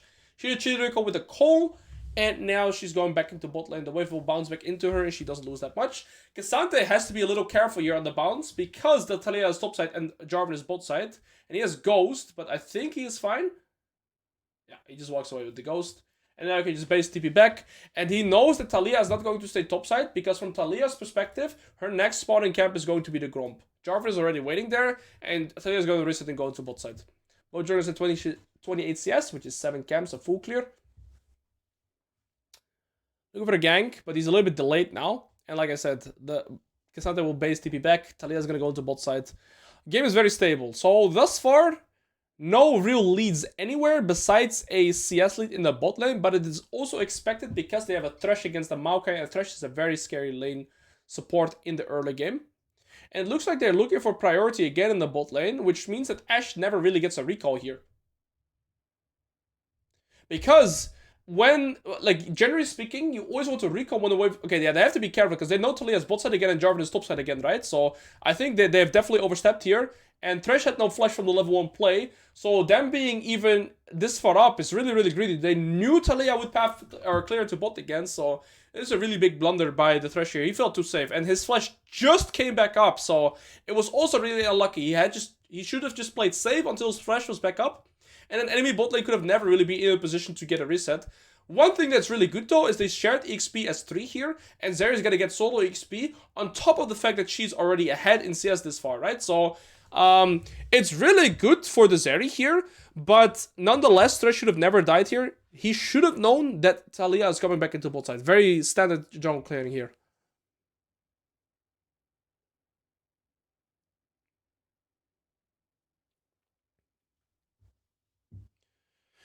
Alright, I mean, pretty standard early game here. Nothing really going on, but I've been like, okay, that's just weird, that is out of order, right? Mid lane going even, Tristana hasn't recalled yet. She's playing with Fleet, so that makes her laning phase, like, stronger, but less scaling, right? No lethal tempo, no PTA. Top lane matchup very even. Cassandra rushed Bramble, which makes a lot of sense, because Renekton has a lot of sustain during the fight, and right now Zeri is building a slow push, and she wants to, like, slow push this wave. And she's gonna probably want to start hard pushing this so she can set up a reset and recall, because she's been sitting on a lot of gold, right? She recalled at around 330-ish, so she wants to recall again. She probably has like 1.1k, 1.3k gold, depending on how well she's farmed. And yeah, game is very stable. Actually, pretty decent CS in the top lane, but that's also because the Renekton was strong side in the first 4 waves, so that's why he built the CS lead. So you see here that this bot lane was strong-sided, right? Jarvan pathed into bot, and Talia pathed into top, and that's also why the Zeri has a CS lead to the Ashe, and Renekton has a CS lead to the Cassandra, because the Cassandra had to play more reserved, right? And so did their bot lane. That's why their CS lead comes to fruition as well, paired with the fact that it's a Thresh lane into a Maokai lane, so that also kind of answers these CS leads. They get 10 points to the Dragon, but Kalista, or both teams can fight this. Jarvan's already pretty low HP. I think they should have killed the Dragon here and gotten over the wall, but all champions could have gotten over the wall besides Thresh, and he could have just flashed, but I guess they just sacrificed the Jarvan. There was multiple things they could have done there. So they should have just left the Jarvan in the pit here alone. So here I think Zeri and Thresh should already be like, I think they could be killing the Dragon here. Ari can walk away like this, you just jump over the wall, Thresh loses flash, but they're killing the Dragon here. They could also be killing it here, right? That's like a difference they could have done here. Okay. Zeri still did not get a reset, crucially, so that is one thing. They've used the tempo they had on bot wave not to set up a reset, but they used it to get a Dragon, so the Zeri is stuck in lane here, and Talia is looking for a dive, and this would be an amazing timer to punish the fact that Zeri did not get a reset in, because they used the timer for the Dragon. So let's see here. If they get a kill here, that would be massive. Really, really, really greedy here, right? So they've definitely wasted their tempo, and they should be going away there, because the Tristana also has a mid lane priority. And this entire punish, this entire sequence is because they went for the Dragon and not for a reset, right? So remember here, if we go back a little bit, when the Zeri had priority here with the Maokai, if we can go back into the VOD, it's going to be around, it's going to be a little bit later. It's here. Remember when they had this massive wave? I think the best play for the Zeri would be to reset, but instead they used the tempo for the Dragon, which meant that Zeri could never reset, and after the wave crashes into the turret, it's going to bounce back, right? So the Zeri wanted to stay, but because she didn't have a reset, she's pretty weak here, and now look, she had a Cole and a D-Blade, and she bought a Kirchi Shard and a full Berserker, so we're sitting on 2k gold here. 2k gold, well that's a free dive, so really good punish from this team, and so... complete opposite of actually what I expected of this game. And now I see that the blue side team is really griefing their tempo, and red side is using amazing use of this. And the biggest problem for red side here, or blue side, is that they died on their opponent's turn. So not only did they die, they also lost wave and played. So that was a really good play by the red side team. Really well spotted. And Taliyah is really strong now, which is also exactly where this team wants their gold to be. Because look, they are full AD besides Taliyah, but Taliyah is where all the gold is at. So it's really awkward for this team right now to itemize, because realistically they want to build armor because they have Tristana, Ashe, and Renekton, but their Taliyah is going to be one-shotting everything, right? So the game is looking really, really good for the Dot team right now. Very interesting.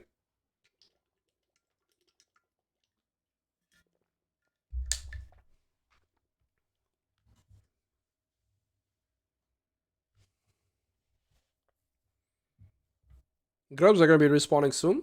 Bullseye did get the Grubs and the Dragon in the early game, so Jarvan has been doing that.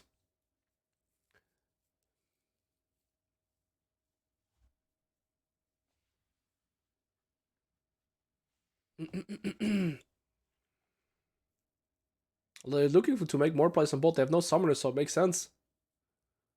Pretty aggressive pathing here. Wow, they're just going in 2v3. That's really greedy. That was far too greedy. They went in before the Jarvan was even remotely close. I don't know what that was. I'm gonna be honest. Wait, is Chet dead? Are you guys still alive? Chet is dead! They went way too deep here. Hey, are you still chilling, guys? What? I've never seen Chet dead for so long. I feel like I'm alone here. I'm just gonna quickly verify if... Okay, we're still here. Okay. I was like, what the hell, bro? Okay, we're chilling. I just get scared that I'm disconnected. I'm alive and I'm really hungry. Yo, I get a banana for you, bro. Here. Ooh. Right, so the Taliyah is 2k gold up on their counterpart. So the rest of the map is even, but Taliyah is just 2k gold up. Oh, good luck studying, boss.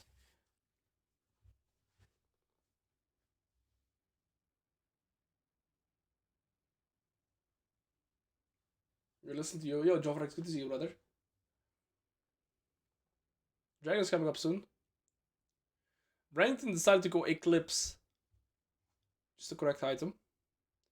He could go Cleaver second or Sterax. I think Cleaver is the best hit against Cassante. Cassante is building, I don't know, like multiple items at once. He has Bramble, Giant's Belt, and then a Nullifying Orb. And like I said, it's really awkward for them to itemize because of the Taliyah being so fed. But this item seems really, really out of place. But I suppose it's going to go to a Mercs.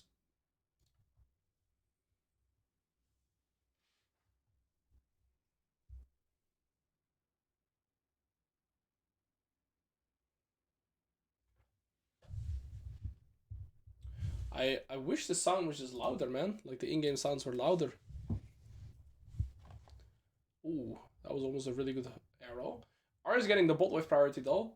So it's really good for the Ahri here. I think they should just skip this dragon and Ahri should look for like 1 plate, maybe 2 plates. Because they can never contest this dragon. Yeah, Ahri should look for plates. Both top laners used ult. So neither top laner is probably going to look to TP in here.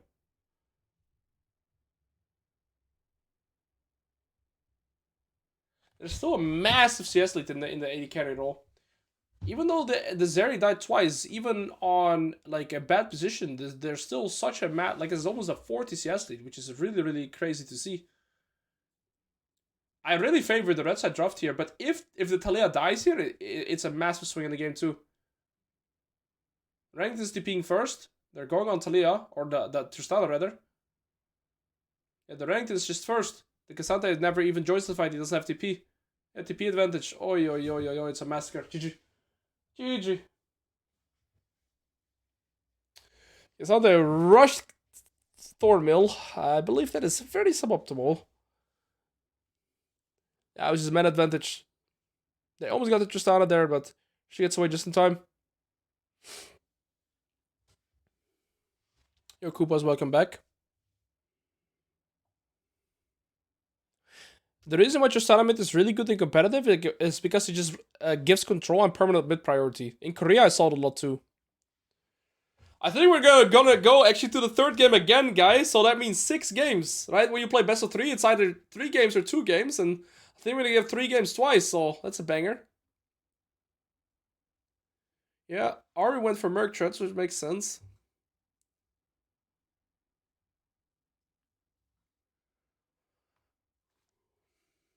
Yo, man from White, good to see you, brother.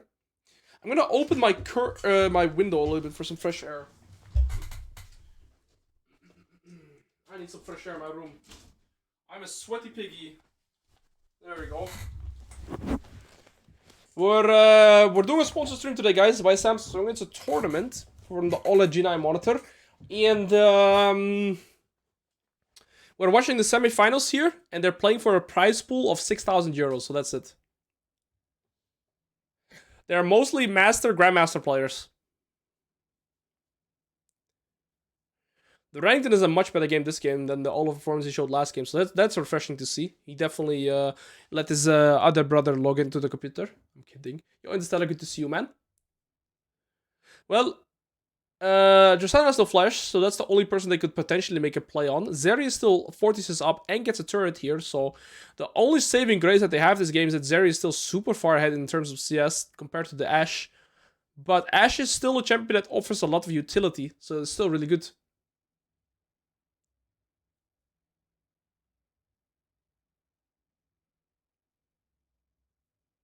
Oh, Zeri gets kills this game. I can see them winning this game because Zeri is still really strong. Also, Zeri is the guy that is like the highest elo player in this game, I believe. Alois, I'm learning Riven, and whenever I play against Malphite or Yone, I felt completely useless against them. I'm just not good enough, or it's just bad matchups. Malphite is a really bad matchup. Yone is winnable, but you need to know what you're doing. Did Ari just ult? Yeah, she did. I think that was a misclick.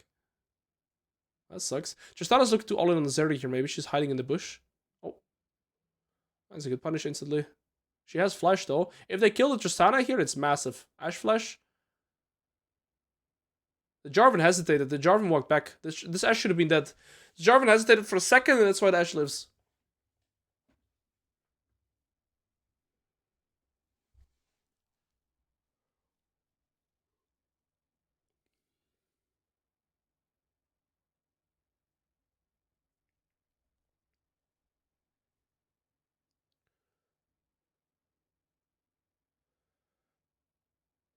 This Cassandra pulls look very awkward. Thormill Mercs. But they have to build Mercs, even though they're almost fully D in enemy team.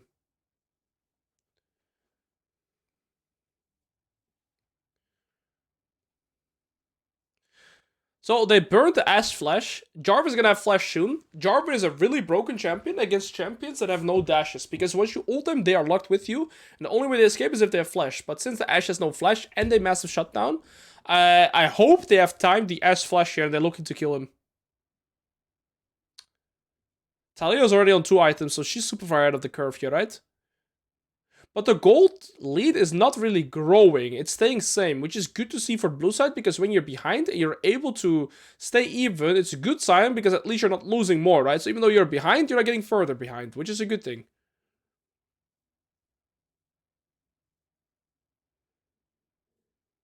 Oh, that's a really good combo. Ranked does have flash. If Zeri gets the kill here... Ooh. I don't think they win this. If he gets his Q here with the Fury... Oh. 1v1 is not the worst here, but they're gonna probably lose some turrets here too. They have a Herald too. No, this was a horrible play. This was desperation play. I don't think they were in a position to make a desperate play like this. It's a 1-for-1 kill trade, but they're gonna lose 2 turrets. Tristana might even get the bot lane turret too. That's a horrible play. Horrible for the gold swing.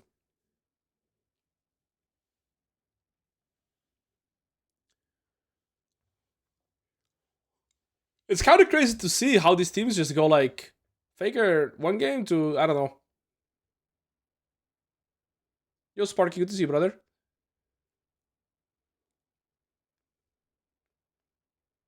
I believe we're gonna go for 6 games, but let's see this next dragon fight. Ranked use flash. Ashe has no flash. If they can find Ashe next fight, I think this game can get more interesting. Oh, they just give the dragon. They have no ultimates. Look at the Talia compared to the Jarvan items. Yeah, it's really tricky.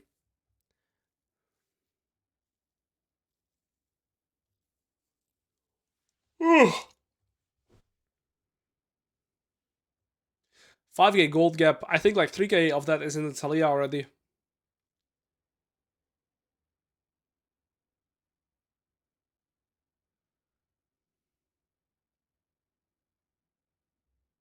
Rankin goes for the cleaver second, which is correct.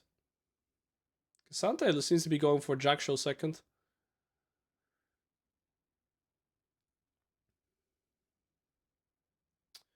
Well, if Zeri gets more gold, I think she's the one to just look at. But Zeri's also the only weak addition for blue side now. There's nothing else that can really help the blue side team. Ashe has her flashback soon. Jarvan no flash. I would hope for them to find a pick on this Ashe, but this Ashe is also playing very safe. So it's not really leading into anything now.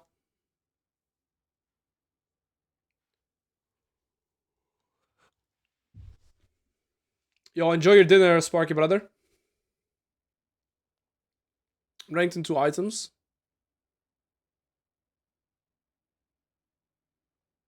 I don't know, this game is kind of a stalemate now.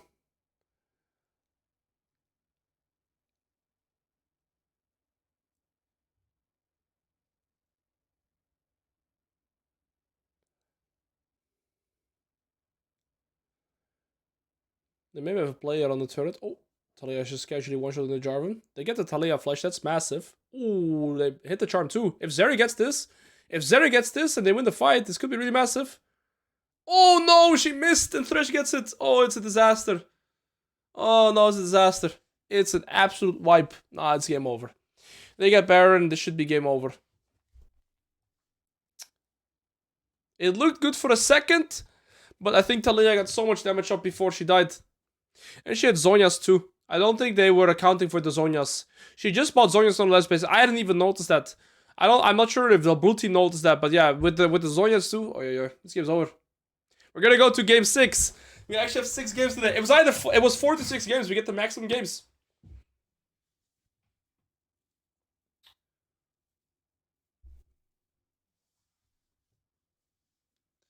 I don't see a way back for the blue side team this game.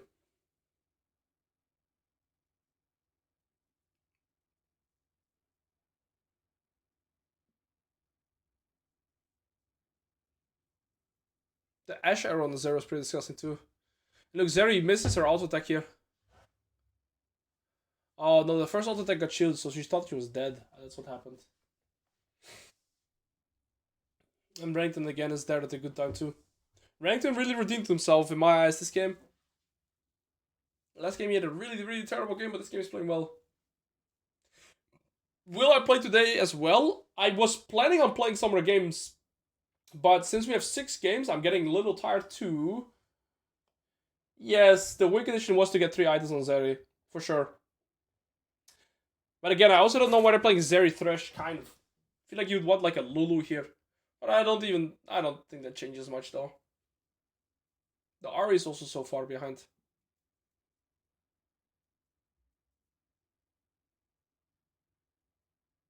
All in all, I think the Threshers just played this game pretty poorly. They really didn't respect the Talia ganks.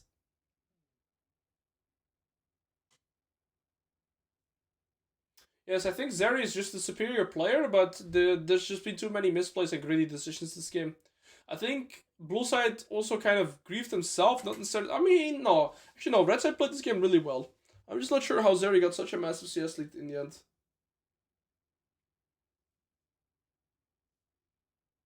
There's just no way back for them, I fear. Ugh, sorry for that.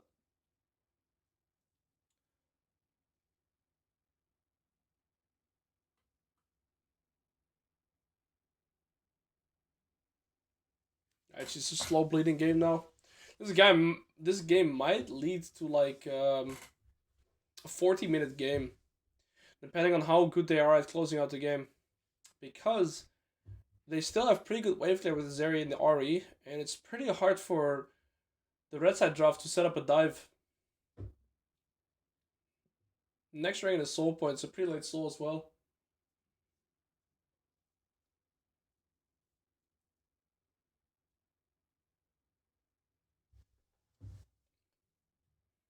This game can turn if Blue Fight wins 1 game, but I think it's too hard. Their conditions are not there. There's a 2-level lead in mid and jungle. Although bot lane is a little bit ahead, the mid and jungle gap is too far to really compensate. Also, Talia gets a full Zhonya's now. She has her flash again. The things they have to do to reach this Talia to kill her is just too hard. They have a Tristana ult, they have the Talia E, they have the Maokai ult, they have the Talia flash, right? It's so hard to kill her. Very often on Ari, your job is not necessarily to do that much damage. I feel like it's also just more so a utility champion.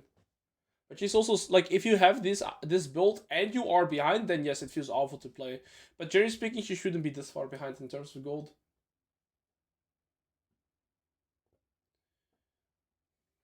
Talia, I just 1v9 this game. But I also think last game, the gap was in the jungle, right? The Viego was also playing better than the Maokai last game. And I think this game, it came more to fruition. I think if we're looking at these teams objectively, red team has the better jungler and blue team has the better AD carry. And that's also what we have seen, right? Throughout the games. So it's jungle against AD carry. I think that's also the two higher Grandmaster players.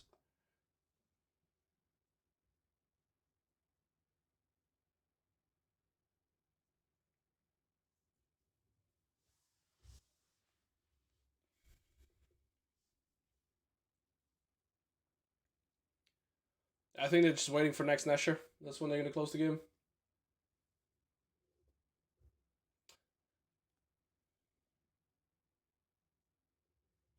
Oh. Cassandra is dead. I'm surprised they all ran away.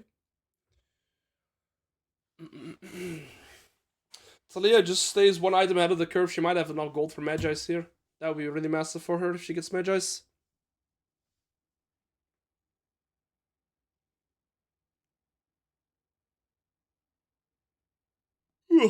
Sorry. Okay. Wakey.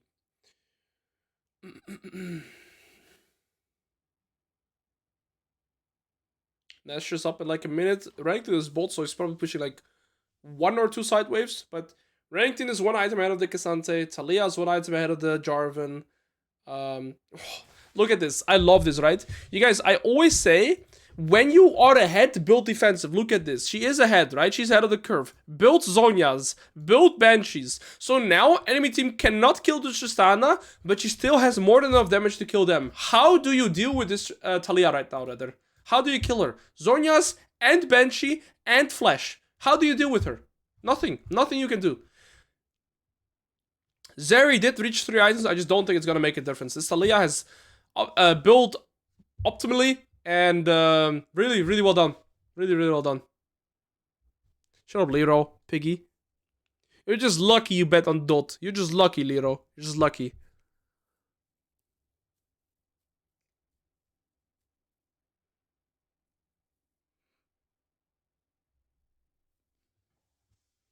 Yo, Adrian, I'm doing alright, thank you for asking.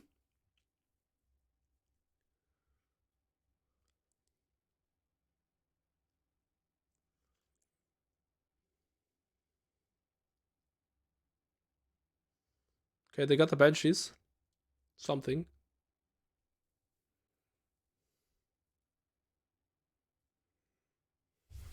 Yeah, I don't know why Ashe lost so much farm this game. I mean, Zeri also has like 12 assists per minute, right?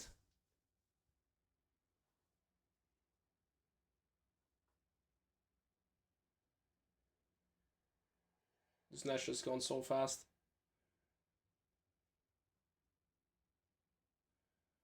Oh, they're playing it so slow. They're gonna wait for the soul. We're just waiting for one fight to come to fruition, guys. Like I said, this game might go to like 40 minutes because even though the red team is so far ahead, they are scared to lose. They are playing this by the book and they're just playing it slow. They don't want to take any risks. I like this play by them. But they've pinged it. Oh, they're caught. Okay, so Tristana got 3 items. Ashe got 3 items now. Ranked has 3 items, so... Oh. The Ranked might die before he gets to... Okay. Steros kept him alive. Cassandra... Wait, they can win this fight. Cassandra's in the backline too. Talia is caught. The Cassante killed him!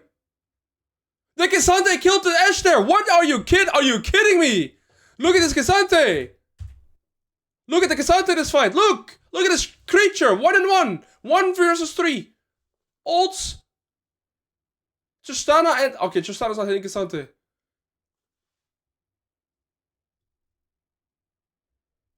No way, buddy. Ain't no way, buddy. They actually stopped the win condition here. Renting got pretty much one shot. The Cassante W was amazing. Really good Jarvan ult as well. They lost like all summoners too.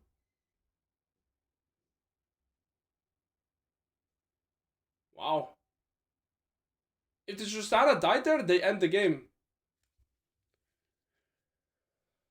I guess we have a game on our hands maybe still, guys. They've closed the gold gap. It's only 5k gold now. It was 10k gold before.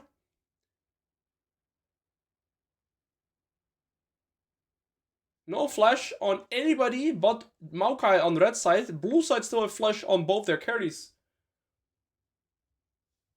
Yeah, the Tristana also ulted the Jarvan and not the Cassante. That was a really big blunder. I still would favor red side scaling probably though. Unless this... Wait, Zeri is 4 items, guys. Zeri has Lord Dominic's now. She's gonna shred through these players.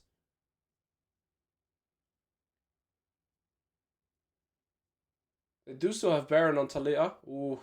Banshee saves him there. I think they just need to give this tier 2 turret. I think this is not a good fight for them. Who am I to speak? Who am I to speak? Cassante is in the backline again. Oh my days, guys. They are turning this game around. They got a 4-0 just like that. Renekton was in mid. Didn't have TP. Wow. This Thresh and Ahri are finding some monster good engages. And guess what? All the turrets are still on the map. They're gonna get 2 top lane turrets here. There's gonna be full build. This is a crazy game. Lero, are you still laughing, Lero? I mean, we shouldn't get cocky though. Ahri lost flash. That's the problem. I mean, look at this Ahri engage here. And they're finding the members. Cassante ult with Jarvan ult perfectly layered again. Pure chaos in the backline.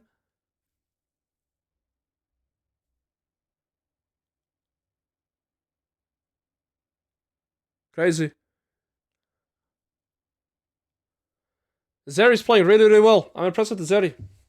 Tristana's going for a 4th item. Looks like a shield ball or Blood Rune King. Probably Blood Rune King, right? I mean, Renekton does fall off in late game. Renekton needs flash. Ahri's going for 4th item. Cassante has 4 items now.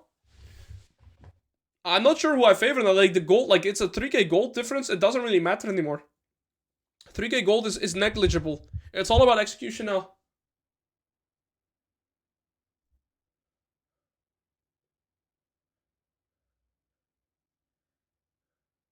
Oh, Ashe's no flash. What the f... Whoa, Apollo G. Whoa. Sorry, need to shake that one off. That was like almost... I don't think blue team draft is instantly better. I don't think so.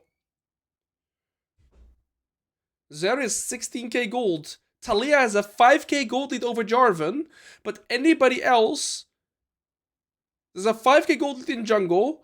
2k gold lead in mid. But there's a 4k gold lead in the AD carry role right now. Very weird. 5k gold lead in the jungle. But the Jarvan still has utility. That's a good thing, right? Dragon and Baron is gonna spawn soon. They're not in sync. The dragons or the Baron spawns quite a lot faster than the dragon here. Ahri no flash. That's the only important summoner. Tristana and Ashe are about to get the flashback. Same with Renekton. Zeri might get her Bloodthirster or Guardian. Oh, Zeri might get her Bloodthirster and Guardian Angel before this fight here. She's probably super close. Soul point 2. I think Red Side team wants to play for the Soul over anything else. Cassante has a TP ward. He's pinging the TP ward right behind them. He has a TP ward right there. I saw it too. So he's going for the TP here. I don't think Red team knows where the Cassante is at. I don't think they know. That Zeri W was massive, but Jarvis caught. Jarvis caught out. Uh-oh. Cassante's going in, but he's going in 1v5. Zeri's already half HP too. They lose the soul here. Jarvan got caught. He has flash everything, got caught. They might be able to trade Baron, but red team knows. Cassandra had a good TP, but the Jarvan got caught, unfortunately. Ooh, the Maokai landed on all three. And you gotta go play for the soul. Okay, they get the soul.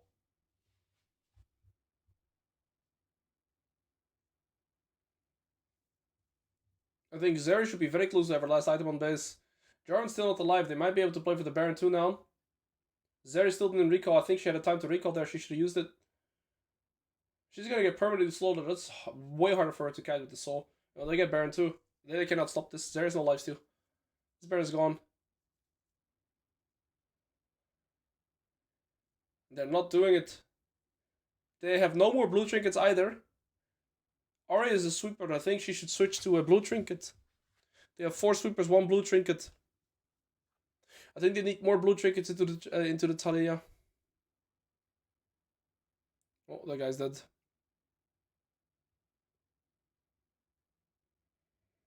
I think this is game. They're gonna try and push the wave at least. Okay, they've gotten rid of the wave.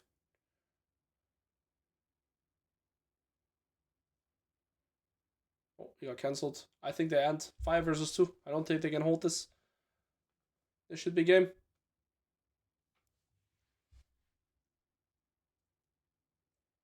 Talia's going for Baron, but isn't... Oh, they're not going to go for the end. Okay, we're still in the game. I told you this is going to be a 40-minute banger. I just had a feeling.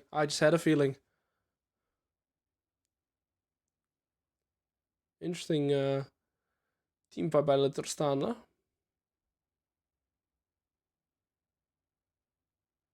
The fact that the Cassandra almost killed the Ashe there is disgusting, by the way.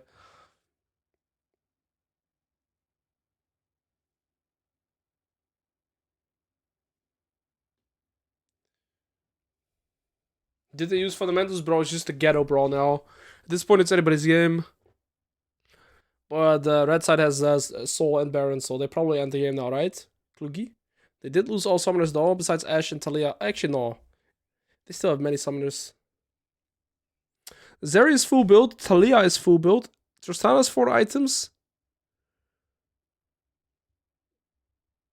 Renekton also on 4 items. Ashe on 4 items.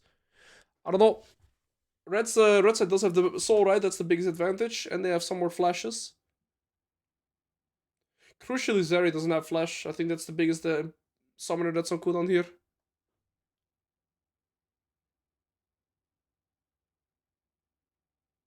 It's really hard to get close onto the Talia if they play well. They can't really, like, in lane. I think the red team just wins.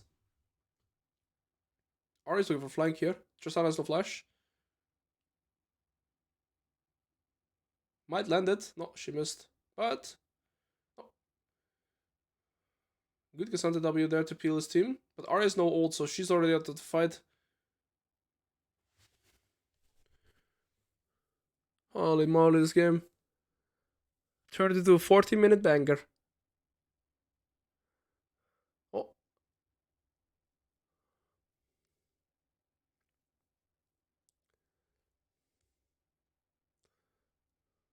Oh, what is Jarvan doing?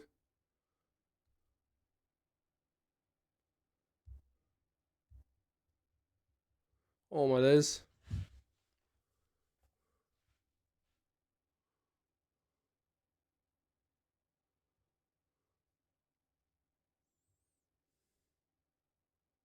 Could be something. It's a good trash hook. Yeah, Cassandra dies though. I respect that he went in to create a little bit more space. Thresh is landing some hooks now though. And the Ari charm followed too. Good cleanse. It was actually Q assist. Wow. This Thresh smurfed. Holy shit, this Thresh, man. This Thresh does not want to lose. Look at this Thresh.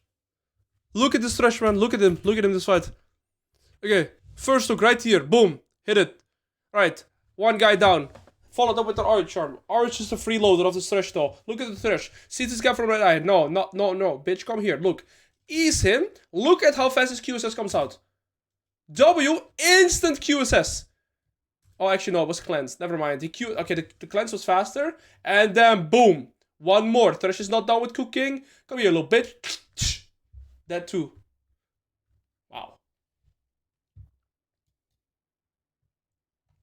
The Thresh is the only reason they're still in the game. He was the reason they lost early, but he's also the reason they're in the game now. Ashe lost Flash, Renekton lost Flash, that's two really crucial cooldowns. Elder Dragon is going to be the fight here. Zeri is getting her flashback, but no cleanse. Thresh lost Flash. I think if you're red side here, what you want to do as Ashe is always ult Thresh, because Thresh can always Q assist somebody else, or Michaels, right? You can use Michaels on somebody else, but he cannot use it on himself, and he doesn't have Flash. So Thresh should kind of play like Janna right now, because Thresh is the target that they should be going for. Actually, yeah, 100% kill participation on the Thresh too. Damn. Almost 100 kill participation on the Taliyah too. I like this game. Even though it's a 40-minute banger, this has been a very interesting one in terms of macro too. Who's Michael? Michael! Support item. Land on Zeri, but there's the Michael. Touch got hit. I think this fight is looking good for red side. Although, Taliyah's caught. Taliyah has 1 HP. She has flash though. Zeri's alive. Zeri's alive. Oh, another hook on the Tristana. Oh, they're all 1 HP. Oh, they're all 1 HP. Thresh with some crucial hooks again. Oh, they come away with luck there. Tristana came away with HP. Taliyah came away with HP. They both hit the flash. I don't think... Oh, the game is ended. I heard the notification. I think that means the game is ended, but I genuinely couldn't tell you who won. Man, this game is an absolute banger. Bro, I'm team Sisma. This guy is really good. Wait, Renekton is old. They're dead, no? Maybe not.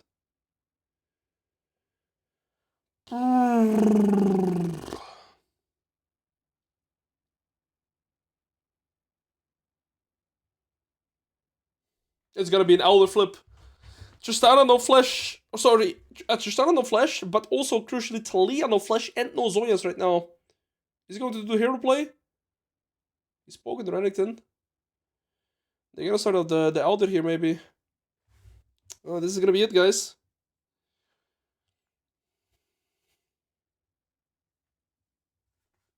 Wait, Zer's going for midwave.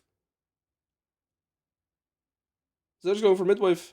They're DPS in the Elder fast. I think it's gone before Zeri arrives. I think this is gone. This is gone. Oh, shit. All that suspension for what?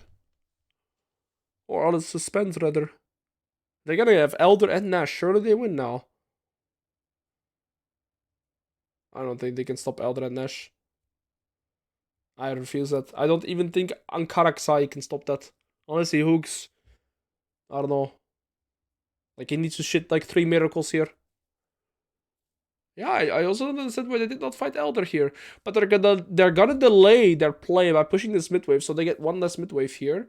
And both side lanes are pretty bad for them, so the Elder is almost going to be gone by the time that the red side team can start sieging. And again, both of the side lanes are kind of in crumble, or like in shambles too here.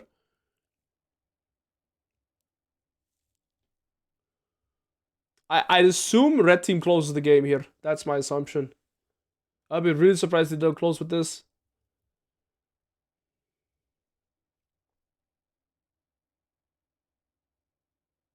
Arya has no item, right? I'm gonna see Schmidt now. Well. It did turn into a 40-minute banger. Ranked STP. Elder's like halfway gone.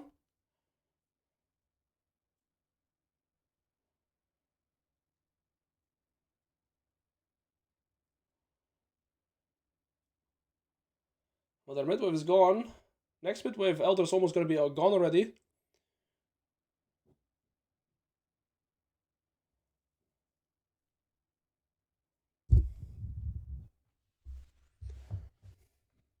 This is the midwave they still have Elder for.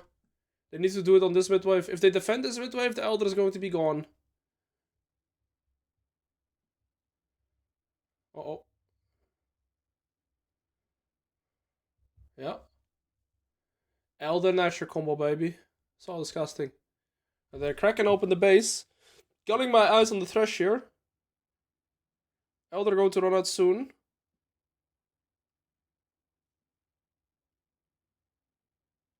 They're ending this with the Elder.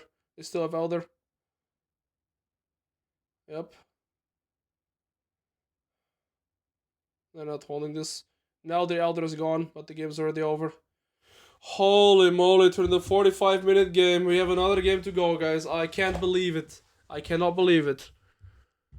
Holy moly. What a banger. Well, that's the thing, right? When you get 2 Blast of 3s, it's either 4 games or 6 games. we get the full 6 game shebang. Whoa. Yeah. Well, that was a banger. Well played by both teams, honestly. Yeah, they should have fought an Elder 100%. That was their mistake. Holy moly, 4 they have hours in. My energy is depleted after that game too, honestly. As weird as that sounds. I think the red side team had a really strong early game. They were a little bit unsure on how to end the game, but yeah. I need a minute to go to the toilet, guys. I need a minute to go to the toilet. So I'm be right back, okay? Be right back. Be right back real quick. I'm gonna put it to half sound because afterwards there's gonna be some ads. It's gonna be loud notices. I'll be right back in a second, okay? See you in a second, bros.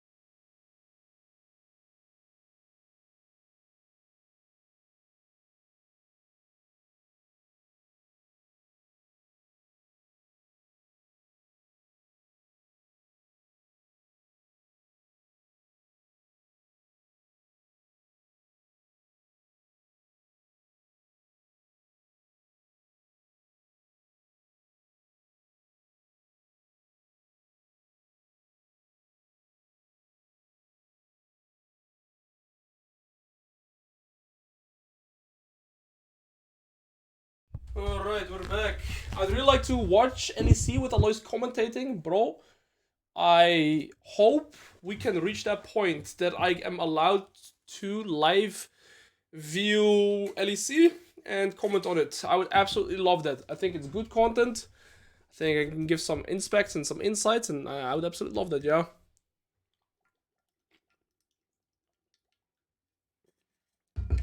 Unironically, I thought they would clear the comeback. I thought they would make the comeback. I don't know. I would watch Alois cast making a bowl of cereal. What is that, bro?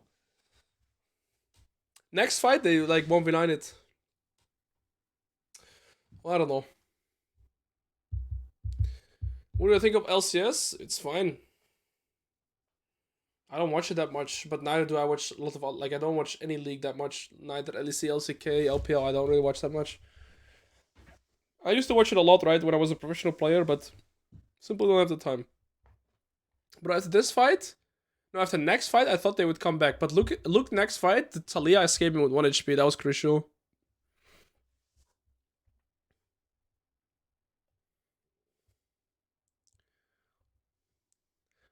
Next fight is so unlucky that the Talia escapes kind of for blue side.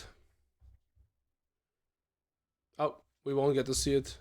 Sorry to blast your ears. I'm putting it softer. I have 20 times sound enhancer. Mr. Alois, my girlfriend said if I get 100k mastery with Riven, how do I not go 0-10? My girlfriend said if I get 100k mastery with Riven, and then it just stops and says, how do I not go 0-10 every game? The King's Maid. You focus on your matchups. You learn your matchups. I have some free matchup guides on YouTube. I highly recommend you check those out. And focus on build path and runes. Just make sure your setup is good. Keep playing your champion. The more you play it, the more confident you'll get. And you'll get better at it.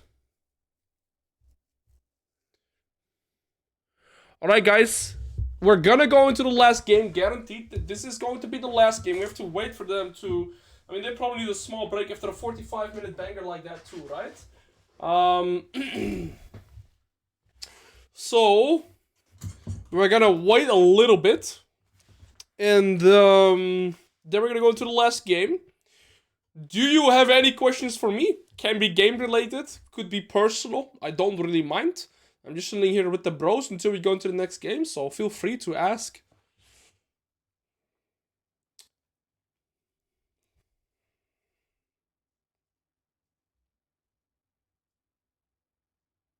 I'm gonna eat my veggies too. I didn't eat my veggies. Do you know what this stream feels like? Yo, Ragnar, nice good to see you. I haven't eaten my veggies yet, guys. I'm a piggy, so I'm gonna eat my veggies. I'm gonna eat my veggies real quick whilst I'm just chilling. Oh, they're cold. They're disgusting.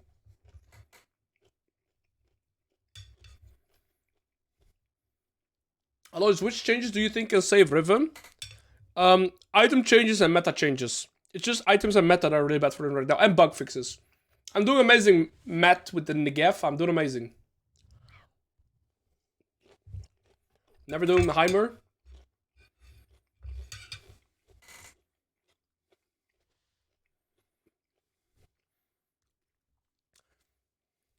Yo, I recently struggled with Garen versus Trinimer. Any suggestion for that matchup? Go face rush and just play Trade Avoidant until you can outskill.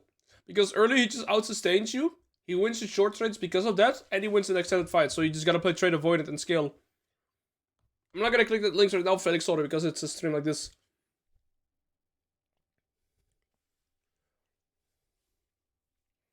You know what? I have to fix my mistake via donation as a respect on how stupid I am for mistyping that message. Bro, no, you don't have to, bro. You don't have to. It's all good, bro. Just type your message again.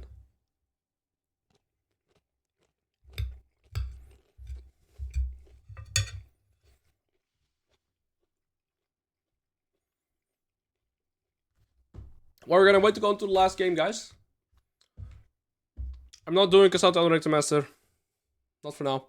Hello, new to the channel. What's the best way to climb out of Emerald Elo? I play in the LAN server. This is the steps I would always say. Play one role only. And I would recommend to be a one trick. That one trick, that champion, you can decide. You can go for the harder champion like Fiora Riven. You can go for an easy champion like Renekton or Urgot or Garen. Play 200 games on the champion. Study your matchups. Learn the correct items, learn the correct runes, learn to run the correct summoners in the matchups. Once you know your matchups and you're more familiar with your champion, then it's time to focus on your fundamentals. Because once you are going to play well with your fundamentals on the champion that you already know, so you're going to have the knowledge advantage regarding reset timers, jungle tracking, level timers, structure your gameplay consistently, then your laning phase will be super consistent. Once you've got your laning phase down, learn how to play correct macro, and utilize tempo well, boom, you're gonna climb consistently every game.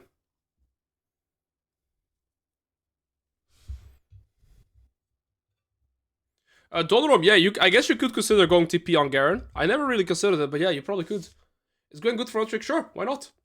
I'm a Darius on TP in low plat, it's a consistent pick. What should I practice as my second champion? Maybe top picks Darius, maybe Trundle. I'm not sure if I do Quinn, Mr. Omi Quinn. I would lose dignity playing a range top up, maybe just for you. Is the audio broken again? I can quickly F5 it. Hope that fixes it.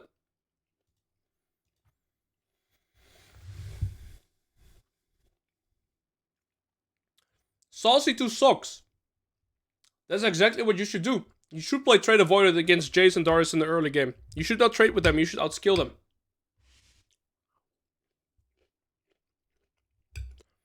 Fight every chance you get.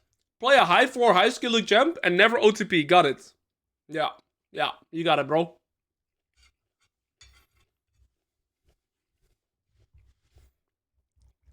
Right on, bro, right on.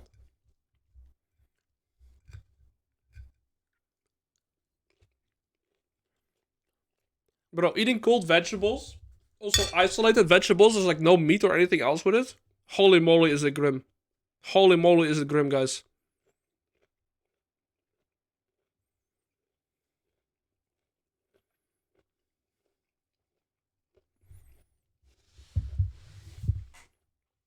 We should go into draft very soon. Let me quickly check the message.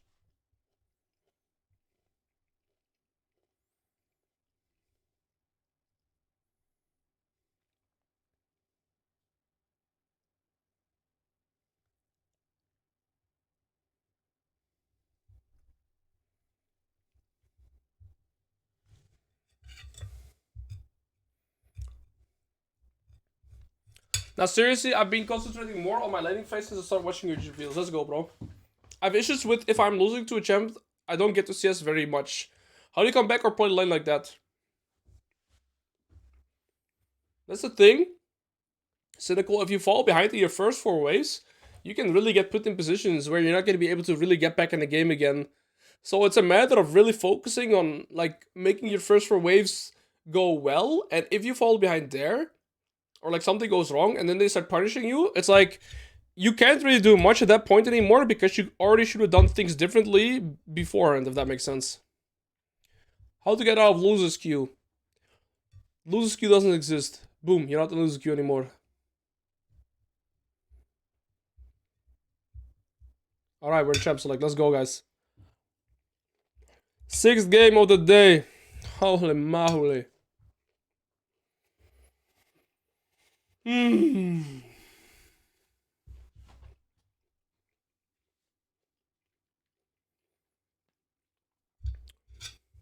Jace ban makes sense. Jace was really discussed in game 1.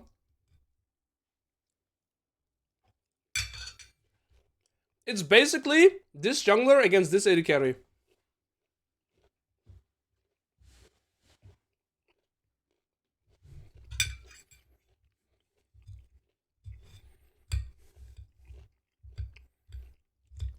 I like the Talia ban. Zeri and Kai'Sa ban. Ornn pick. GG, whatever. It's gonna be a Gnar or something.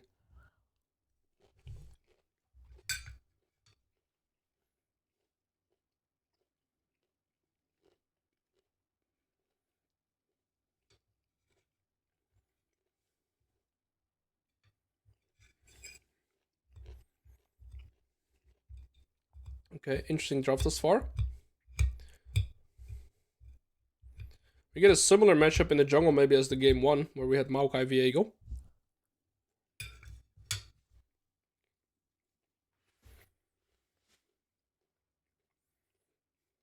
Kalista Renata is really, really aggressive.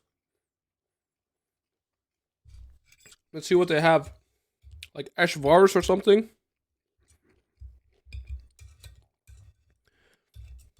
I wonder what their answer is into Kalista Renata. I'm very curious to see.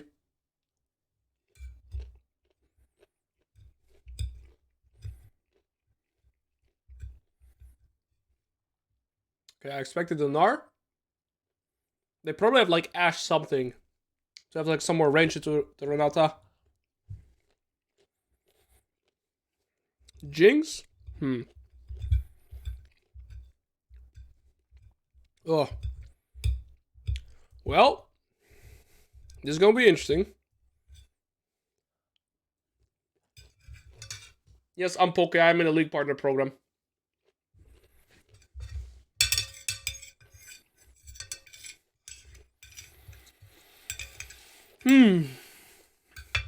Okay, guys, I finished my greens.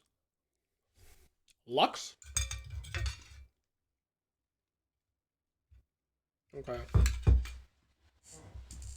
LeBlanc makes a lot of sense. They have 0 hard CC against LeBlanc. Well, I guess Away can throw out the fear. And maybe a Braum can land the Q. I mean, they have something, but LeBlanc should have a lot of free reign against their draft here. Alright, guys, we're gonna have to wait 3 minutes for them to load into the game. And this is the final game of the second best of 3. The winner goes to the finals. They're playing for 6,000 euros, so good luck to both of them. It's gonna be the last game, guys. Let's go. The elo is between Master and Grandmaster around the board.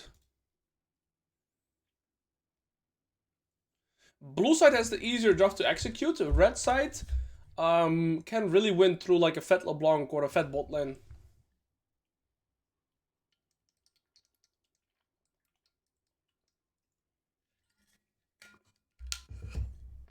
Alright, let's go, guys. Actually, no, we're gonna have to wait. We're not gonna go in-game yet. Your fundamentals help me a lot, bro. I'm just one-shooting 1000 Garen and that's it. XD. Hold on. Let's go on Pokey.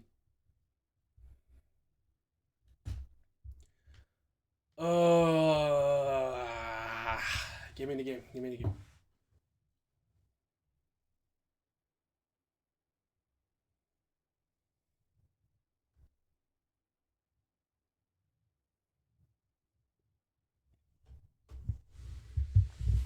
Holy moly, guys. I'm gonna be honest. Casting for like 5 hours now is actually pretty... But I feel like I've been answering almost every chat message.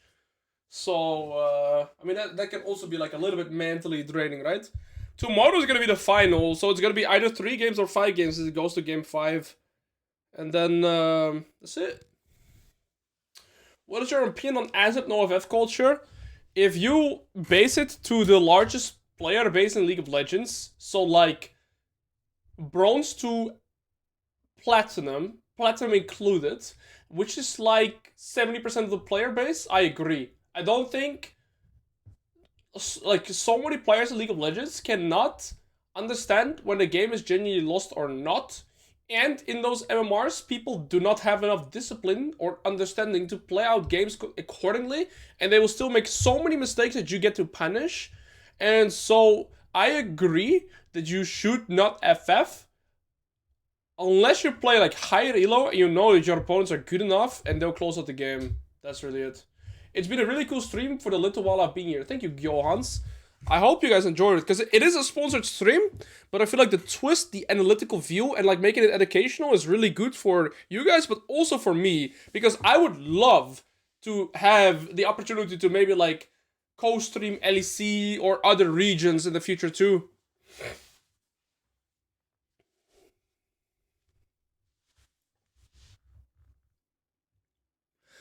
I'm still bad to carry a full Indian team like in every second game I bought or mid is just 110. What can I do? I don't know, buddy. It's not your team as to why you're in your position. That's a mentality that I would try to ingrain. But yes, I can understand the frustration. But the thing is, if you have that, then enemy team should have that as well. In the general sense. What do you think is the cutoff where people actually begin to have enough understanding of the game to know when it's lost? Well, say Master Grandmaster. Who do you think is the best top laners right now, aside from you? I don't think I'm the best top laner. I think some of the best solo queue top laners right now. Potent is really good. I mean, and we have the ERL and like LEC top laners, right? There's so many good top laners, man. Potent has been one of the most consistent though. I think Fiora is also really broken. Like Fiora has been meta, S plus tier. Really good items, has benefited from almost everything in Season 14. But Potent is also a GOAT and he was already rank 1 in Season 13. So Potent is the first person that comes to mind for me. And he's not like an ERL or professional player.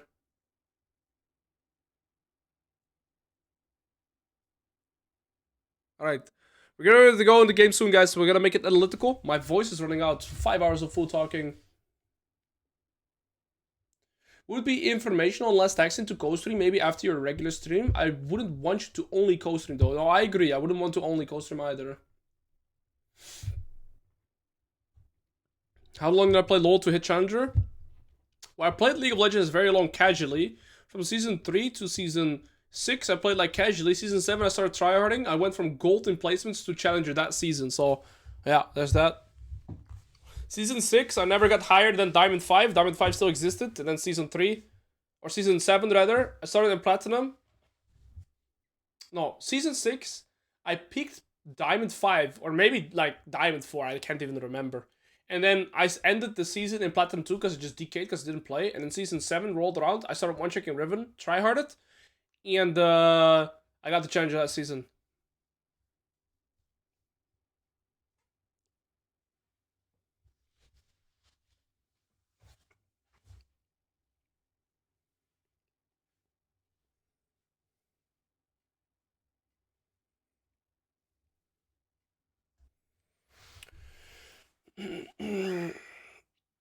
What was your favorite season?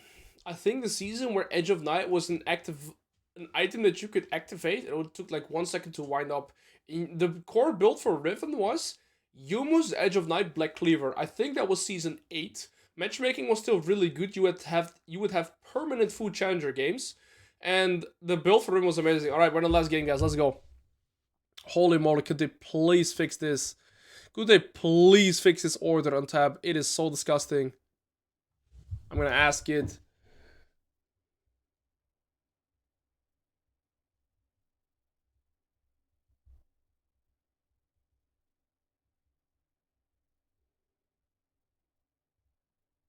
That's so candy.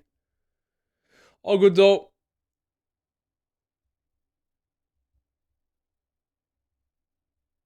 Okay.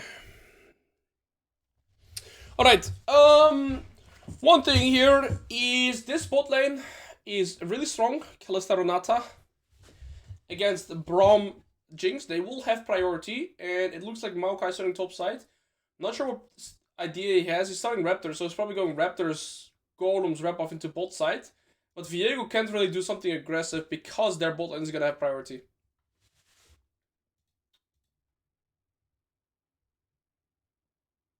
First are getting to tank sounds decent. Yo, Sparta Jones up, good to see you. I think the solo lanes are. I think all 3 lanes get priority in the early game here for red side. So Nar gets priority to Ornn, LeBlanc gets priority to Hawaii, and Kalista. Kalista Renata, rather. Sorry. Now you get priority to. Alright. Our enthusiasm is by the Kalista. Right? They're not receiving too much poke, so that's good. They're doing a third wave crash. See what to do after the third wave.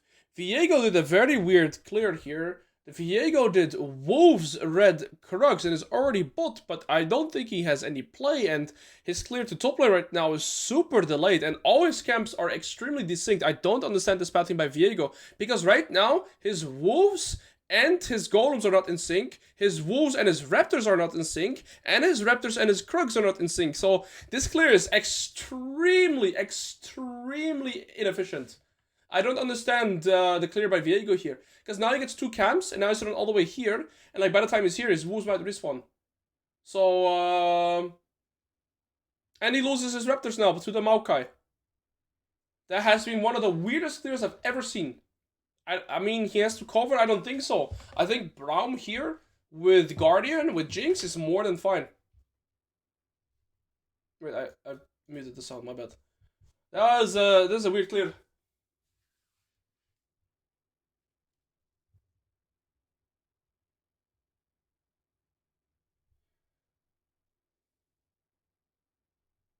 So Maokai should be... I mean, Maokai doesn't clear that fast, so he's still alright. Maybe his Wolves actually do the second respawn here, because he could do the Golems or the Scuttle first here. So maybe his Wolves will actually respawn second clear. Yeah, but I still think the way he cleared is... Okay, so he does get a second Wolf camp here, but his Raptors are going to be gone. I mean, it's still pretty efficient for him, actually. It still ends up turning out fine. Maybe I'm bugging. I'm also surprised with how slow this Maokai is, though. Shouldn't Maokai at 414 have way more than 24? Like, what did the Maokai do? I feel like Maokai should have had, like, so much more. Like, Maokai should have had all these camps cleared as well. I'm a little bit confused here. I don't think Maokai's clear is that slow. That he should have this low. Polo seems to be more comfortable in the LeBlanc than he was in Ahri.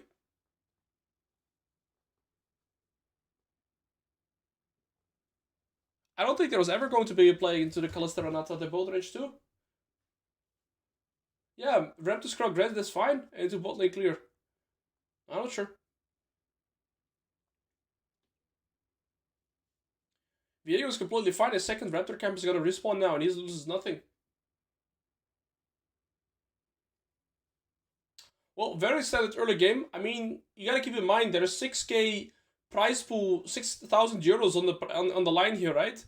Okay, they're gonna start the dragon here. Their bot lane is priority. Viego has to reset. Jinx just comes back from reset, so they get the dragon at mid at 5. That's a very, very early dragon here, so that's really nice. And I think they just want to use the Kalista Renata lane here to stack up the dragons. But keep in mind, guys, the winner of this game goes to the final. The loser is out. So, yeah. There's a lot on the line. So, very often you're going to see teams play a little bit more reserved in that last game. Gnar rushing the Merc threats into the Ornn lane. Into the Ornn Viego. Makes sense, though. Ornn is a mix of physical damage and magical damage. Ornn's W is magical damage. Ornn's Q is physical damage. What a lot of Ornn players usually do against Gnar is actually put 3 points into Q simply so you have a little bit more pressure in the lane. Oh, really nice combo by the Kalista. The wave is bouncing back to the blue side, but the Maokai should probably want to go top side here. Actually, no, he's sticking around bot side Viego as well. There's a pink ward, so they're not going to see the Viego coming, but Maokai is hovering here. So it could be a potential 3v3. Maokai's going to face check, and nothing will happen.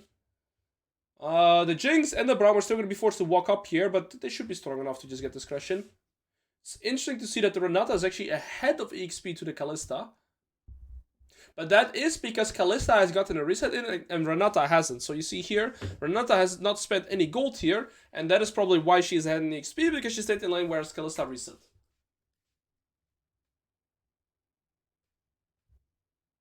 Very nice combo by the LeBlanc. Also, the Hawaii has no TP anymore. It is 6 minutes in the game, so as you guys can see on the minimap, there is actually a honey fruit right here. I'm not sure where it's going to be in this river. Maybe Maokai already took it, but Hawaii could consider looking for these honey fruits. The only issue, however, is that LeBlanc has priority, so it's really tricky for her to go here. Oh, she might be opting for it now. It looks like she is going for the honey fruit. There you go. Nonetheless, LeBlanc gets to crash the wave here, and Hawaii might lose the full wave. Plus, LeBlanc gets priority to recall now, and maybe play out the bounce on the Hawaii here.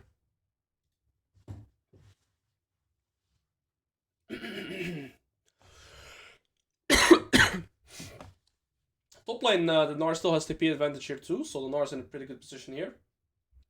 And in bot lane, we're starting to see a tiny CS lead. It looks like Jinx has reset whilst the wave is pushing away from her. So generally speaking, right, the golden rule of reset timers is you want to reset when the wave is pushing towards you, not when the wave is pushing away from you. And you see here that this big CS lead is because the Jinx apparently did not get this bounce in with the Braum. And now the Renata and the Kalista get that perfect reset. And in 2 minutes, next dragon is already going to be there. And I think the Kalista Renata will just have complete bot lane control here, which should also lead into the second dragon. There, one Shrek. Thank you for the primer, brother. I appreciate it, man. So it looks like here in the third game that the red side is just feeling very confident again in their matchup. They have top lane with an 18 CS lead. They have a 16 CS lead in the bot lane too. So all the lanes doing good here for red side. And yeah, it looks like the secret club is in control again.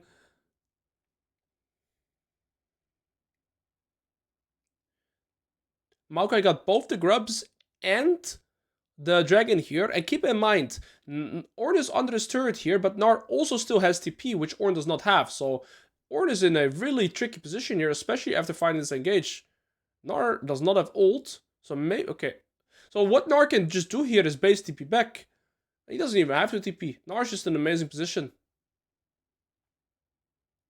I want to see Dragon is going to start spawning in 1 minute from now. We even get the blue buff here. So even Maokai is like they're ahead everywhere. It's a small gold lead, but it's gonna grow to much larger probably because these tiny things will stack up.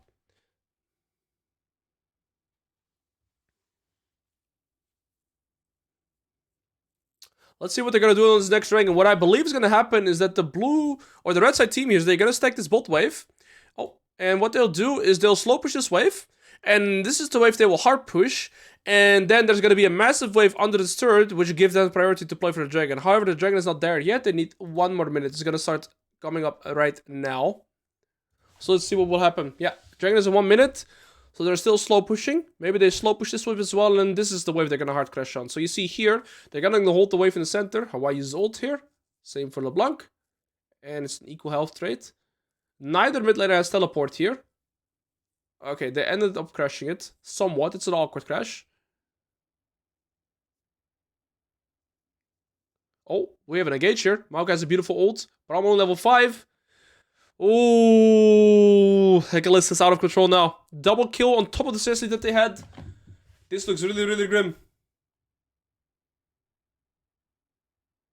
Game is in complete control of... Oh. Yeah, I mean... So, multiple things here. the worst part here is, right, if we pause here, so not only did all 3 players die, they also die on the turn of the red side team. So they die, but they also lose a full cannon wave, so minus 200 gold. They lose 2 plates, minus 250 gold, right? And what's gonna happen, what happens after you crush a wave into your opponent, guys? The wave is gonna bounce away from you as well. So they lose plates, they lose waves, they lose the kills, and their wave is going to be bad by the time that they get back. And I think this is a snowball effect that is going to be really, really tricky to get away from. Plus, they already have 2 dragons as well. Top lane 20 sets up ahead as well. Mid lane got a free recall on both sides, but LeBlanc got a kill. And, okay, so they do get out the bounce now because they played for the dragon. But it looked like it was just a bait. Renata is level 6, Braum is not level 6. In these early game skirmishes, right? Around the grubs, around the herald, support level 6 is very often actually the deciding factor if you win a team fight or not, right? Now, Renata 6 is an absolutely broken ability in early game 3v3s, and yeah, just the Renata being level 6 to Braum being level 5. Remember earlier when Jinx or when Kalista recalled, but Renata didn't, and she was a little bit of XP ahead into the Kalista. That tiny detail right there led to the Renata being level 5 and the Braum being, Renata being level 6 and Braum being level 5. And then boom, instantly the game is different. And that's what's beautiful about League of Legends, right? It's a game of details at the end of the day. Beautiful sidestep. Mid lane flash gone. No flash against Maokai and LeBlanc. And Hawaii did not buy... Wait, they got a bot lane kill. That's really good. That's the only way they can stop the snowballing. So that's going to slow them down a little bit. That's really greedy. But, you see here that Hawaii went for CDR boots, not Mercs against LeBlanc Maokai. Very greedy. I'm not sure how the Kalista died with flash up. I mean, he lost his flash, but that's going to slow down their snowball a lot. Also, very crucially here, you see that also Kalista did not get Blade of the King on the reset right now. So that slows her down even more. So she had these items before she died. Now she died, walks back into lane, has to push like 2 waves and then has to reset again to get Blade of the King. So she lost like 2 full minutes of tempo there because had she died and gotten her Blade of the King, at least she would have still been fine, right? Because she would have gotten her first full item. But she didn't get her full item and she died. So now she has to set up another reset very soon.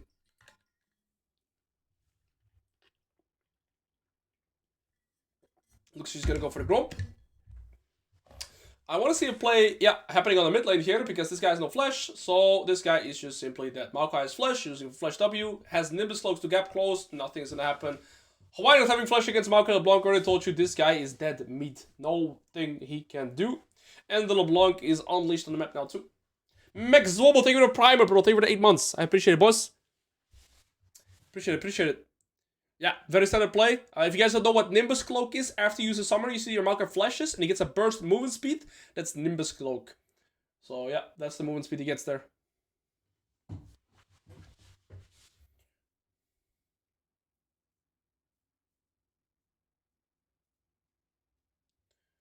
Alright, so LeBlanc with a massive shutdown is ahead of the curve. Yeah, I mean, they have 5 grubs, guys. They have 2 dragons. I feel like red side is in complete control, and you have to start wondering here, right? If you're blue side, where can you make a play? Are you gonna make a play on the Kalista and Renata? Well, they have summoners again, and the only engage you have is like a Braum Q, so that seems very hard. Are you gonna make a play on a Gnar? Well, Gnar can just hop away, right? Are you gonna make a play on LeBlanc? Same thing. So what can blue side really do here, right? They are running out of options very fast already in this game because they are losing lane everywhere. And then they also are playing against champions that have really easy escapes. They all have dashes. It's really hard to make plays here for the blue side perspective. And if you're red side, all you have to do is understand that they're kind of already in like desperation mode. As you can see, there's already shutdowns on neutral objectives because they have level leads almost everywhere, CS leads. And yeah, they are in a lot of trouble here. Next dragon in 1 minute already. And if they secure this dragon, they're going to have a soul point at minute 20, which is just something that is absolutely absurd. Hey Alois, 2 days ago I watched one of your vids about wave control. Ever since I've been completely shitting on my lane. Freedom Hunt TV. Thank you for your first time message, bro. That's amazing. Now imagine if you actually had my course. Shush! Sorry, I'm selling out too much. That's so nice to hear, bro. Well done. Alright, let's take a look here. Objective bounties are falling off. Nothing even happened. Just Riot Games being funny. Nars slow pushing this wave to try and hard push the second wave here. And he's gonna have TP here. Neither top laner has TP for this fight. So Nars wants to secure priority here. Ornn is very low mana. So Ornn probably cannot even participate in this fight even if he wanted to. And you see already Viego's looking to go into top side. They're already conceding this objective. They have already conceded this objective.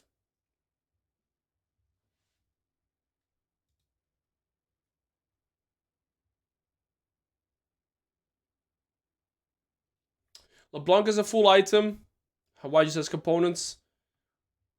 Yeah, although it's a grim game, guys, it's also one of the most broken. So, you see, the thing is, movement speed is a stat that a lot of people underestimate, right? Me too. It's a stat that doesn't do damage. It's a stat that doesn't heal you. It's very hard to see the value of movement speed. But did you guys know that the Cloud Soul is the soul with the highest win rate almost always? Which is interesting, right? Very interesting.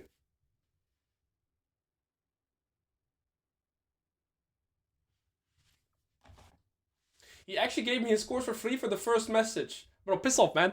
That's not true. Alright, that's a desperation play already. Beautiful ult. Oh, actually, I don't think they're winning this. The Ornn gets a perfect TP here too. Viego's coming from base too. This is absolute desperation. Why are we diving when we are ahead? Why are we forcing desperation plays? We are ahead, guys. What are we doing? Okay, Nart turns it around. Viego's here now. It's a 2-4-4. See, the thing is, guys, are we going to say now that blue team did something good, or did red team make a mistake? That's the thing, right? And this is very often the case. When you are behind, you don't control the game anymore. This is why I don't like to teach how to play from behind. I like to teach how to not fall behind. And here, it looks like blue side or red side just was like bored. They were like, you know, I don't want to win 6k euro. Just actually get me out of this game. I don't know what this was. Can you tell my friend Matthew to answer my call? Yo, Matthew, whoever you are, bro, answer the call tilt 071. I'm not sure what this was. This made no sense. No logical play here. Jinx gets so many kills.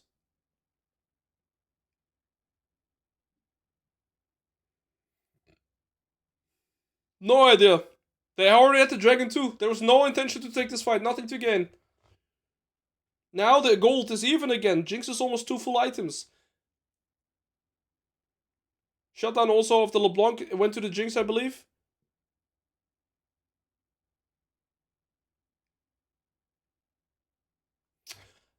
I would favor the blue team in the 5v5. If they get one like reset, the Viego gets a reset and he just takes over the fight. So this game, this could scale into a long game, but if they get the soul at minute 20, that is going to give them a very strong position. Hey, but I saw you on YouTube. I've been playing for 3 months now. Stock Ash, OTP, Gold 2. I'm 14 years old. Please, I salute you. Yo, bros. Good to see you, brother. Hope you're doing amazing. Speed Dink Ibaba. You remind me of when I was 14 years old. I remember once I made a comment on Gripx stream, and he told me something nice, and I always remember that. So, Mr. Speedy Dinky Baba, I wish you the absolute best. I hope you have an amazing day. I wish your grind in League of Legends goes well. And I hope to see you more than the stream, boss man. Okay, so they get the blue tier 1, that's good. They get the mid tier 1. So it's going to be harder for the Jinx to play. Jinx is no flash, right? So Jinx is a shutdown right now, but she's not really allowed to play because she has no flash. And with the mid tier 1 being gone, it's a lot harder for Jinx to play against the likes of a Maokai ult over the wall or the LeBlanc, right? So now, this was really good. Interesting to see the Ornn rushing Heartsteel in a ranged champion here. We have a fight. Renata with a 3-man ult. Looks like it's just getting disengaged though. Nothing happens. They're losing a wave in mid. So this mid wave is going to crash and it's going to bounce back into here. It looks like this wave is also bouncing back to the opponent here. Poman Rios, thank you for the prime. Appreciate it, bro. How's the gym and eating going? I've gone to the gym 3 times this week. I've cut out sugar in the last 4 days. Only today I went to get an ice cream. And other than that, I've been trying to avoid all sugar. So the past 3 days I've went to the gym and I've been cutting out sugar for 4 days. Besides today I took 1 ice cream. So I feel amazing. Very energetic. Sleeping going pretty good too. Thank you for asking, bro. Thank you for asking, Ragnarex.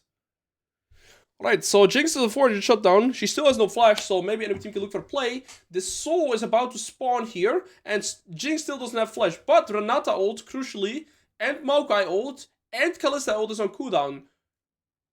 So let's see here. Let's see. This is going to be the fight.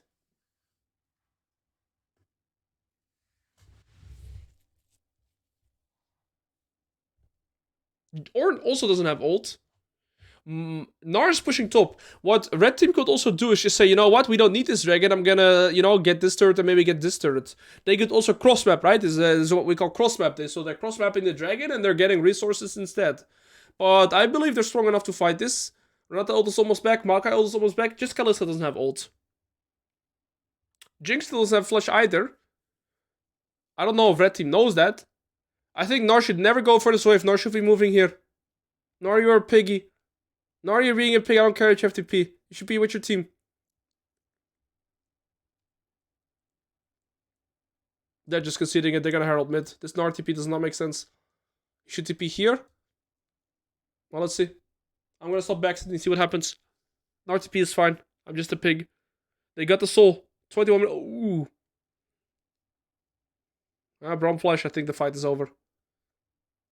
Jinx is caught though. She has to flash. She doesn't have flash. She doesn't have flash. Okay. She has flash now. That was good. She used her cleanse. That was smart.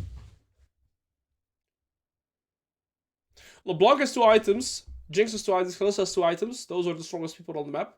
Viego is very close to finishing 2 items. You see here, crucially though, again guys, you know what you have to pay attention to in mid to late? Look at the side wave. It's slow pushing to this side. So the blue side is permanently losing resources here, and the red side is benefiting. Gnar has already walked to top. So they're trading mid tier 1 for top tier 1. Decent. If I'm LeBlanc now, I would be going bot lane and pushing this side and getting this. We're wasting time here, standing around mid wave. LeBlanc should have already been bot. They're starting Nash here. That's very interesting. No Hawaii ult, Braum ult, and Ornn ult, but I don't think they're strong enough to just force a Baron like that. I know you have Kalista, but you're gonna lose so much health for that. I don't like this play. You're winning again and they're flipping the game.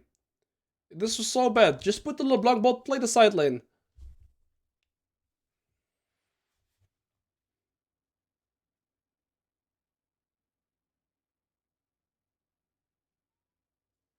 Jinx is going to 3 items now. Once Jinx hits Infinity Edge, it's going to be really scary.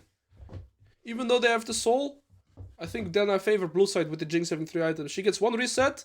The thing is, guys, what you have to remember for blue side draft, right? 1 reset and they kind of win the team fight because Viego gets his passive and it gets like the takeover, right? And Jinx gets his reset. So nobody in this team is actually allowed to die. Now, luckily, they do have Renata W to keep the 1 person alive that would realistically die, right?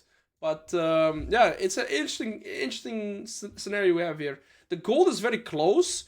This side of is left very poorly, and again, LeBlanc is skipping bot wave, starving herself from resource, and we're just forcing Nash. It is one of the easier Nash to take, though. This is not the hard Nash to take. This Nash is relatively squishy, and they do have Gnar Kalista here. They might have enough time for this one, but they actually get it.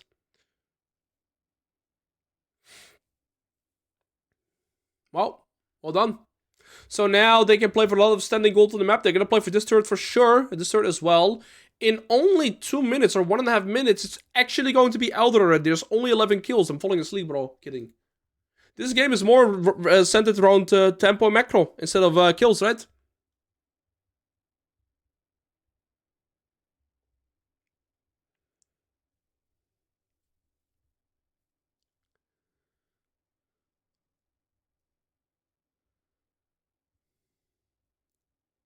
No, the Nasher buff is always the same. It's just different terrain. So you could have like terrain where there's like Nasher walls like here, right? Like some weird Nasher walls. And like it's harder to take. They get the mid tier 2, they're for sure getting the bot tier 1, and they're probably gonna play into this bot tier 2 as well. And set up vision for the Elder. That's what I'm assuming they're gonna do.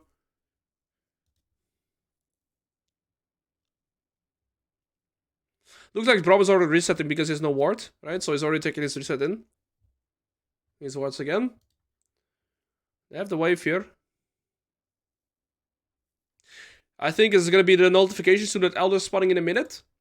I think if I'm Gnar right now, I think I would recall and I would push a top all the way to have pressure here before the Elder. So you gotta keep in mind. Okay, they're pushing mid first. That's good. They used the mid wave. The LeBlanc was still there. But what you have to keep in mind. Okay, I'll hold it here for a second. Kalista is forced to use Flash, and I think it's just a disengage. Okay, so what I want to see right now is either LeBlanc or Gnar go top, and that is because you guys probably are familiar with this phrase if you've been in my stream before. You should push out the side lane that is opposite to the neutral objective that you want to play for. What objective do you want to play for? Elder. Where should you go? Top lane. Push this out, pull the Ornn here, and play pressure this. If they contest the Baron or the Elder, you get this turret. If they group here, you get 4v5 scenario. You're always going to be adding tempo. Let's see what happens here. Elder is going to start respawning soon. Kalista no flash though. It's a very, very crucial cooldown. Jinx finished Infinity Edge and has an upgrade, guys. So Jinx is a real threat now. Jinx 3 items before Kalista. Let's see.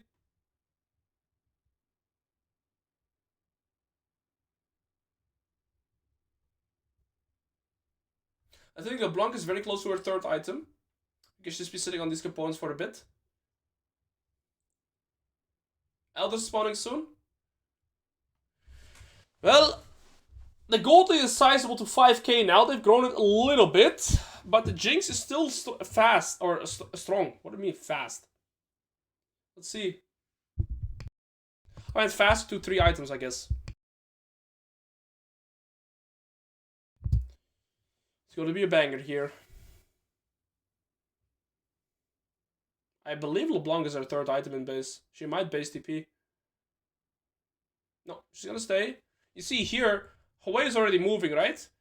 And Gnar's pushing this. This is what I wanted to see. So you see now you have 5 blue side players. If Gnar, I think you should just keep pushing. You shouldn't reset. He should keep pushing and pressure. Enemy team is forced to make this play. Gnar should keep pushing. It's really sad to see him recall. Because if Gnar is hitting the turret right here, therefore, you see LeBlanc is recalling. She's buying her third item. I've been keeping track of her items here. I always, generally speaking, you know how much gold people have. You see, here's her third item. She for sure has it. There we go. Third item on the LeBlanc. Let's see. Third item on Gnar. Third item on LeBlanc. LeBlanc is in the jungle with the flank. Gnar is about to have Mega. Level 16 as well. Braum Shoot has to be used for either Renata ult or Maokai ult. Blue team seems to know about LeBlanc's position.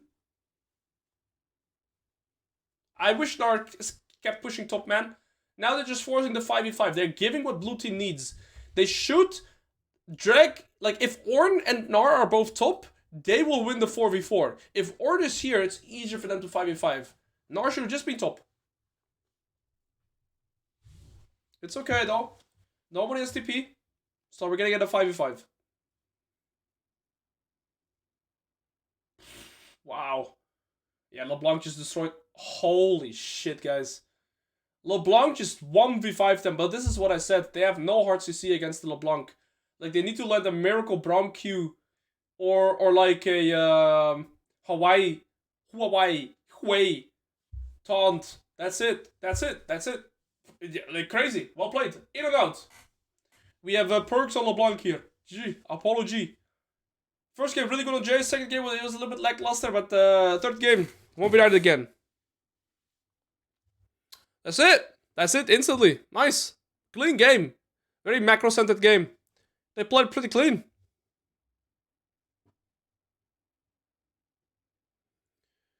Oh, that's it. GG's. Secret Club pulled through. I expected them to win, so it's gonna be these teams in the final now. It's gonna be Polish, Romanian, Commonwealth against Secret Club. GG's. GG's. 6 games casted. Full GG, guys. Thank you for being with me throughout this whole stream. I genuinely could not be more grateful and thankful that you guys were here with me the whole stream. 6 hours sponsored stream. I tried to really put an educational twist on it, give you guys as much information and knowledge as I could whilst we were watching this, right? I hope you guys enjoyed it. I hope you guys learned something new. And again, I just really want to thank you guys for being such an awesome community. The reason that I'm able to have a sponsor in the first place is because of all of you, right?